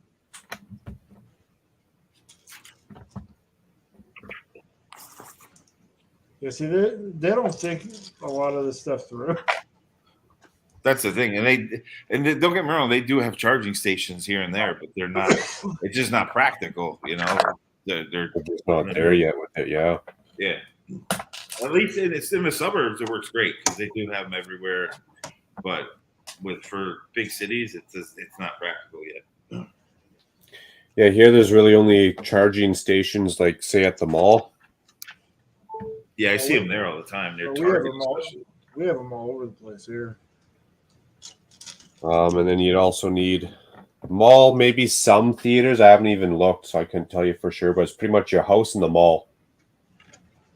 Then what they should do is, like, if you work in a big office building downtown, they should start figuring out how to get them in the parking garages and whatnot. They have them in some of the apartment complexes here. Yeah, they need to do that more. The big cities start doing that. They will eventually, but And then Same like thing a you guys lot of, said, this and guy then did. like a lot of new businesses, they're doing it too. I mean, parking alone in New York City is scarce enough to begin with because everyone's trying to squeeze as much land out of New York City as they can for real estate rights and everything. That you don't even most places when you get an apartment in New York City, you're not getting a parking spot. A lot of places don't have garages, so unless you're really really wealthy, and even those they don't have much electric like added. So I mean, with time it'll change, but So a lot of places in New York, you rent. You're not like it's almost impossible to own a vehicle.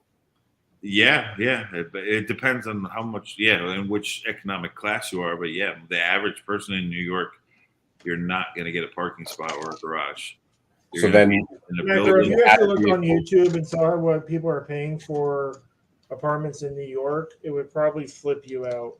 Yeah. Oh no, yeah, I know. I watched some of the shows where they're selling them or selling the condos and stuff to get little. Like I've had my spot in Brooklyn. I bought it years ago, and it was in the hood. It was in Bed-Stuy, where Biggie Smalls grew up. Like it was dangerous when I first came to that spot. Like it was dangerous, and now it's totally like changed, and all the hipsters moved in, and it's trendy, and like I'm up. But I also, I grew up in Connecticut, just outside New York City, so I have a spot there too.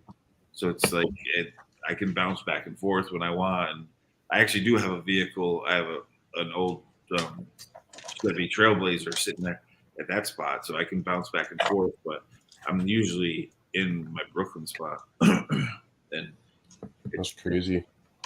Yeah, you don't really get parking in Brooklyn. You kind of can, but that's even getting squeezed. In Manhattan, hell no. Like only the big rich buildings have parking garages. So then it's just pretty much city transit or a bicycle. Yeah, most people don't. They just walk everywhere or take the train or the subway. They don't even. And I still haven't figured out how you guys do that up there. Walk around everywhere, and you all are still fat. Yeah, that is true. That is true. When I lived in LA, when I lived there for a while, and I was so used to here, and I was just like, LA is so spread out that, and like I'd go to visit my buddy in Venice Beach, and I'd have to take an Uber like 45 minutes out to Venice, with traffic out to Venice Beach, and it was like no one walks anywhere in LA at all. But it's way more spread out. LA is not like New York City is very vertical. Right. LA is not vertical at all. It's like horizontal. So they call Southern California the concrete jungle. Yeah, I liked LA. I didn't have no problem with it. It was cool. Change of pace. It was totally different. And I'm a Raiders fan, so I loved it. It's all Raiders fans out there. But worked so well for you. It was way different. Yeah, Trader Raiders. Everyone, like we're in New York. Everyone walks. Everyone walks. And the reason why they're so fat is because every block has good food. There's food in your face everywhere you go, even on the street, in the carts and everything. So, everyone just a lot of people in New York City don't really leave their neighborhood. Actually, they don't even go over to the next neighborhood. They stick everything. You have everything you want right at your fingertips, and everything you can have delivered to you on bicycle, or car. So, it's a way different lifestyle. You have to get used to it. So where's all like the tradesmen live? They got to haul their tools around and need a vehicle. They live usually like in the Bronx or in Brooklyn. They live in the boroughs. They don't live in Manhattan. Oh, okay, that makes sense. Oh, they can't afford to live in Manhattan. Or even some of them even live outside in like there's Chelsea or not Chelsea, Yonkers and White Plains, which is also a big city outside of the city. The tri-state area is a weird place because it's like a little part of Connecticut. It's I hate to tell you this, all of New York like a area is kind of a concentration. little different. It's a weird. It's hard to describe, but it's a thrive. Everyone thrives off Manhattan, so everything around Manhattan in a certain radius it makes money off the city. Trippy, interesting. Yeah, it's a weird. That's why New York city is so unique. It's a weird economic. No, it's just weird. Yeah, it's strange. It's definitely a strange place. You go to a bodega in the Bronx at 3 a.m., you're gonna see some weird stuff. I didn't think anybody went out at night in the Bronx. Oh no, there people are out. Trust me, they're out. But it's just the freaks and weirdos at night. The ones that are causing the trouble already. Yeah, yeah. The crazy thing is, though, that's why I've been staying in Connecticut a lot, though, especially during the pandemic. I just left the city and went back to Connecticut because I'm close enough that I can easily get into the city if I want. But the gun violence has gone way up during the pandemic. And now you can carry, right? You can carry a pistol in New York City, can't you? I don't know. I haven't been following the laws. It's been on the news a lot, but they actually there's actually been something that got on that if you do actually decide that you're going to carry, make sure you get a concealed carry. Yeah, those laws there's something going on in town with it. I just haven't paid attention. They're really they used to be no carry at all. You can't in New York City. Right, yeah, exactly. Any handgun was no, unless you were a police officer. I still think it's like that, but I don't know. They're fighting it. There's been things in the news. Yeah, it went all the way to the Supreme Court. Some guy was like, "Hey, I have a right to, bear arms." Hey. I think it was more an angry hey than hey. Well, you got a point. It's getting that dangerous that you should be able to have the right to carry because in Connecticut I can carry if I want. Yeah, so you can open carry in this state too. You have the permit. You got a permit. You can walk with a gun on your hip. Now, granted, guys, I live in Oklahoma, and unfortunately, Oklahoma is just a little bit further north than that wonderful state of Texas, where there's more guns than there are people. Yeah, my cousins That's live funny. there. Here in Canada, you're not even allowed to defend yourself. If someone goes to take your wallet and you hit them, you're in trouble. They'd be like, "Why didn't you phone the police?" Oh, see, that's the thing here, dude. You can't, as long as you don't shoot them in the back, you're allowed to just. Yep. If they come at you, you could pluck them. You could hit them right, and just boom, bye bye. As long as you don't hit them fleeing from your house in the back, like drag them back in, then you're straight. Yeah, here in Canada, only the police are allowed to have guns. Like pretty soon, they're going to start taking away our fire extinguishers. It's like, dude, just if they're running out of your house and you shoot them, just go outside, drag them back in. Yeah, exactly.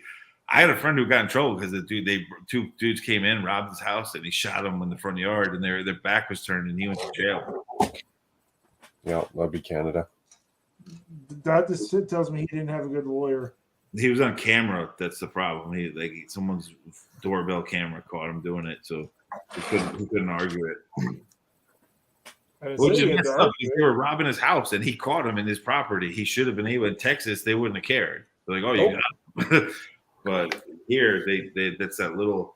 And in Connecticut, you can carry, but it has to be hidden. You cannot, and you can't take it into a bar. Usually, there's all kinds of rules. Yeah, there are places you can't carry here too. It's just like the weird thing is hospitals and certain government locations. The weird thing though is in Connecticut, they have no helmet laws. You could ride motorcycles, no helmets, bicycles. That's crazy. That's crazy. That is crazy. All my friends, I have friends who are Hell's Angels in New York, and they come into Connecticut on purpose. They take their helmets off. They're like, "Yeah," and they just go crazy. Like, because they're so in the city, they have to have helmets. And so I've known too many people to crack their heads open. It's like, no, put a helmet on, kid. Yeah, well, it doesn't take much, exactly. Well, there are any other. It's like one thing if you were riding by yourself and there were no other motorists. And I say, do what the hell you want. But there are other idiots that are going to do crap that are going to make you swerve. No. It's going to put you in danger. That's going to make you crash. That's going, so it's like, put a helmet on. I got one better than that. And I will see this almost every day here. There will be two people on the motorcycle, a boyfriend, girlfriend, husband, wife, it doesn't matter. Whoever is on the front of the motorcycle driving it has a helmet on, the girl does not. Yeah, oh God. And I'm just like, Wow, you really care about her. Yeah, Yeah, exactly. manned up. He manned up. See, that's One, the thing. one, one quick stop and they hit their 2 coconuts together. That's the thing. But in Connecticut, well, the majority of the time in Connecticut, both of them won't be wearing a helmet. No one wears helmets here. It's nuts, dude. Like nuts. But you go back into the city, everyone has helmets on because they have to. Slam on the brakes and she hits her head in the back of your helmet. Yeah, she'll be wearing a helmet next time. It's funny though because you get a lot of motorcyclists coming out of New York City into Connecticut, into little Fairfield County, which is the last part of the tri-state area, and they just pull them right off as soon as they go over the border. It's like helmets off, and they just go nuts. I'll tell you one of the main reasons why I also wear a helmet, full face helmet. You ever take a bee to the chops? I've taken other bugs to the face. Yeah. Yeah, especially when you're doing like, I guess for you it'd be like 60 miles an hour, but when you're doing 100 down the freeway or highway and a bug smacks you in the face, no. That leaves a mark, I bet. Or if it was a pebble or someone. Oh God, that's got to be even more dangerous. That could, Yeah. man, that could f you up big time. Yeah, so I'll wear a helmet, a full face one too. That's the crazy thing too, because I've gone to like the Hells Angels barbecues and parties in New York City, and then they come into the Bridgeport, Connecticut, which is like the last big city of Bridgeport, Connecticut. That's like on a little part that pokes into New York, so it's right on the border. I'm gonna have to look at a map. They all get there. They all take their helmets off, get hammered, do a bunch of drugs, and then they drive home with no helmets on. Okay, cool. Like Confidence, I guess, eh? That's not how you spell the state's name. Okay, here, let's take a look. Let's look at this crazy state. Because all the little eastern states, I'm always like, what shape are they? What are they? They're not square like they are out here in the west. Connecticut's a rectangle with a little penis that penetrates New York City. It's basically New York. When that penis is not Connecticut, it's New York. That's a penis. Look at it. Look at the state. It's like that little penis. That's the tri-state area. So it's not really. I am not looking up your state's penis. Really,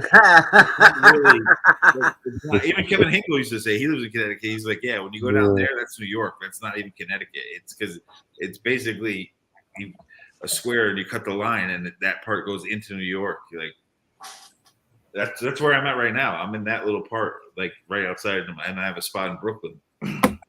So you're in your state's penis, gotcha. Yeah, but I'm near the balls. I'm up near the balls. I'm at the bottom. Oh, you're a balls kind of guy. Ignore my messy desk, but most people that live in that little. I've seen worse. They pay double taxes. That's the problem. You got to pay taxes in both states. There we go. That was a productive stream. Wow. Wonder how much that actually cost you in parts. Well, considering I bought this Castle in the Forest secondhand, sealed. That looks awesome. It was pricey. What's in the corner there? There's a forestman in the back corner. I see the little tree. But what's that front one? Is that a doubled up forestman, just custom? Yeah, doubled up forestman. This one's sitting on a bunch of burps. Yeah, that's cool. That's cool. That's and then this is just kind of part of the actual. Where am I now?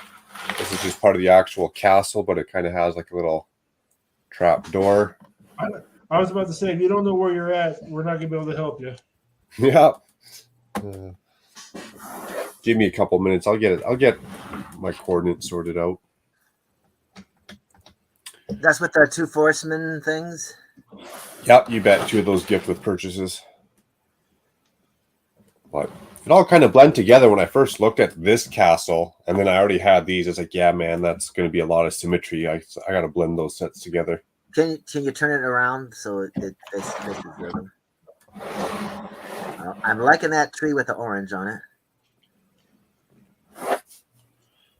The whole thing looks good. I just don't like. Yeah. Whenever keep spinning so we can see the whole thing. Okay, Macri, you need to invest in a turntable for him. Yeah. You need a technique table, old technique. Oh, but even the back looks all filled in. Yeah, exactly. Yep.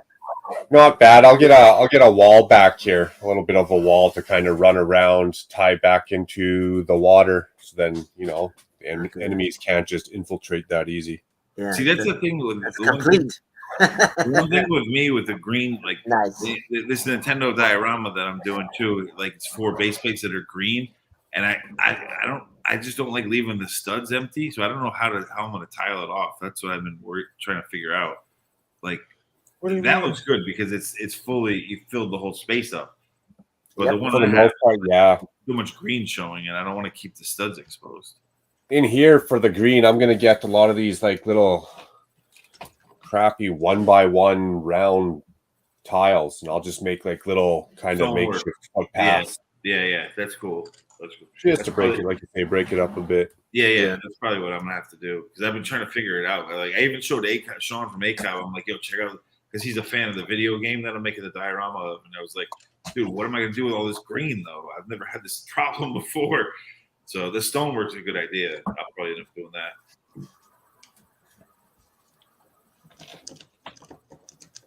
Well, you could. Well, I mean, what you're doing for Super Mario, like you could do the round or the 1x1s, and then every once in a while throw a jumper in. I ordered a bunch of 1x1s and different bright green and dark green to like kind of vary it to make it look 8-bit pixelated. So when they come in, I'll play around with it. But I just never had that issue before. Like what Macro has is completely filled in, so there's not much space. So it's all broken up. The one I was doing was just like, damn, there's so much like green space. What am I going to do with this? Well, you're not doing it right. It just looks filled in because all the leaves are hanging all over. That too. Yeah, it breaks up the eye. So yeah, I should add actually some more yellow in. Switch some of these out. Yeah, because in there it doesn't look bad at all. Mine is just like stark green. I have to do something with it. I mean, you could all. I mean, if you have it, you could also put some of the. I was gonna sound really bad, but maybe some of the pink in there from the bonsai tree. That'd be good, or even like the little pink flowery pieces. Mm-hmm. Well, that bonsai tree, I like to call the pink frog battle pack. I was going to say I need some pink frogs. That's hilarious. I'm sure you can find them everywhere in Bricklink. Oh yeah, there's tons of those things out there. Yeah, no, that's right. A couple people part out that set and away you go. What's that little brown? Is that a wheel, a wagon wheel, over near your tray? Yep. Yeah. Yeah, I'm collecting those. I use them for my little cannons that the horse pulls for the Black Falcons. They got cannons? Uh-oh. Oh, yeah. Dude, it's funny. Shai was saying that, Shai was like, because I know with the Avatar sets, he's going to buy a bunch of those military figures, which he admits. He's like, yeah, I'm going to get about 30. I was like, yeah, right, Shai. Add another 0 to that. You're going to buy 300 of those bad boys. Military armor. Especially if you can find them on Lego. If you can find them on Lego for $6 a piece, they might be cheaper because they don't have the armor, the helmet, and the Black Falcon shields, right? Yeah, but sometimes they don't let the IPs go onto the. Yeah, they might not. So, but he might get lucky. They might do it. So sometimes they do, sometimes they don't. They're so weird with those rules. Well, their biggest thing is that they don't want to do anything that's military. Yeah, but those guys in Avatar, it's basically it's fantasy military. It is military. Right. Yes. Yeah, too late. Well, that's like I actually got an order coming. I swear they sold me a Uzi. Like it actually said Uzi on there, and it looks a lot more of a gun than these do. But even though these are fantasy, the image of a gun is still the image of a gun. Dude, they made Tommy guns. That's what I don't understand. Lego made and Tommy revolvers. Guns. They have Tommy guns. Yeah, like it's like what the you made a Tommy gun. What's the difference? What's the difference of a modern gun or a musket? It still does the same thing. Yeah. Yeah.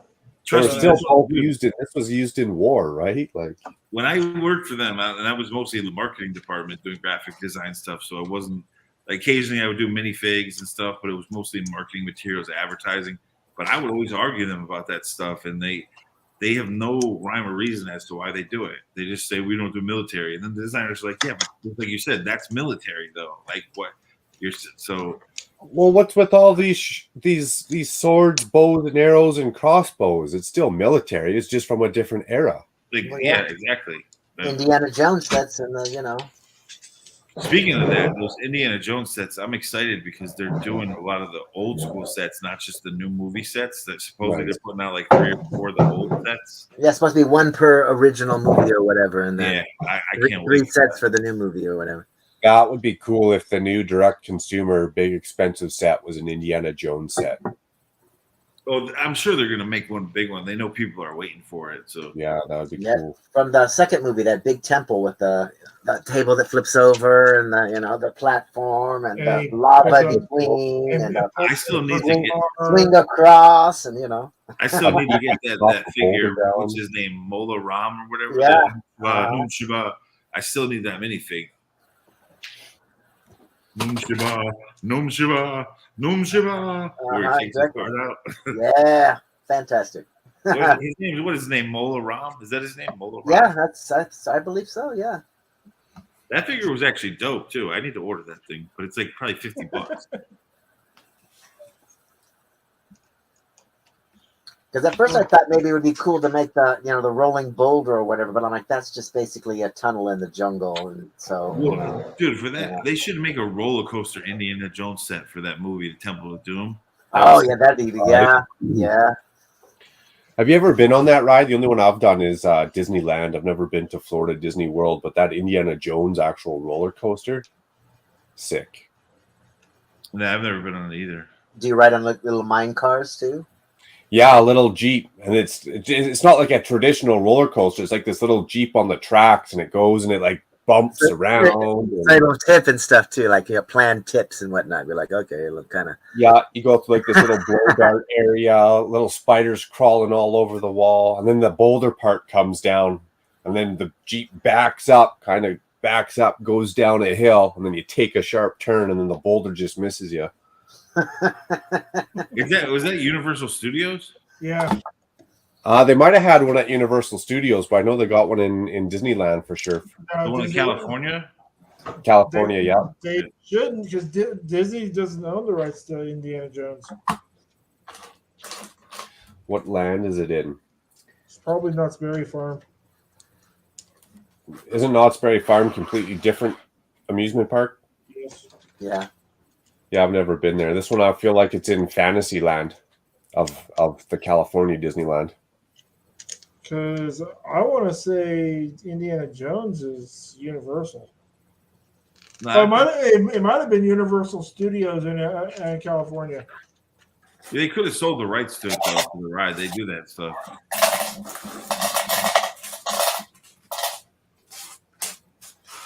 I've never been to the one in California. I went to the one in Florida once, and I'm not a big Disney dude. So I mean, shit. I worked for him on Star Wars, and I'm still not a big Disney dude. Like, but I get that people are. Sean from ACOB is obsessed with it. Like, he's a Disney head. It was Because you never worked for him. His most graphic designers I worked with, even when I didn't work at Disney as a designer, they were Disney heads. Like when I used to work at ad agencies, they were huge. They were all Disney fans, and I never understood that. But it's a fan base of its own. Yeah, I find people who are fans of Disneyland, a lot of them get like obsessive compulsive. Yeah, almost. they're really crazy. Yeah, Right. designers would be nuts about it, dude. The mouse doesn't wet my whistle like that, so not a super huge fan. I only ended up there because I was already working on Lucasfilm when the transfer happened, so I was sucked into it. So otherwise, I wouldn't have wanted to work at Disney. To be honest, yeah, it didn't really appeal to me. I've only been to the old school Disneyland way back in the day. Yeah, I went really young as a kid, a long time ago. Back when what was it? The Matterhorn was the big thing. Yeah, I went in the 80s, the early 80s is when I went. I was young too. Yeah, that Matterhorn is rough. They need to do some maintenance on that bad boy. That is a bad. No, it's meant to be that way. Oh man, that's not a roller coaster that I like. Out of all of them, I'd say my favorite was probably Space Mountain, but Big Thunder Mountain was pretty sweet too. Yeah, Space Mountain, it's a red ride. Yeah, when it wasn't breaking down, that was the deal when we were there. We're like, okay, stand in line. Oh, it broke down. Oh, wait a minute, it's working again. Okay, wait a minute, 45 minutes. Oh, no, okay, it's back up. No, wait. be a pain in the ass. Yeah, these kids these days don't realize the luxury they have with speed passes and all that stuff, dude. Con, we used to have to wait in line for hours in the sweating heat. You know, I was just glad that we didn't have to buy all of the A, B, C, D, E, F, G tickets to get on everything because we were through the military, so we got a pass that covered all of the rides, and it was just like you just waved your little bracelet at them. You had to stand in line with everybody, but you just waved your bracelet. You didn't have to buy. Because back in the day, you spent half the day just waiting in line. That's why you had to go to Disney. You had to go there for like at least a weekend because you wouldn't get to go on every ride if you know what you want because you wait in line so much. Speak for yourself. Go there on a weekday early or something, right? Right. So we went during the week, and it was the lines were a lot less, but it was like some of the things there wasn't as many things as there are now, and so it was like just realize, and they would tell you when the popular times are for certain things, so you just didn't go during those times too. You're like, oh, everybody's going to be start lining up for whatever, so like either do it before or do it after. And there's a lot of things to do in Disneyland after because a lot of people leave once it gets dark, and it's like, and the park's not closed yet. Yeah. So it's like there's a lot of stuff to like save it for when it's later in the evening and do that crap later. When I was a kid, my parents would take us to a lot of the Connecticut and Massachusetts parks. And the crazy thing with them is there's some of the these are some of the original amusement parks in the United States. So they all have wooden roller coasters. Oh, those are scary especially the ones with no safety belts. They're like 100 years old and they're still running, and it's like. It's like, do I really want to go on this thing? Like, this has been here for over a century. Yes, you do. They are fun, but the seats are they're so polished from so many people sitting on them. It's like you slide against each other every turn. You're like slam. And there's nothing holding you in, no automatic bars. Nope, there's just the bar, and you gain air when it goes up and down. Stuff your butt will come off the seat and slam back down. Oh, you get air and your heart goes. They are fun. Yeah, they are a blast. Gotta do one. You gotta do it, man. They're great. From New Jersey up to Massachusetts, New Jersey, Connecticut, Massachusetts, they have the one in Bristol, Connecticut near ESPN is the oldest wooden roller coaster ever. And it's still running to this day. It's crazy, dude. Happy Saturday, man. You're up late. Yeah, I went one in Kansas. It was crazy.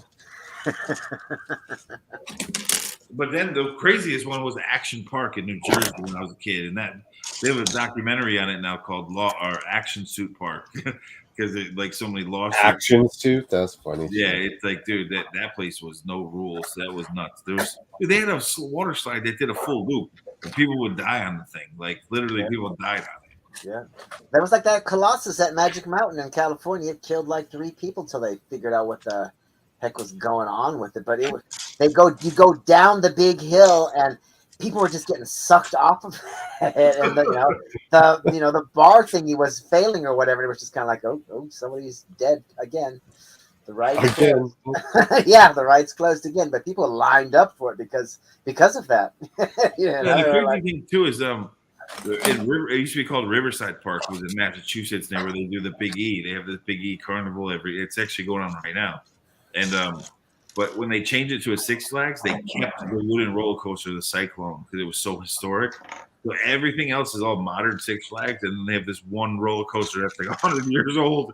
That's all wood, and people still go on it. Like, it's crazy. There you go. There's a person asked if you went there recently. Is there the Indiana Jones in Universal? Because at Disneyland, it could have just been an adventure thing, and they stole some shtick from Indiana Jones, and they could be like, no, it's not a guy. Would never steal anything. It's not a guy running away from a boulder. It's a person's in a Jeep, and the Jeep backs up, and it does this, that, and the other thing while this boulder rolls. It's just a thing.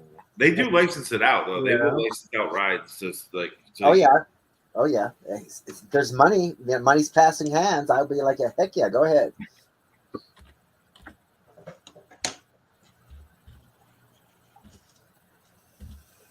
Now, the one thing I will say I like what they have going on right now is if you like going to like the Six Flags theme parks, I don't know about up in the Canadian, Canada, but right now you can pay like $13-14 a month, and you can literally go to any Six Flags nationwide all year round. Oh yeah, they have those. Oh, it's an Adventureland. Yeah, if you got the time, go Google Disneyland Indiana Jones and just click on images.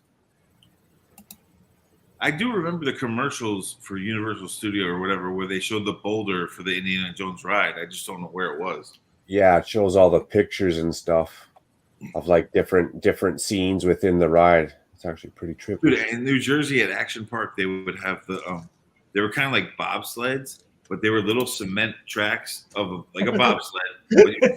You sat on this little tiny cart that was just the size of your butt, basically, and you're going like, not kidding, like 80 miles per hour down this slalom, and people would get road burned, like they fly off the thing, like People were dying. I'm sure. yeah, it was nuts, man. People got electrocuted on their motorboats, like. Sign me up. Sign me up. Good old fashioned fun. It was a bunch of drunk New Jerseyans going nuts, man. It was crazy. Back when danger was real. Yeah, and in New Jersey, bro, they don't play in New Jersey, man. They do not play. They're crazy in New Jersey, man. So it's all sanitized now. It's so safe. Well, you have to be safe careful for your in New Jersey. They have it's funny because you could look it up. I think it's on either Netflix or HBO Max. Action Suit Park. It's a good documentary because it's all the kids that used to work there as like the vendors and stuff, and the kids who manage the rides, and now they're adults and they're telling the stories. It's a crazy documentary. Definitely check it out. It's really good. That sounds funny. Dude, when they tell the story when they first made the Loop water slide, they made one of the dumb drunk kids that worked there go down it, and he almost died. He was in a coma. And they still opened the ride. So he's like the test guinea pig for like the first. He almost died, and he was in a coma, and they still opened the ride. Right. Well, because he got hurt. We opened the ride because it worked. He did the flip through. He went all the way up and around the loop. He hurt himself when he slid and his head hit as he went up the thingy. So that's why we opened it. It was just kind of like, okay, there's just a slight issue. We got to remind people, do this when you go down. Otherwise, it's good. The documentary. We didn't fly out. No, it's like, okay, you're going to go on this ride? Here, sign this, please. Yeah, it's like, dude, you got to check out the documentary. It's crazy. I remember when I went there as a kid, we had to beg our parents to take us. And I'm like one of 5 siblings, so it was like every age range. I was in the middle. I was like probably 10, and my parents were like, "Yeah, you're not going on that. You're not going on that." Too dangerous. No. Do not sit up because the loop will make your head go backing down onto the thing, and it will kill you. Lay flat for the entire ride. Let's do this thing. And the humans are lining up for it. I need this. Somebody would double dare you. You'd do some dumb stuff. The crazy stories in that documentary is like after the park closed, what the employees that worked there did. They would have parties and go on those rides. And like, oh man, really? Rides, yeah. Probably even more injuries. Just employees that know the rules. We know the rules, but screw them. We don't need no stinking rules. We know all the danger spots. Let's go kill our friends. We're not riding that. We're not dumb. But Bob will ride it. Get on there, Bob. They're just spectators. Yeah, y'all had that friend. He'll do it. Bob. Yeah, exactly. Crazy Steve. Crazy Steve will do it. Crazy Steve will do anything. The bad thing is that crazy Steve you're talking about. Yeah, that was me.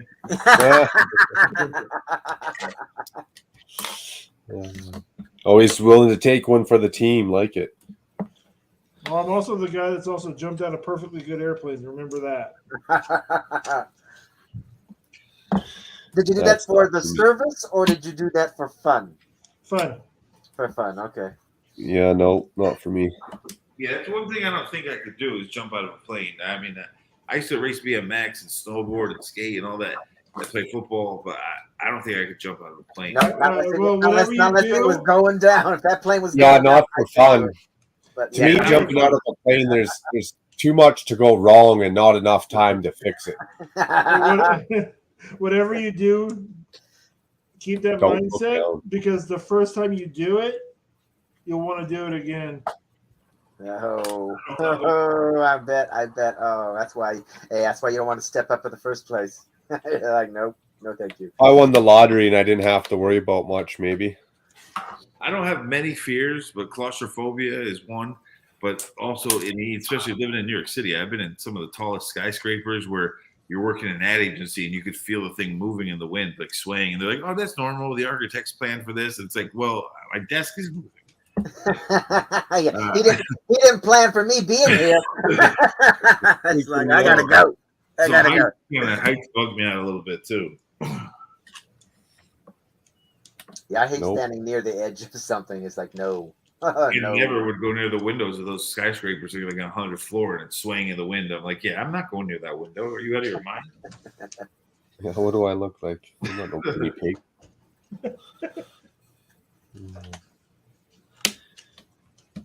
Skydiving's not that bad, guys. I mean, when Why don't you do it anymore? I got married. Oh, okay. And she says I can't do it no more. Oh, not even a tandem jump? Well, you're a different breed of people, man. Some people love that stuff. They get a rush out of it. I don't know. Because I told her, I was like, well, I don't really want to skydive anymore. I want to do a wingsuit.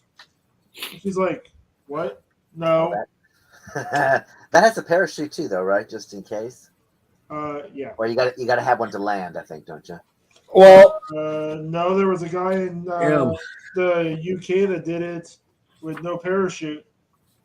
Oh wow! There's a good friend. He's got over 4,000 jumps, and he was in a windsuit, one of those squirrel suits in the wind chimes, smacked him into the mountain.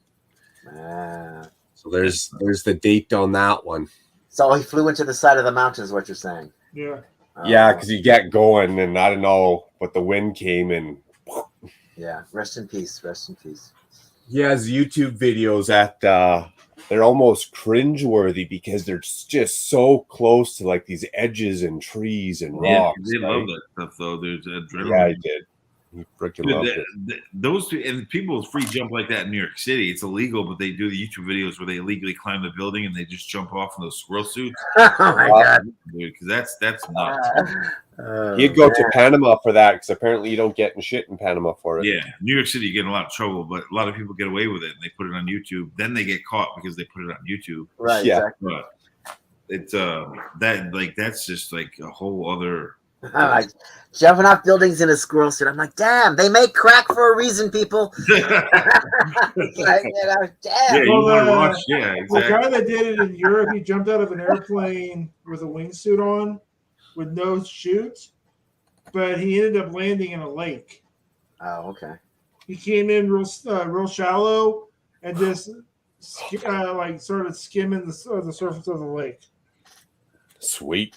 That'd be such a rush, though. I'd be just wow. I'm alive at the end, man. To do that off of a building in a metro city is just nuts because you got to fly through like other buildings, like crazy crosswinds that you're not going to be expecting. Oh man. Yeah, that's some talented people, dude. Like, props to them. But that's the funny thing; they get busted. There's one guy that one video that you can find where he was right along the side of a mountain, and then like they have like one of those holes, like in the rock. Oh yeah, I've seen videos of that. And he just flies right through it. Oh, that's sketchy. Yeah, they do it occasionally here. I get cringy when I see on like the New York City news. Occasionally, like a couple times a year, you see the news flash of these window washers got stuck in their platform they're sitting on is hanging sideways by one cable, 100 stories up.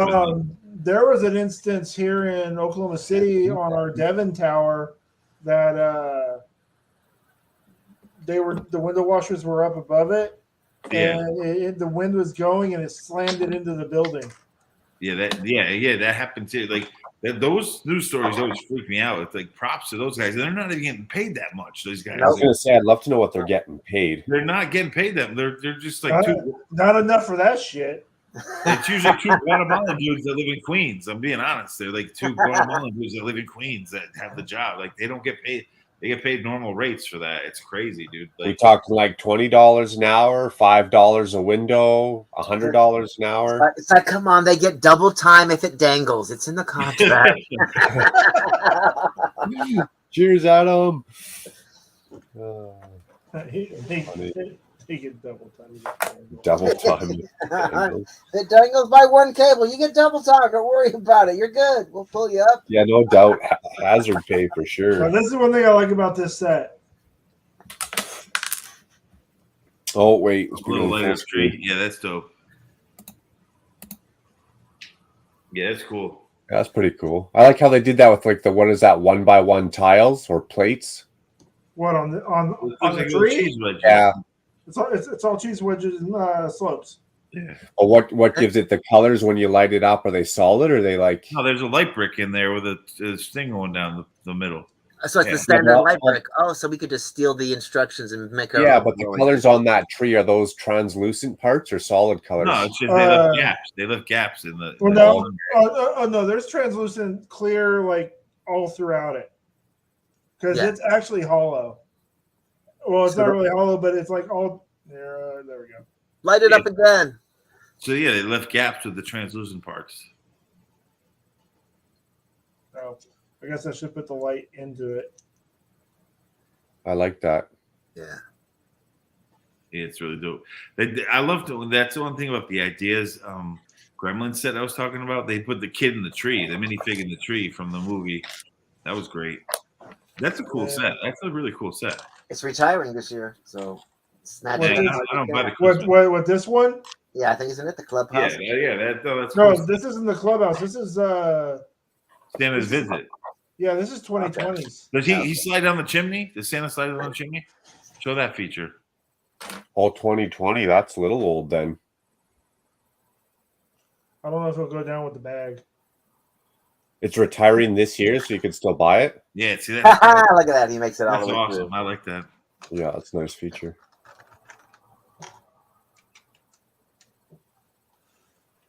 Love the roofing technique. Yeah. Nice little lazy boy chair. Look at that.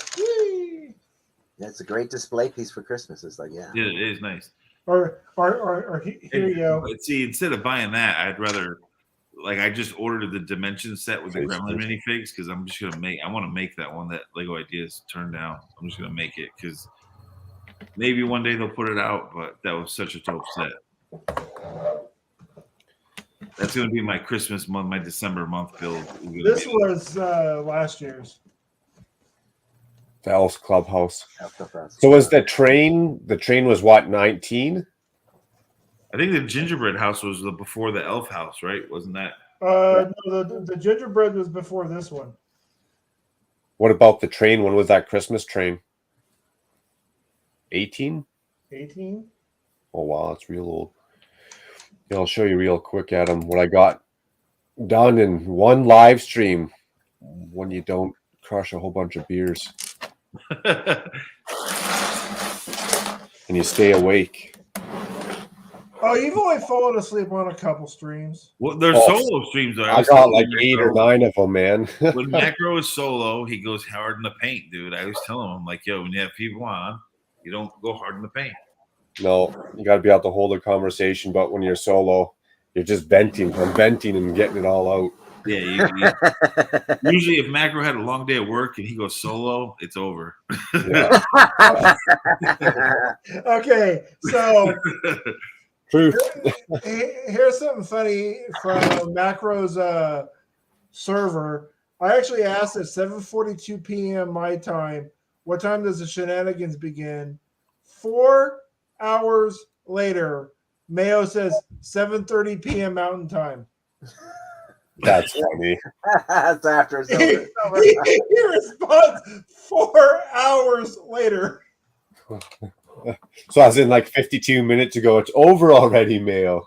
And it is the truth. And the days that Macro works his butt off and he does a solo stream, that's when it goes into danger zone. But in his defense, it takes a good few hours for him to get into the danger zone. So and it's always still sketchy because sometimes you walk through the danger zone.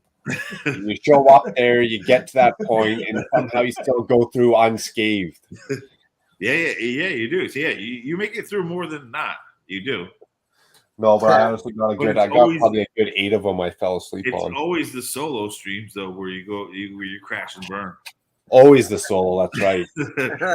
Virtual news usually doesn't come in until after 10 o'clock. What was the last really long that's when one your you did, best Macro? clips are going to appear. That's be like, all right, it's after 10. Hey, Macro, what was that really long one you did not too long ago? Was it 48 hours, 72 hours? It would have been what? Almost a year ago. It was 50 hours. You fell asleep like almost every night. Well, the funny thing is usually when I'm in those streams and he's not because he's not asleep. But when I'm in those streams, if people in the comments are like, "Oh, he's sleeping," I'm like, "No, he's not sleeping. He's having a good time. He's not asleep." Yeah. But he's not going to talk to you. No. But they wait. The people wait. They'll wait like 45 minutes. They'll wait into your stream. You got dedicated people.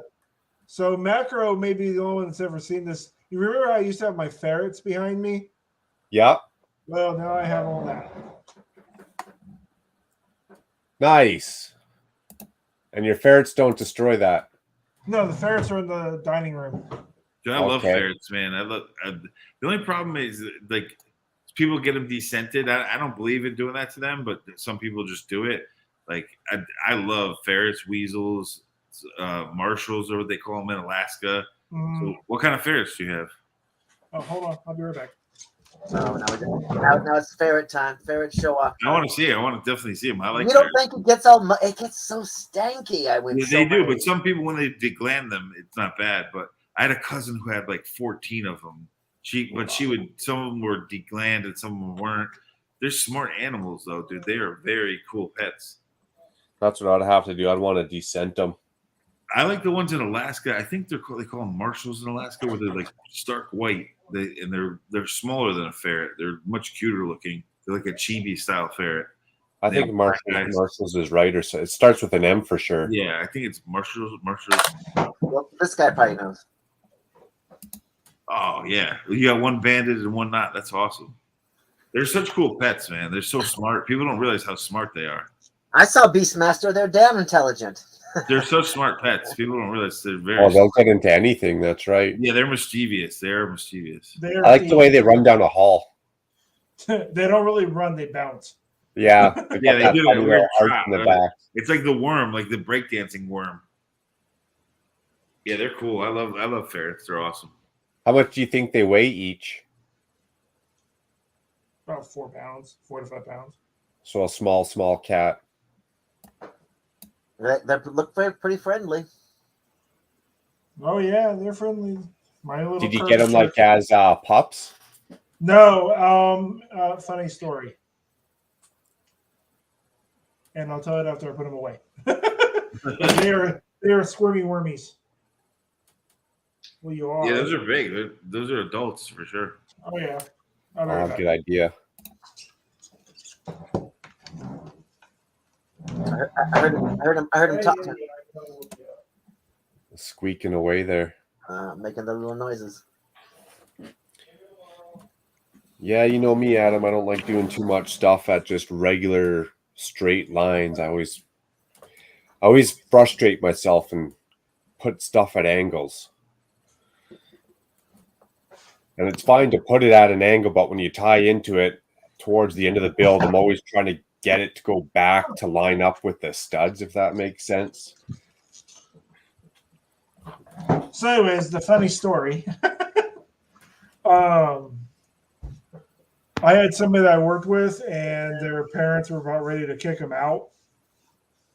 So, okay. Me being the nice guy I am, this room that I am now in used to be their room. And they ended up buying some ferrets. I'm like, okay. And then everything went south, and they came in, got all their stuff, and left the ferrets. Oh, wow. So I'm like, now you got a couple buddies.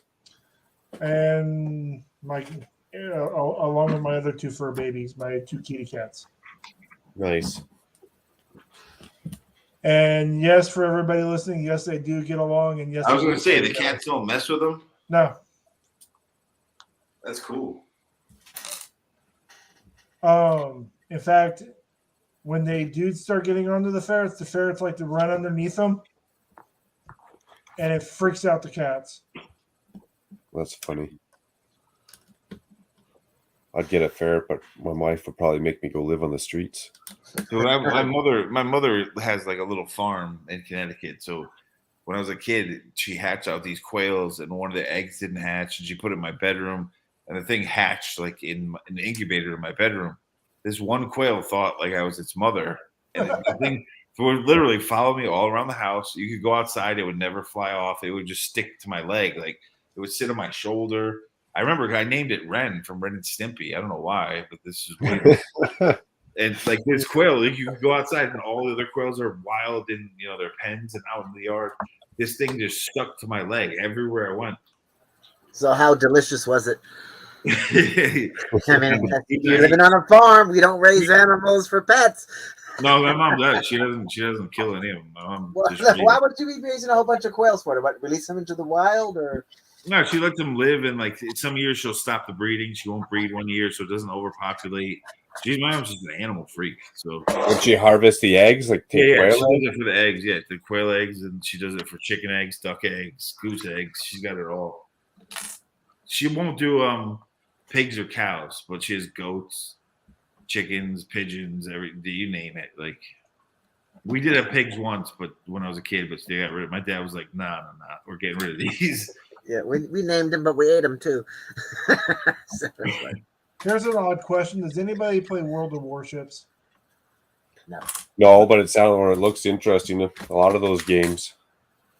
As long as I say that is because Brixie started to play it, and if you find them on the server, I don't know if I ever find them on their servers and we're one-on-one, I'm gonna sink his ass. What is it like? Is it like Battleship, only like real deal, like 3D kind of thing? Let me see if I can. It's like outfitting your ship, like a mech wars, but you got to pick your ship. Probably get a bunch of guns. No. Fill us in. Like I said, my grandfather was blasted out of 2 battleships in the Navy. He didn't have good luck, so. don't you like control the boat itself, like first person, and you fly around, you boat around in the water and shoot at people? Yeah. You don't get to pick your boat though, or outfit your boat. Yeah, you probably can't get better armor, better guns, better speed, better turn rate, better Let's everything. see if I can do this. I thought that was like one of those credit card games where you start spending money. No, I'm gonna have to go play now. I'm gonna go check it out. Aussie Adam knows what's up. Quail eggs are good. They do. Yeah, they Sure. are. Put them on top of hamburgers, all kinds of things. Like quail eggs are. Oh, my bad. Let's see what we got. I keep seeing the ads for it on this though. Yeah, it's like Battleship, only like real deal. Like let's go find Brixie.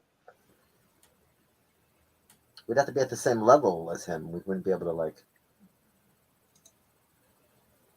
It looks cool. It looks like Battleship, only taking to the next level. Is that your ship? Yeah. It's all customized. Look at that.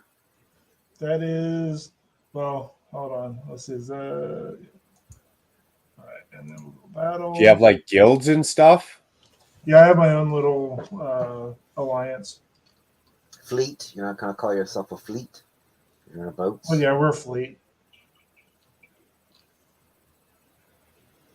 I'm gonna take over your stream and actually do a battle. Where's Brixie get time to play video games? I have no friggin' clue. I was beginning to think, do you guys got extra hours up in Canada? No, especially after you have 2 twins.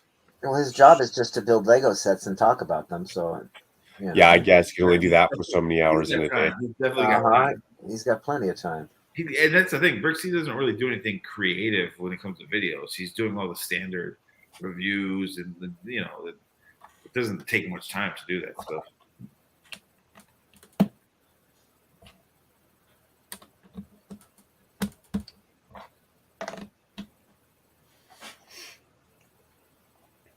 Sometimes it does take a minute to get into a battle. Is this just queuing up the world, or is it actually putting you in proximity to There other we go. players. Yeah, it's going into live. It's a live battle, I would assume. Yeah, so you got to wait for enough people to say, "Hey, I want to Yeah. battle too," and then once they do, it's like boom, here we go. Looks like Rivendell almost, dude. Right? Looks like the Philippines Oh yeah, that too. or There's a Thailand. lot of Sorry, waiting in this Thailand. game. What was it? Because it reminds me of the place where the man with the golden gun was. Oh yeah, here we go. Let's go shoot some shit, Paul. Is there sound effects? I don't know if you'll hear them. Yeah, he's got a headset on. Okay, is there like triumphant music playing too? Oh, that's dope. They show the map too, the top map on the right. That's pretty dope. I don't see any enemy ships within range, Captain. Oh, there's one out near the island, isn't there? Oh, the green No, ones. those are all mine. Those are good guys, yeah. So it'll be red, I assume. It'll turn red if there's an enemy close. Yeah. Right? Oh, I see a squadron. Yeah, somebody's got a carrier. Oh, that's sick. On your side? Yeah. So How much do you have to pay for your that should ship? extend your radar. Nothing. It's a complete free game. Nice. I gotta go check this out. No, like I said, this is like Battleship taking next level, dude. This is sick. So you guys just sit in these islands and mow people down, or what? There's some red dudes. There's some guys. So is there an objective to this map? Uh-oh. Oh, Less than engaged. was that your? Yeah, there you go. Send some ballistics. Somebody's firing something. You can see them. He fired. Too short. Oh. Yeah, one. They hit one. It looked like it hit one. Oh, this is going to be fun right here. Burn my ship. Can you send like planes out and stuff too? Yeah.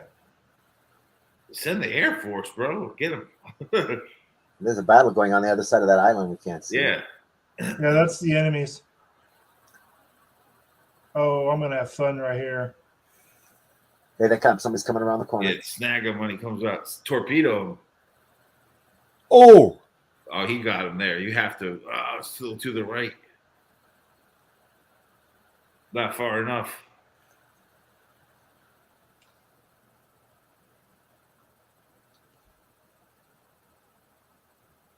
Dude, these guys are getting mowed down.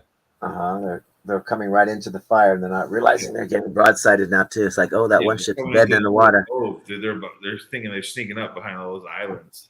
There's one gone. Sank your battleship. Oh, he's almost dead. This is a pretty dope game. I could see me losing a lot of time of the day to this game. Yeah, that's why I don't get into games. I love Yeah, them, but I just don't have the time. Ooh. Well, these guys think they're like invincible. Why would they just roll in here like that and get mowed down? Oh, there goes he. A destroyer. That's cool. Oh, they're coming around the backside. Yep. The only game that really will get me sucked into it is Zelda. If there's new Zelda games, I get fully. It's coming. The new Breath of the Wild 2 is coming.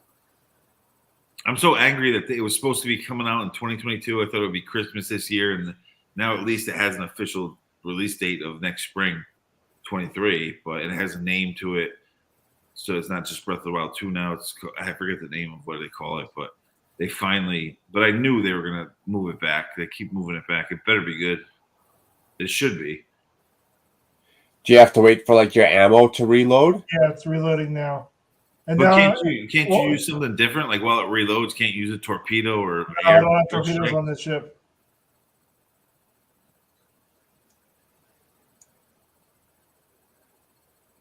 Send some airstrike on that, dude. Send some plane.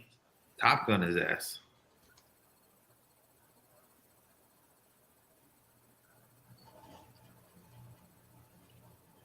This is a cool game for sure. Yeah, it is. There's another one I can't remember exactly what it's called, but it's like space, and you go universe to universe. I thought it started with that A for some reason. If my grandfather was still alive, he would have loved this. After surviving 2 ships, he got blown up. Oh, goodbye. That story always intrigued me as a kid. I would talk to him. I'd be like, "So you were just sleeping?" And he's like, "Yeah." And it was a steel bunk. I was sleeping on a steel bed with a pillow. I was exploding on the wall.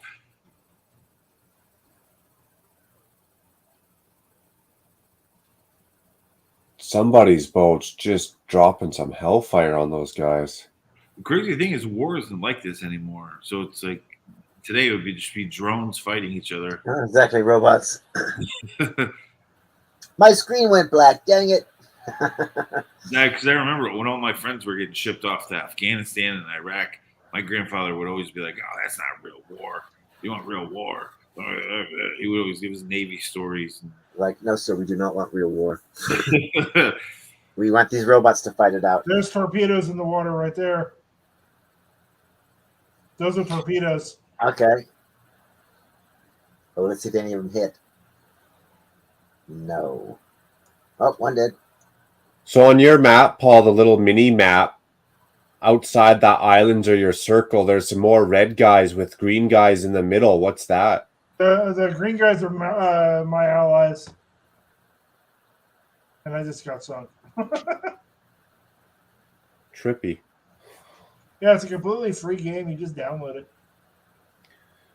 The crazy thing though is Con is my other grandfather, the one who lived in Poland, This is my survived, biggest ship right survived here. Warsaw being bombed. So he would say to my other grandfather, "You want to know real war? I'll tell you real war." I was an 8-year-old boy watching Warsaw be exploded by Nazis and have to flee.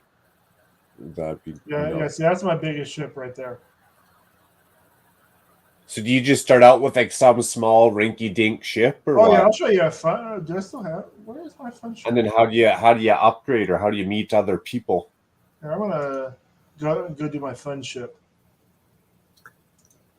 It still baffles me how my Polish grandparents made it out of that country.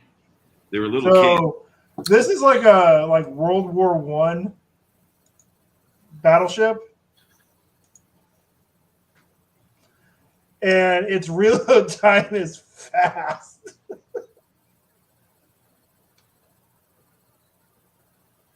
Yeah, that's crazy. Yeah, my mom saw the Pacific Fleet go by on their way to Okinawa. Yeah, that's crazy. Yeah, her island was too small for them to, do Yeah, anything. they even It had one soldier on the island. One soldier was stationed on the island, and mom said he was the guy that ran the quickest. It was hard to get my Polish grandparents to talk about it. My Polish grandmother would talk about it more than my grandfather, but they would talk about story because they were in Warsaw. They lived in Warsaw, the biggest city in Poland, when it was getting destroyed by Nazis, and they had to leave. Luckily, they got out. They left in time. They were smart enough to leave. And see, this has 14 guns, 7 on each side.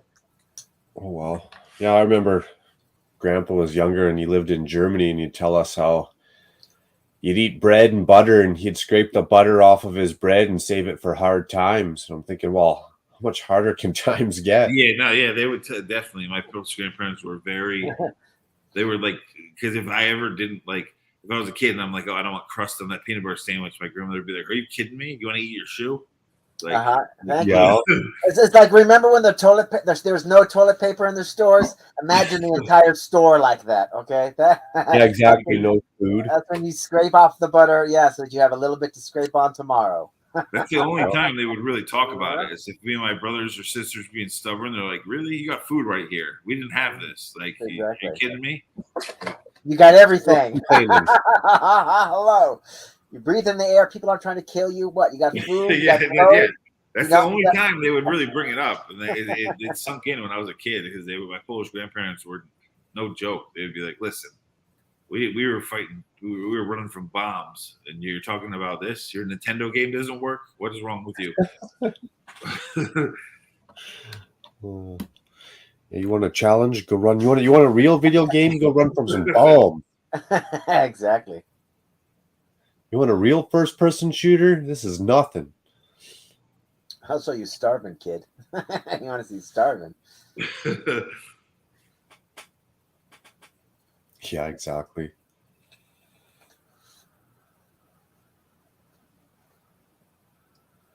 Well, after this battle, honestly, I think I'm gonna shut her down and hit some hay before Good Morning Brick World tomorrow.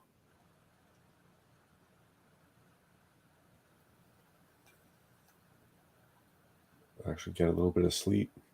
Yeah, I need to get some late. I always come into GMB like an hour late because I'm always up late with you, Matt Grove. Nice. I still got to watch Lego Masters episode 2, so I can complain. So I can get complain to Hive and everybody that they didn't watch it. This is what happened. Damn you! I watched it. I finished it tonight. A lot of people don't watch it anymore because it's Fox has turned it into. If it was more about the builds and the artwork and everything, I'd be down. But they do too much of that cliche stuff. I record it and I just fast forward it to like the decent build parts or a technique or something. But yeah, I don't do much of the story or drama in there. I want it to be more like Big Brother, where people get voted off and there are build challenges every week, and it's all of that nonsense. It might as well at this point be like, let's just make it more fun. Cool. People get voted in, voted out, head of household, do the whole Big Brother thing, and then all of the challenges deal with Lego. You got to build this, you got to build that. Yeah, that would be cool. That would be cool. Judges come in and judge your whatever, and your butt is out. You're on the block for elimination, and then the players get to choose. Oh shit! Oh shit!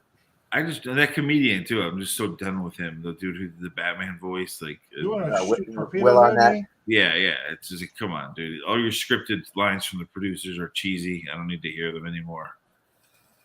Come here, Frenchie. I'm liking that profile.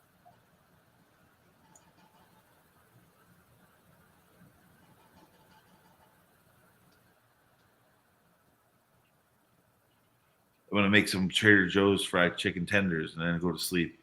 That sounds good. Bye, Frenchie. I gotta soak up the vodka that I drank. And he was just sitting on his ship, cursing the reload speed on his guns as you just drove by. Just like, damn it, if I could shoot, I could do something. Where are you? This is dope. Like I said, this is exactly what I pictured. It's like Battleship, just real deal. I bet you with the sound effects and the music, it's like super. Oh yeah, I can easily sucked in. That's why I don't even try to attempt these games because I'll get sucked in and not do any work. Yep. Yeah, same. I'd be doing an aircraft carrier or something. That's what sucks. Like, because I'm an entrepreneur now, I have no bosses telling me to go back to work, so I would easily get too sucked into something like this.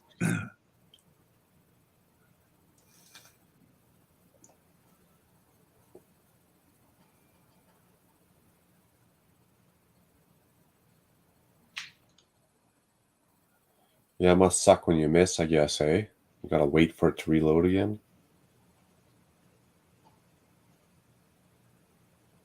It's dope. It's a dope game.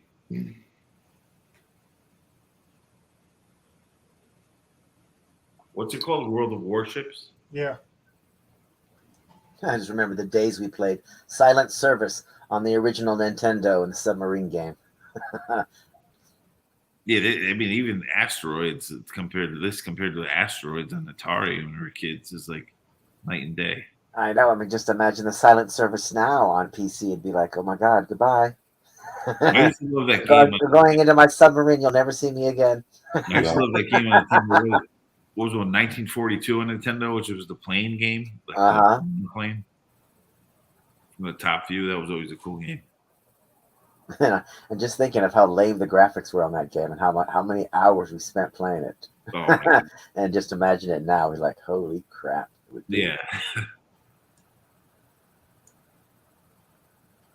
That guy doesn't look like he's shooting. The guy you're shooting right now doesn't look like he's firing back very much. He's preoccupied. He's shooting somebody else. Oh, gotcha. There you go. There's some. Oh, you just couldn't see his guns going off the one side. Okay. You get to pick too, like which area you want. Like before, you get to pick which map or which country you want to fight, or they just put you in it. You don't get to pick era, like we want to fight World War I, World War II. No. Modern. We won. Oh, That's shit. cool. Oops. So what flag do you got on your ship? Depends on the ship. Okay. That one was a. I don't want to start a battle. I'm gonna give this game a go. Here, I'll show you the tree of all the ships. Well, while you're showing that, I'm going to wander away because, I'm going to be on Good Morning Brickworld. So I actually got to pay attention and do shit. This is all the U.S. ships that you can get. Cheers, Colin. Thanks for having us, or thanks for coming on. Yeah, later, Colin. You know? He already left. These are all the ships that you can get in the U.S. So you kind of just pick one start. Do you get to upgrade them at all, or you just get a base ship and you just go to battle with that? Well, then you go like the equipment. You can upgrade the guns. You can upgrade the hull. And like, I know this is gonna sound really, really bad, but where's my big boy? My big boy ship is actually a Russian ship. Oh, whatever. It's not bad. It's just got whatever armament you want to play with. That does look like a big boy, though. That's a big ship. And then like, here's the Alabama. Nice. You can get the Missouri. The Wisconsin was the one my grandfather was on. That got busted up. Let's see if you can get it. Said the Wisconsin. Yeah, it was a pretty famous ship. What's the Harold Ford aircraft carrier? What kind of ship was it? Oh, that I don't know. I have to look at the paperwork. I have all his paperwork from when he passed away. Because they don't have the Wisconsin. It was a battleship. Carriers. Yeah, that's the Midway right there, the Lexington. I don't know the second one he was on too that got blown up. Well, it didn't. The second one didn't sink, but it got bombed. I forget which one that was. I have all his paperwork. I have to look it up. Very interesting. Yeah, it's cool. It's really cool. How do you upgrade your boat? Just from experience, like getting gameplay? Okay. Yeah. But yeah, it's a really cool game. Yeah, it looks cool.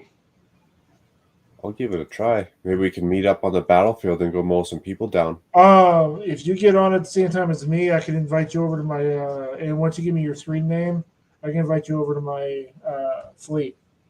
Cool. So you can play together instead of against each other. That's dope. Well, there's actually a.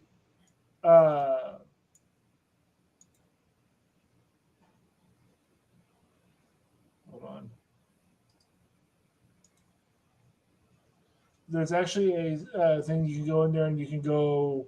It's called a test, where you can actually the alliance can go in, or the fleet can go in there, and you can say 2-on-2, 1-on-1, and it's basically you against them, and yeah. That's cool. So you get a test against your own fleet, your own allies. Yeah. Well, that'd be all right. Interesting. Practice. Yeah, you don't want to practice against me. He's ready to do some damage. So when you lose your boat or get sunk, how's that work? Do you have to get all those experience again? Or? Nope. You just have to wait for it to repair. Interesting. And it repairs for free. Nice. Well, the first one you saw me in, I have to wait 30 minutes for it to be able to be used again. But in normal battle, as soon as the battle's over, you can use the ship again. Okay. So just pretty much every new battle you can go into another. Yep. Interesting. Hey, well, thanks for sharing. Man, I you might have converted a few of us. Man, I cannot wait to find Brixie in this thing. That's funny. But in order for him to use my big ship, he has to be at the same level as that ship. Like that first one I showed you, I believe was a tier 6? No, tier 7.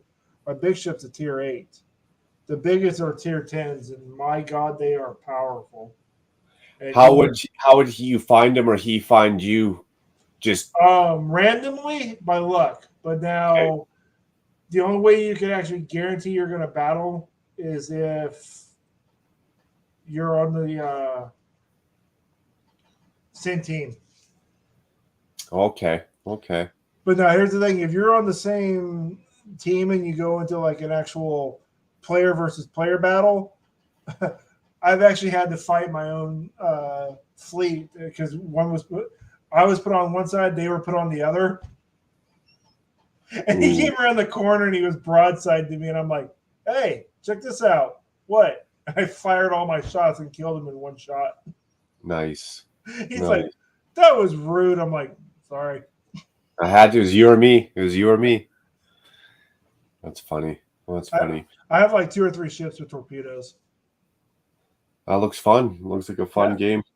I'll give it a go. If I get sucked in too much, I'm going to have to delete it. But oh, if you start playing it and you start playing it a lot, you will get sucked in. We'll see how it goes. We'll see how it goes. But if we get a bunch of people that we all know that want to play, they have certain scenarios where it could be 7-on-7, and you could have 7 of our side against 7 of somebody else's. I'd give that a try instead of doing, a Lego stream one time. Just do a World of Warships. Switch it up once in a while. There was a tank game that used to be kind of like this. World of Tanks. I got that. Yeah, World of Tanks. Yeah, same thing. There's also like a space game where you build your spaceship up and go fight. I haven't seen that one. I've got World of Tanks, World of Warships, and World of Airplanes. Starts with an A or a C. I'll go find it. I'm going to jump off. I'm actually going to go grab a glass of chocolate milk and some chili and eat and crash. Yeah, I'm doing the same. Yeah, I'm probably going to do the same. It's almost 2 o'clock in the morning here. Yeah, it's like got to be later, fellas. Thanks for having me on, Macro, as always. Later, guys. Thanks for hanging out. Take care, Sidious. Take it easy. Right on. Cheers, Paul. Have a good one. Anna, good to see you. Been a while. Looks like you had a wicked summer. Magic, Mayo, Aussie Adam. We got AAA. Good to see you. Chef, Lego, Lockin. Mikey, Jesse, Lee, Richard, Kevin. It was a busy night tonight. King Oldendorf. Kevin, Mama Lego, man. TJ, awesome. Lumberjack, Tasman, Dude, Jude. Thanks for tuning in. I'm glad it was a dry stream because look that something actually got done. I'm impressed. That being said, late night. I'm going to bed. Take care. Have fun. Hope to see you all in the next one. Leave you guys with one quick little message. Let me tell you something you already know. The world ain't all sunshine and rainbows. It's a very mean and nasty place, and I don't care how tough you are, it will beat you to your knees and keep you there permanently if you let it. You, me, or nobody is gonna hit as hard as life. But it ain't about how hard you hit. It's about how hard you can get hit and keep moving